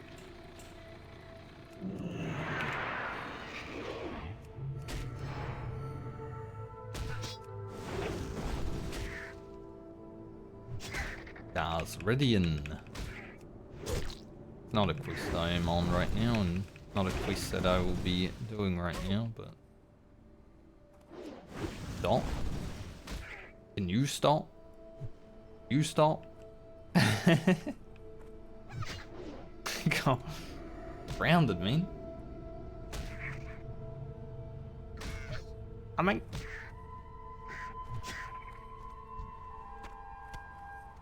Alright. GG. Done.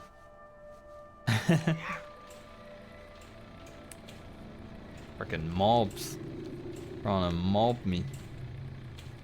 Now let's run over to the port, hand in stolies, and grab Screecher Spirits. We're going to do Screecher Spirits, and then hopefully we'll be pretty much done for 46. I'll feel quite good about getting 46 after all the mining that I had to do the other day, so pretty good effort.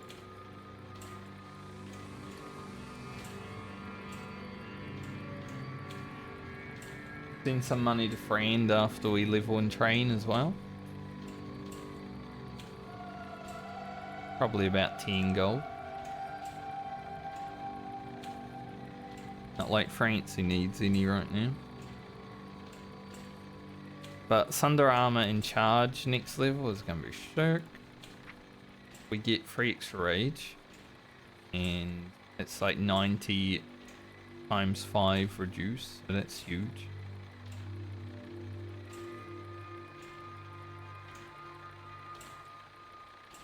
$48 looks nice, 50 looks nice, we get Recklessness. Love Recklessness. Not really a thing that you want to use, you know, constantly. Because maybe you need to save for something. Same with Retaliation, you know, we haven't really used Retaliation for the last 10 levels because now that we're getting to the point where we can't just AoE down the world on the warrior, it's more just in case. And shield wall, well, everyone forgets about shield wall. Go defensive stance. Why would I do that? That sounds like least damage. It's not fun.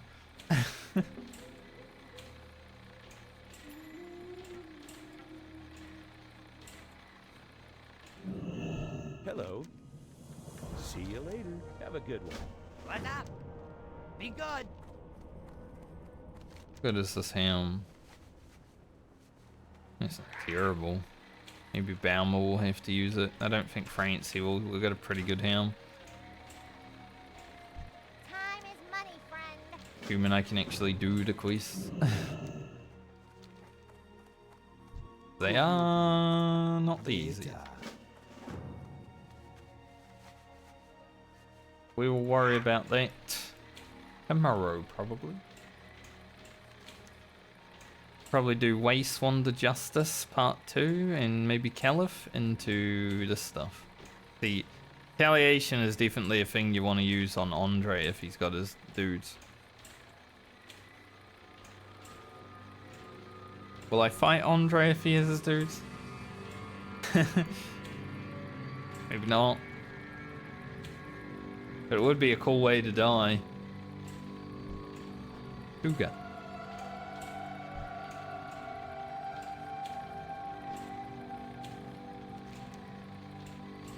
Yeah, we'll fly back over to Fralis, get these Screecher Spirits. Come back, hand it in.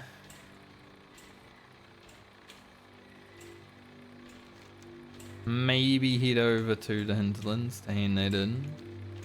What do I get afterwards? There's a quest. Is it easy?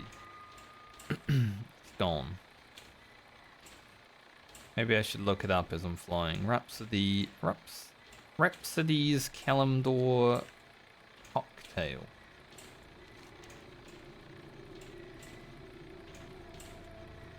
Now, I'm going to be honest, I never knew how cocktail was actually spelled. Is it spelled with a K? I thought, you know, it would make sense if it's spelled with a K and not a C. Whenever I hear the word cocktail, I just disassociate it from the penis.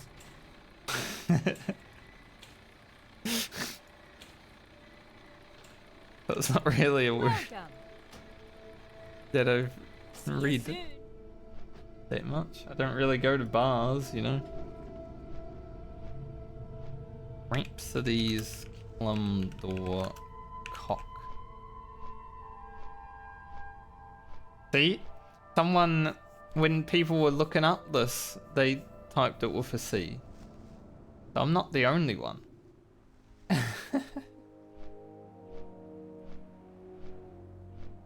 Unlocks Rhapsody, which is a... looks like a quest to do Sunken Temple.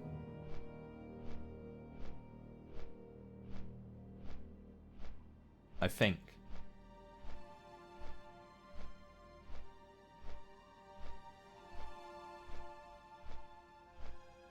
Maybe.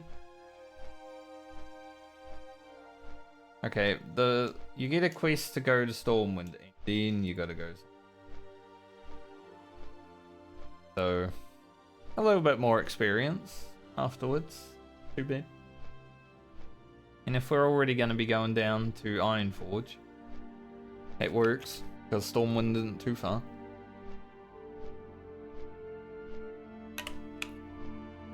Now, let me look. Cocktail or cocktail?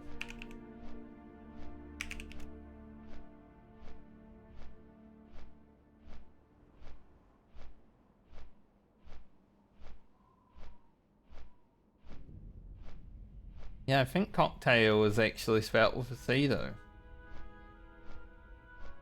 So, being spelt with a K here is just what Blizzard wanted to do.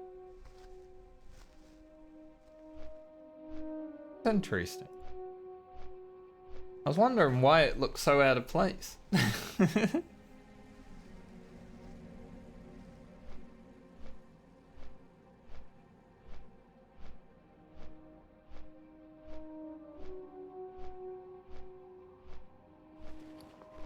I'm not gonna repot for the screeches. It should be fine. Because after I do this quest, it's gonna be a bit of traveling around, you know. So let's see, we get 3,700,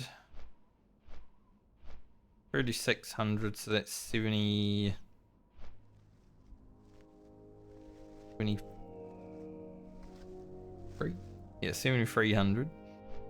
And then probably another 2.7k by the looks of it. So we need about 5,000 experience before we go hand in quick. We can do that.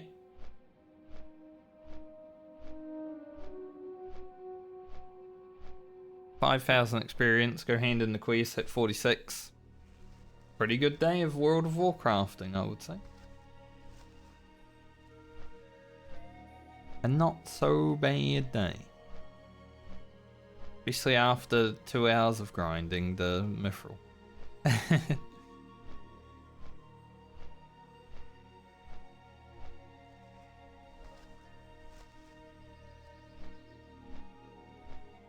Then we just have one level to go for Francie. The question is, will I get to 47 tomorrow? Or am I gonna have to play her for a little bit longer? I guess it depends on when I wake up tomorrow. So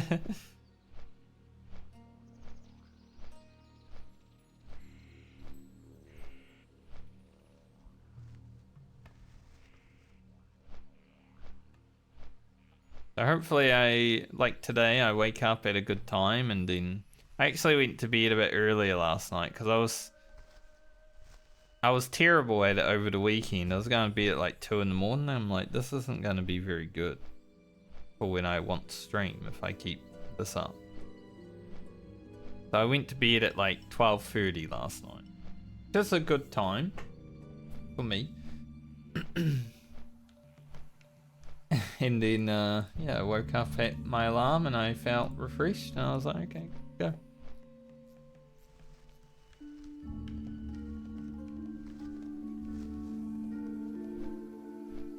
More giant.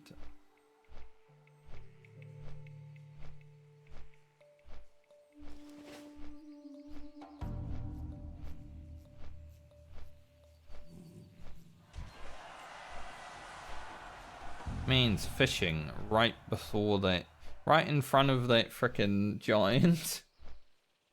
Crazy.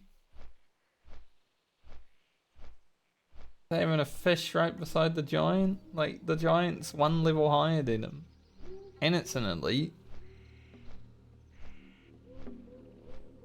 He really wants that fish. Probably worth just swimming over, because the boat, well, if it arrives as I land, it's not so bad, but I don't think it's going to. It's close though, this one. It's like already going around the island. But I think I'll still make it to the shore before it.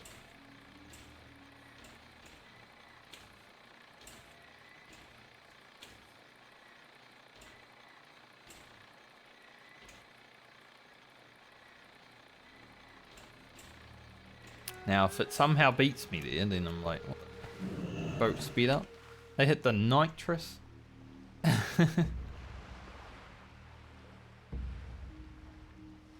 Be crazy.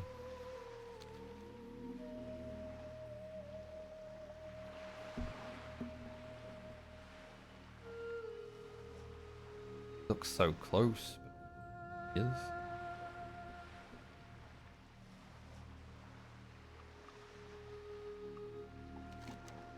I could see it being close, this boat. Like, I'll get there before that boat arrives, I feel. But I could see it being close. Now, if it does beat me, I overestimated my own swimming ability. Not that I can go any faster than the normal swim speed, but, you know.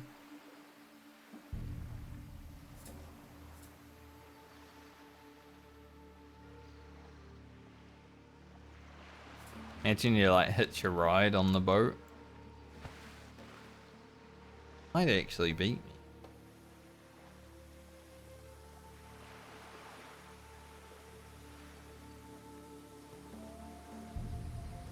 Just looks so...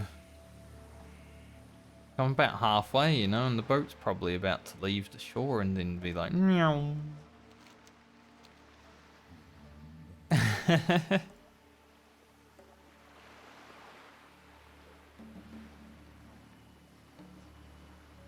This is what I mean, though. It was a close one.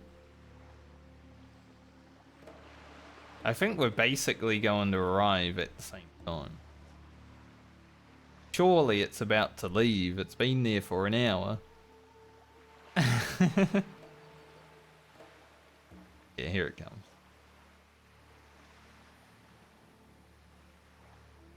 So I said it would be close.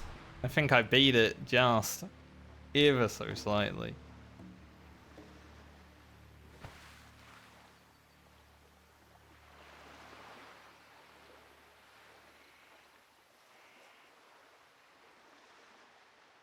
But, yeah.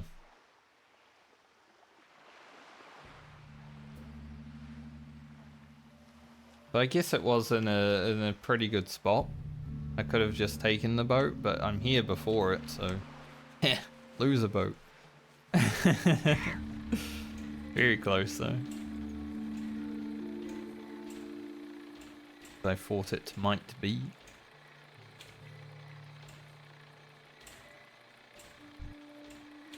Let's get these screecher spirits.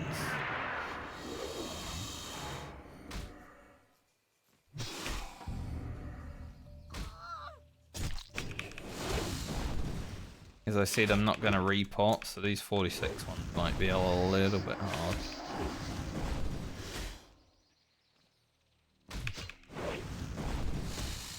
But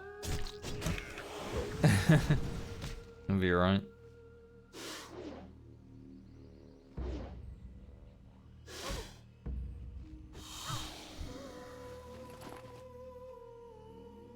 Or to use the item and talk. Sometimes I forget to use the item.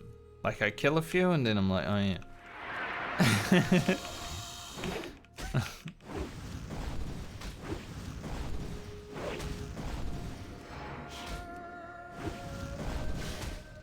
Because it's like the ghouls in the plague lanes, but you don't need to use an item on them. You know, you just talk to them.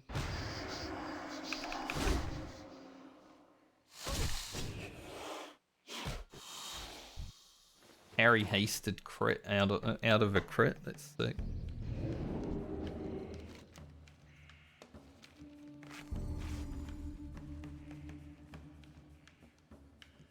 Bandage and then go find our last one.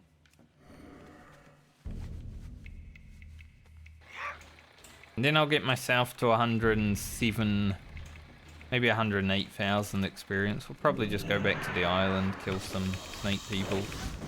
No, we're used to that. We hate snake people.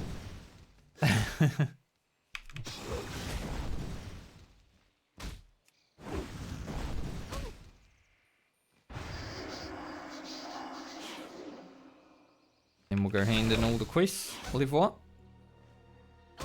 Probably done for the day since closing in on 3 p.m. now.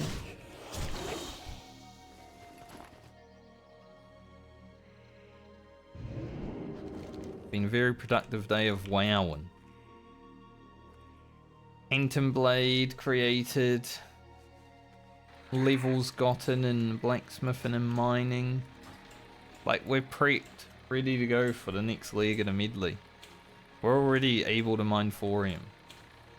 We're gonna need a lot of it to get the Imperial thorium recipes. Not to mention actually make the items.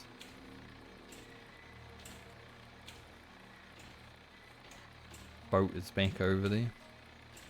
Gonna go for a swim because I'll definitely beat this boat. It doesn't matter if it gets here in the next 10 seconds. I'm gonna beat it. Like I've raced this boat before.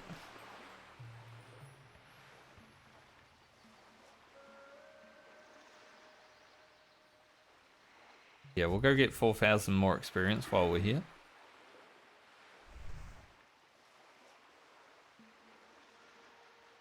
Just so when I hand in the quests, I make sure I level. Be very handy.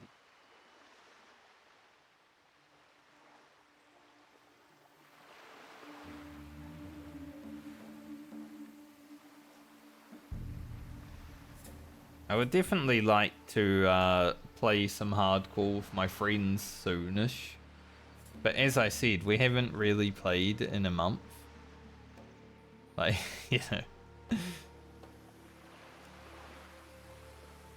We did Zul'Farrak. And just haven't played since then. For various reasons. I think most of it is just because of other video games. Like, I've played a lot of Warhammer. Some other friends have played some Warhammer. Some other stuff, you know. And now with the retail patch out, there just hasn't been a lot of like time or desire to play hardcore. But you know, we'll get 60 at some.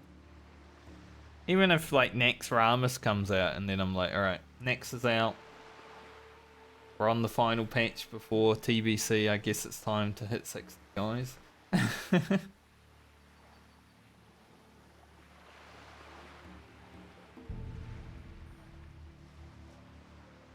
There's no rush. Even if the Medley gets to 60 beforehand, there's no rush.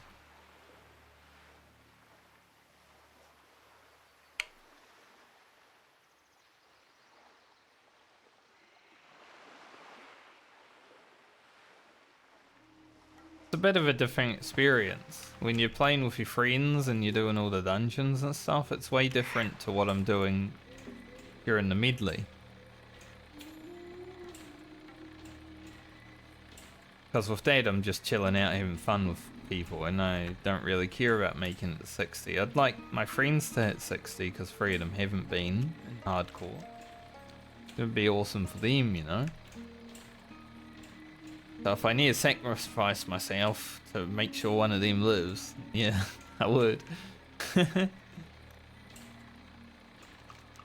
But it would also be kind of cool to hit 60 altogether, like when The Simpsons hit 60. It was pretty funny when a bunch of people called Simpsons names was just there.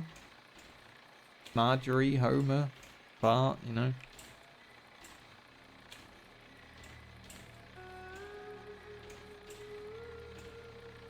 But we'll get there when we get there.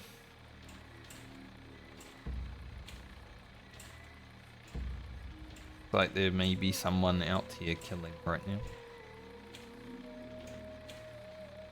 I am only here for the briefest amount of time.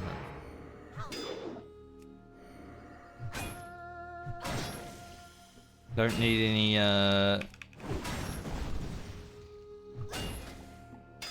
unarmed training anymore. We're 196 unarmed. Pretty good.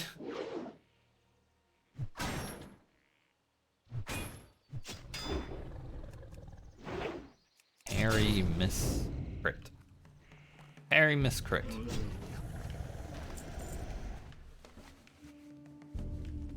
But only like 10 mobs here and we should be done with them. Don't worry, we're not going to be grinding them all day again, I promise.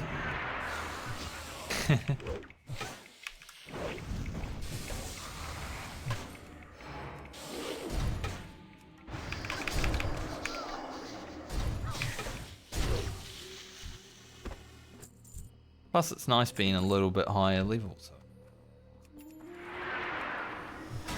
Come in here and absolutely nuke them.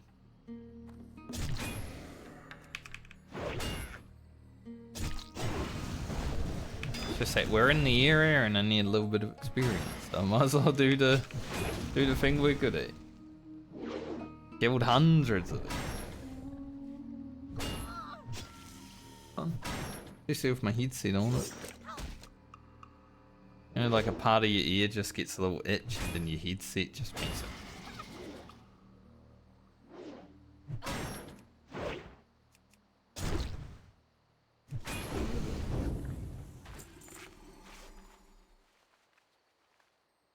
Probably just made worse because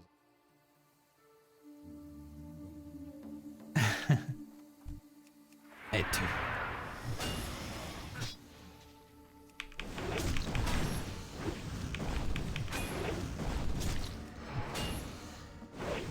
The first thing I think of when I scratch my ear and say it's itchy is that song from Fayleaf called So Sick.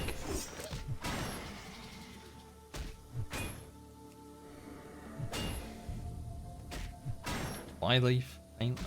It's been a while since I actually that song. Pretty good.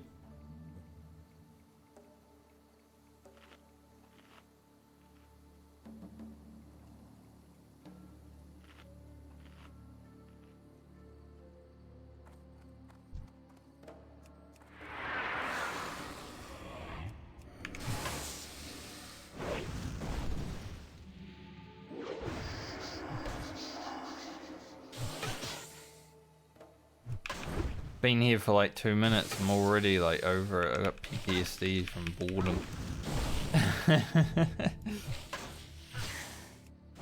Just zone out sometimes. It's like, yeah, I don't want to be here. But I know it's not for too long, so. Like 3 or 4 more mobs and we're good.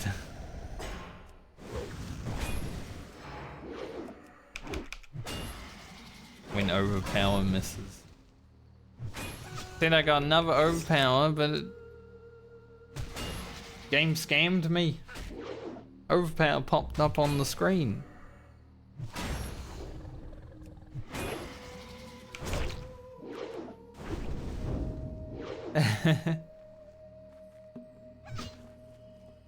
Gamers again.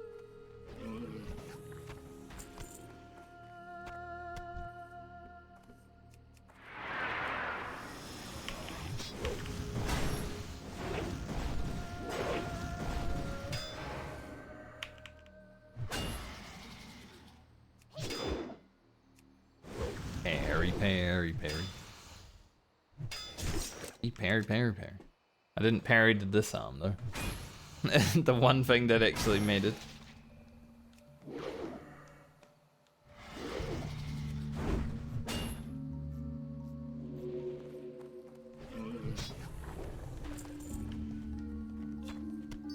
An iridescent pearl. Had a lot of iridescent pearls during the hardcore medley, you know, we farmed for a few of them at the start, like 4. But we've actually had a lot drop throughout now, which I knew would happen. There's a lot of characters.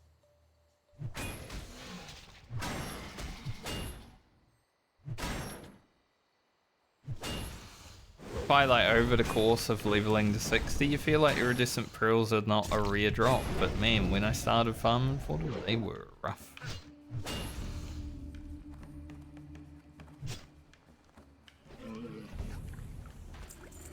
Very hard to come back then.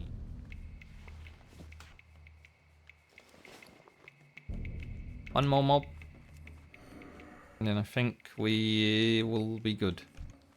No matter what. Hopefully. Hopefully I haven't miscalculated the experience.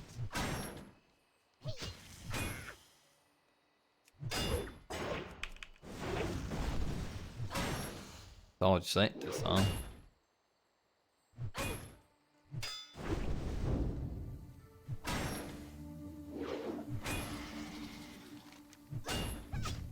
Go back to Stoley's port first, and then Hearth, fly up to Hinterlands, and then down to Stormwind, I guess.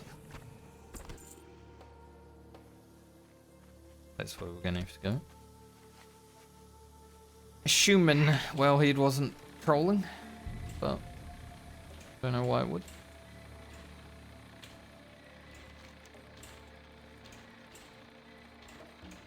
And then hopefully tomorrow I can finish off Francie for this league, so I can move on to the character that I am not super looking forward to, because it's 12 levels long, and it's a boomkin. Not yet, but soon. A boomkin.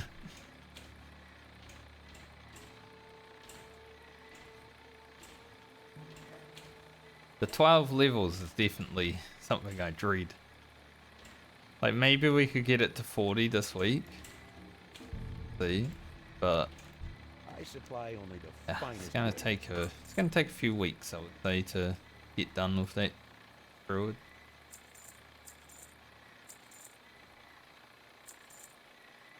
See you later. Keep the buzzard wings so I can send them to the druid.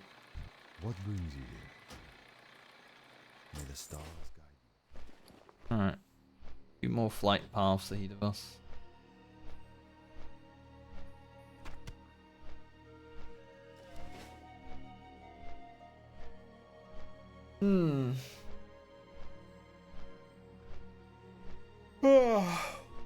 We're now overworking.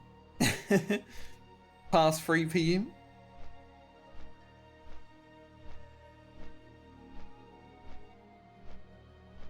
I think I have an emote for overworking. Let's see how to do it. Yeah, do. It's like a 4-hour one. As soon as the stream's over 4 hours, you know, it's overworking. I haven't really been using Twitch that much, so I've kind of forgotten how to use emotes and stuff. Because outside of my own stream, I don't really go on this website that much anymore. Like, I'll flick through some streams from time to time. There's like new content or something out. Like, I'll probably watch the Race to World First next week.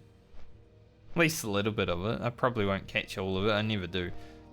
There's some tiers where I'll turn it on and it will be over. I'm like, okay. Well, that wasn't fair.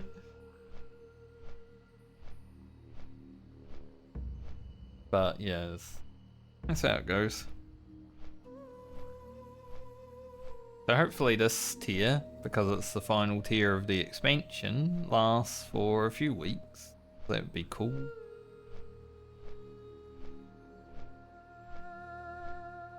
I don't know if Echo will be particularly strong this tier coming though. I feel like they've lost a lot of players.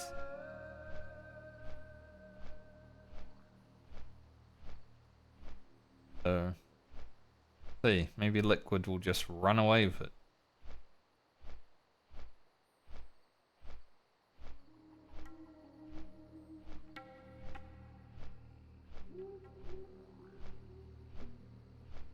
Who got the first one? Was it Echo or Liquid?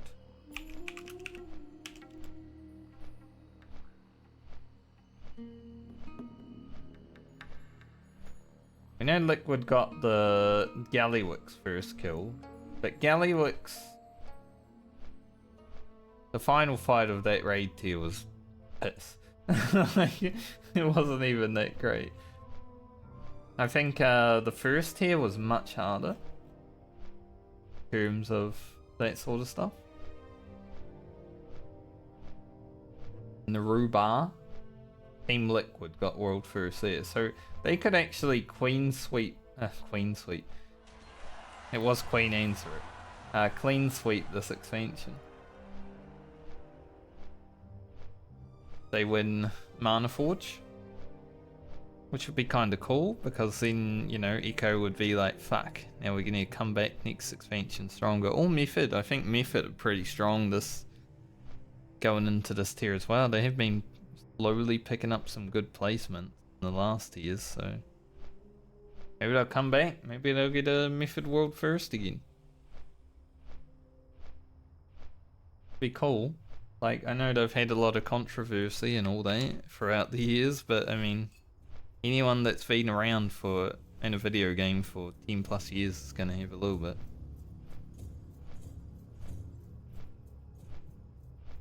Even Liquid do. There was that raid tier that they cheated, you know, and all got banned for a moment.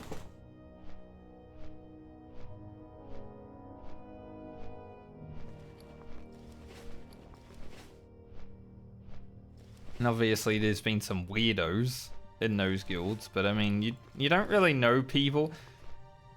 If you have like a friendship online, and then 5 years later you find out someone's a weirdo that's been doing some weird shit, like, you don't always know about that.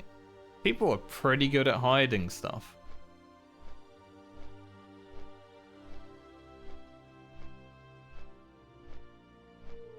Like, I've talked to some people on the internet that I thought were normal, and then they turned out to not be so normal, and then I'm like, well, I don't want to talk to that person ever again, you know? As soon as I find out about it, it's like, that. But you don't really know about it until you find out, you know? And I know that the WoW Race to World First guilds have had to deal with some stuff like that.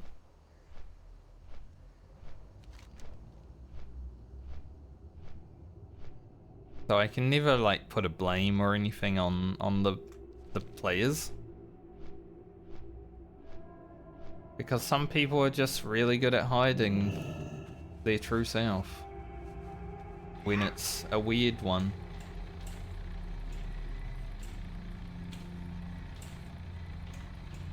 Like, I know a lot about some of the people I'm close with in my guild, but there's a lot of people in there that I don't. It's like, there might be a weird person here, but how am I meant to know? We're just playing a video game, you know, we talk about the video game. That's about it.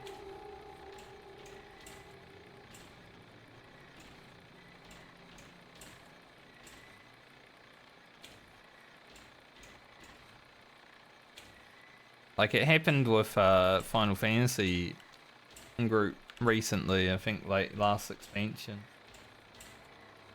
There was a guy that was from New Zealand. I think he moved to Australia last year or something, but yeah, he was being weird with some people on I don't know if it was just Final Fantasy or real life. No, don't know the full specifics. But you know, he was someone who Preach wanted to fly out and talk to about like Final Fantasy. And now it's like no one wants anything to do with it. Because it all came out. So sometimes you don't know someone until it all happens. And eventually things do come out. Can't hide everything forever unless you own the presidency of the... But eventually everything comes out. Alright, we're not going to do that quest because it's dungeon quest. But let's head up to the hinterlands one last time today and this other quest in.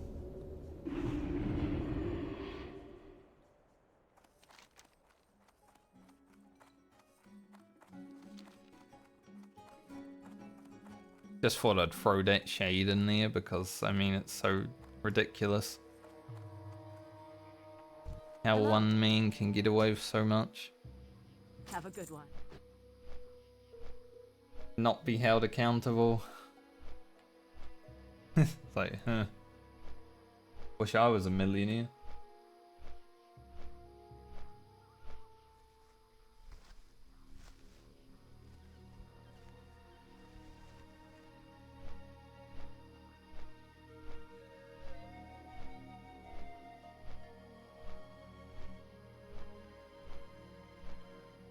Not that I would use money to get away with stuff.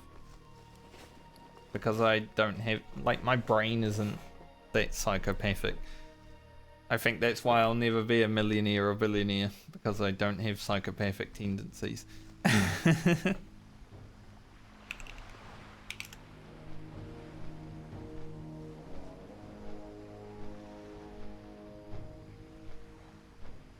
Like, we're all here for different reasons, you know? I'm not here to get a high score on my money. I don't really give a shit about that. I got the amount of money that I need in the time that I need it. Good enough for me. If I ever had like $1 billion in my bank, half of it would be going to charity immediately. I don't need that. Like, what am I gonna do with that?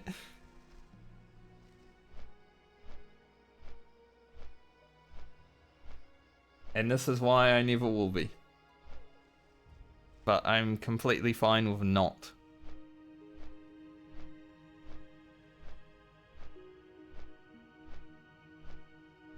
Because in the end, we're all gonna be as poor as each other, you know? Unless you're gonna live forever, which is what some billionaires would love to do. Once you're dead and buried, you don't have any money. That's the real truth of it. So why would I care? As long as I'm having a good life, that's all that matters.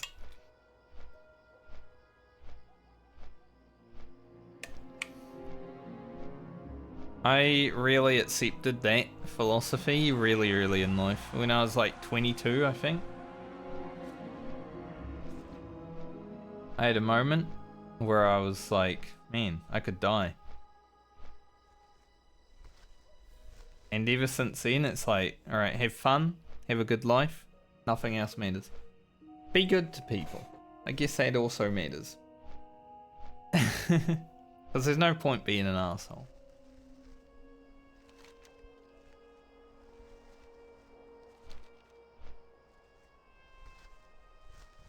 So even if I was like poor, and I have been since then, have a good life, have fun. Be good to people. Like, the money isn't even an issue.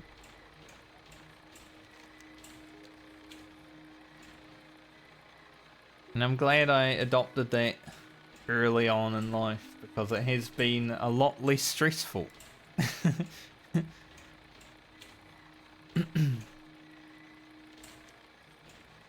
Why sometimes I'll look in the mirror and I'm like, man, that's a 37-year-old man now.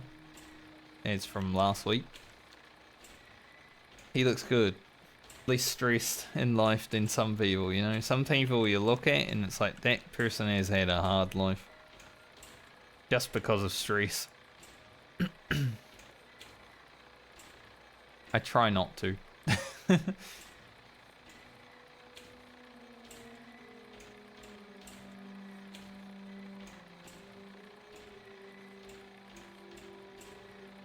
Like, there was a dude helping me move. One of my Great to meet you. auntie's friends. See And you he's soon. younger than I am, but he looked like he was like in his 50s. You could tell he's had a stressful life, you know.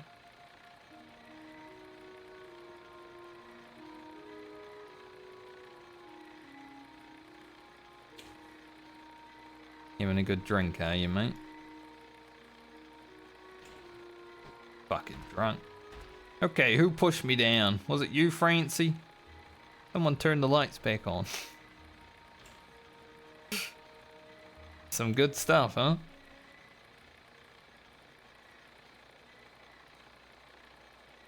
Ready to tell me what happened in the Swamp of Sorrows? Okay, I'm not gonna really listen. Take the quest. Yeah, so that's 2.7k. And that will level us. Nice. Perfect then. So we'll fly back down to Stormwind, level up, train, and then log out for the day.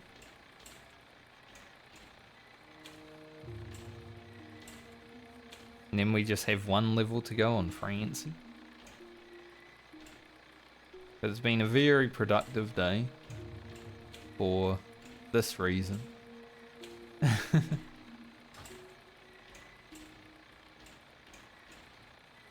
Very happy that I finally got to make the Phantom Blade.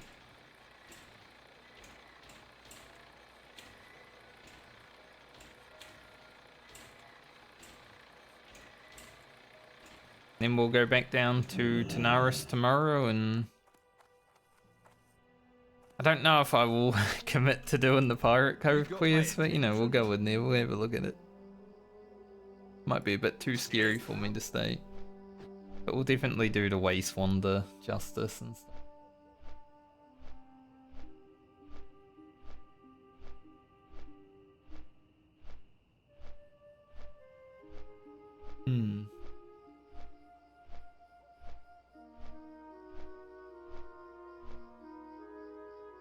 Probably log into retail after stream and just run around for a moment.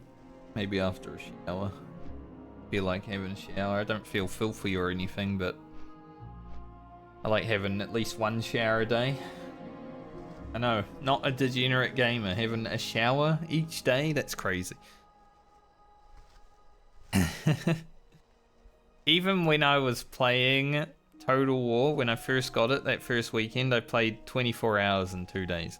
Even when I did that, I showered and cooked. Like, you know, I'm degenerating, but I'm still gonna live a healthy, normal life.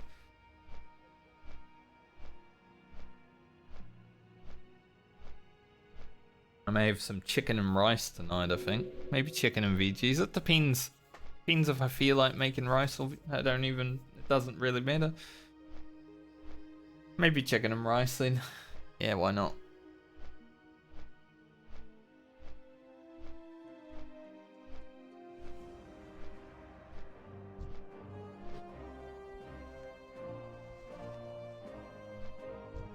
Done these quests on any of my characters. Maybe when my druid comes. Balanced druid coming through. People be like, hey, you want a tank? I'm like, I'm balanced, mate. You want me to tank as a balanced? There'll be a warrior in the group too. It's like, hey, can you tank? Like, I am balanced. Can you tank? No, I'm a DPS warrior.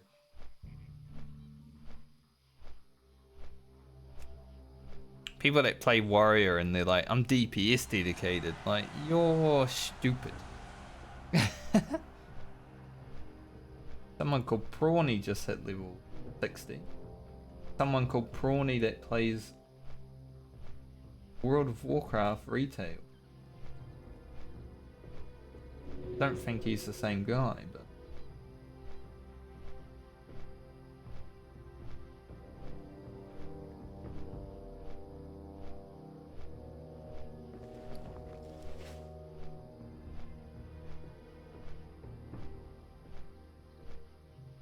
maybe it is. Who knows? I'm gonna be the last person to hit level 60.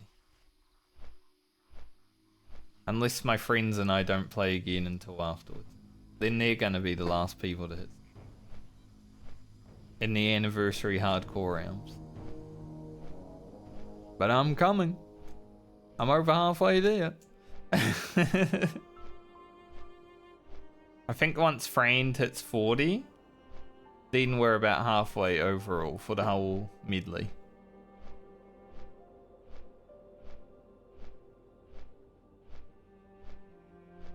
But maybe we are already because, you know, the characters that are over 44. I mean, Francie's been... You know, we've been playing. Rocket, Rugen, they've been playing. Ellie is just freaking blasting. She might hit 45 in like 3 days played. It's crazy. Probably not. Dragon Long. Dragon what? What's dragon? Dragon these nuts.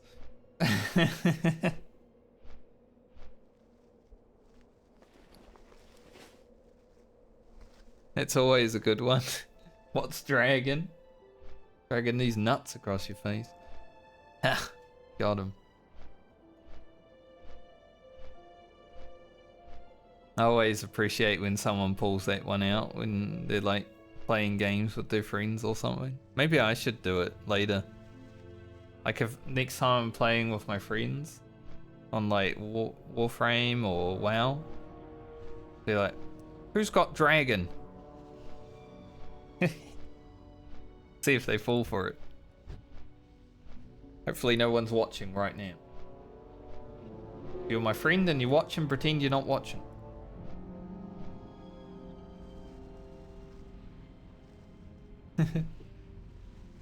Look, some thorium. We can mine that. Not gonna be mining it for a bit, but I mean, Seren Gorge is soon. Like, we will be here. We can do these quests at like 47, 48. So maybe not this league, but next, for sure. I always love how there's someone's pet up here. Like, without fail, someone's pet gets left behind.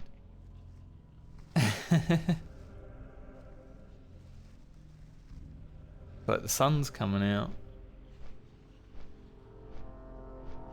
Just in time for all the school kids to walk home. So they had a miserable day at school. Probably sitting in their classrooms. It's like, oh, it's cold outside, it's rainy. And now the sun's coming out right as they're going home to, you know, look at their iPads all night. Because what else would they do? 46 to 47 with the pirate quest though would be very good. So I'm kind of hoping it's doable.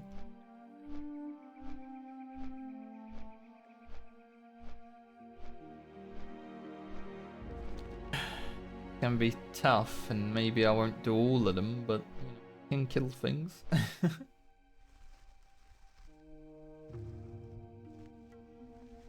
Otherwise, we'll probably just grind a level somewhere.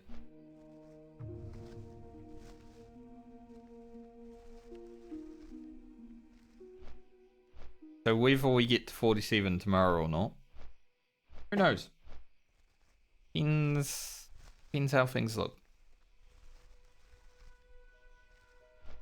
Should have at least a tiny bit of research for it. We're finally gonna not be $24.99. I feel like we'll be 25, 47. Let's say 25, 47. That's my guess for how much health I'm gonna have when I level. It's a lot of HP increase, you know.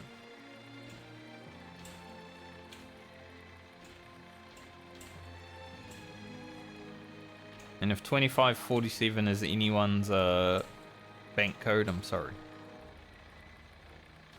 Probably someone in the world that has the bank code 2547.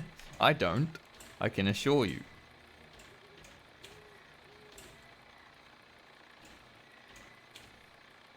But if I did, I'd change it right now.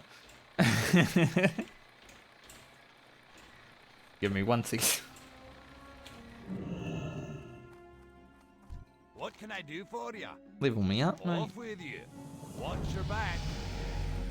2561. We went up 14 extra health. What I thought. Not doing Safe sunken. travels. Let's say it's outside sunken. Great to meet you. I think it's in.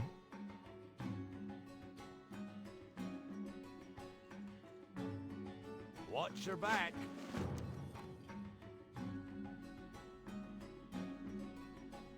Yeah. Alright. We're level 46. 1 level to go. Gained a lot of health that level. Which... Grab Unbridled Wrath. Get more rage. Heck yeah. I was thinking about going improve Demo Shout. But, you know, I don't think I'd notice it that much. I use Demo Shout all the time, but I don't think I'd notice it as much as Get More Rage.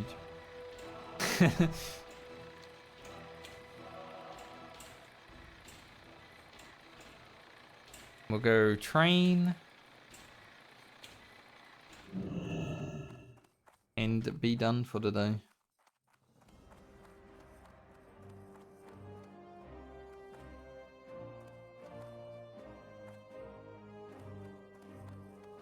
Shadow Blade. Need help? Great weapon. Charge. And Thunder Armor. Be careful. Very nice.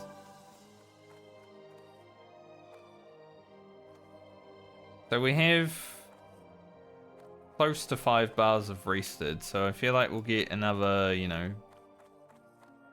2, maybe 3 overnight. Not quite halfway, but getting up there, right? So even if we do need to grind tomorrow a little bit, I don't think it will be that bad. I think we could do it. If we wake up at a good time, we start stream, have 5 hours, we can definitely hit 47 tomorrow.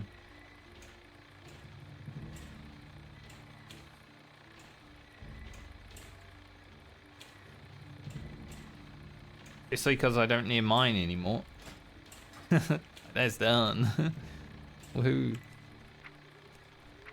Alright, send these to Lena. Send these to Friend along with 10 gold. Francie is pretty poor now, but she doesn't need any money for a while anyway, so good. Light be with you.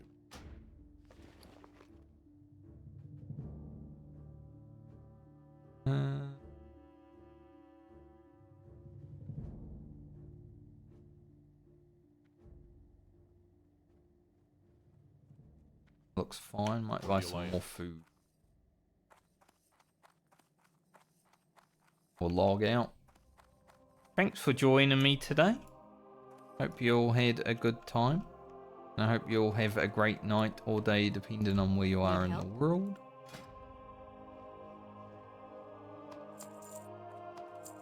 I'm gonna log out here. So we'll have to do a little bit of travelling tomorrow, but that's fine. We can just go down to Booty Bay, which is 2 minutes. And then go over to Tanaris. Otherwise, GG. I am so looking forward to playing my room. It's gonna be so fun. Oh man. Ooch. Maybe we'll get to play Rugen a little bit before it so we can make some wicked gear as well.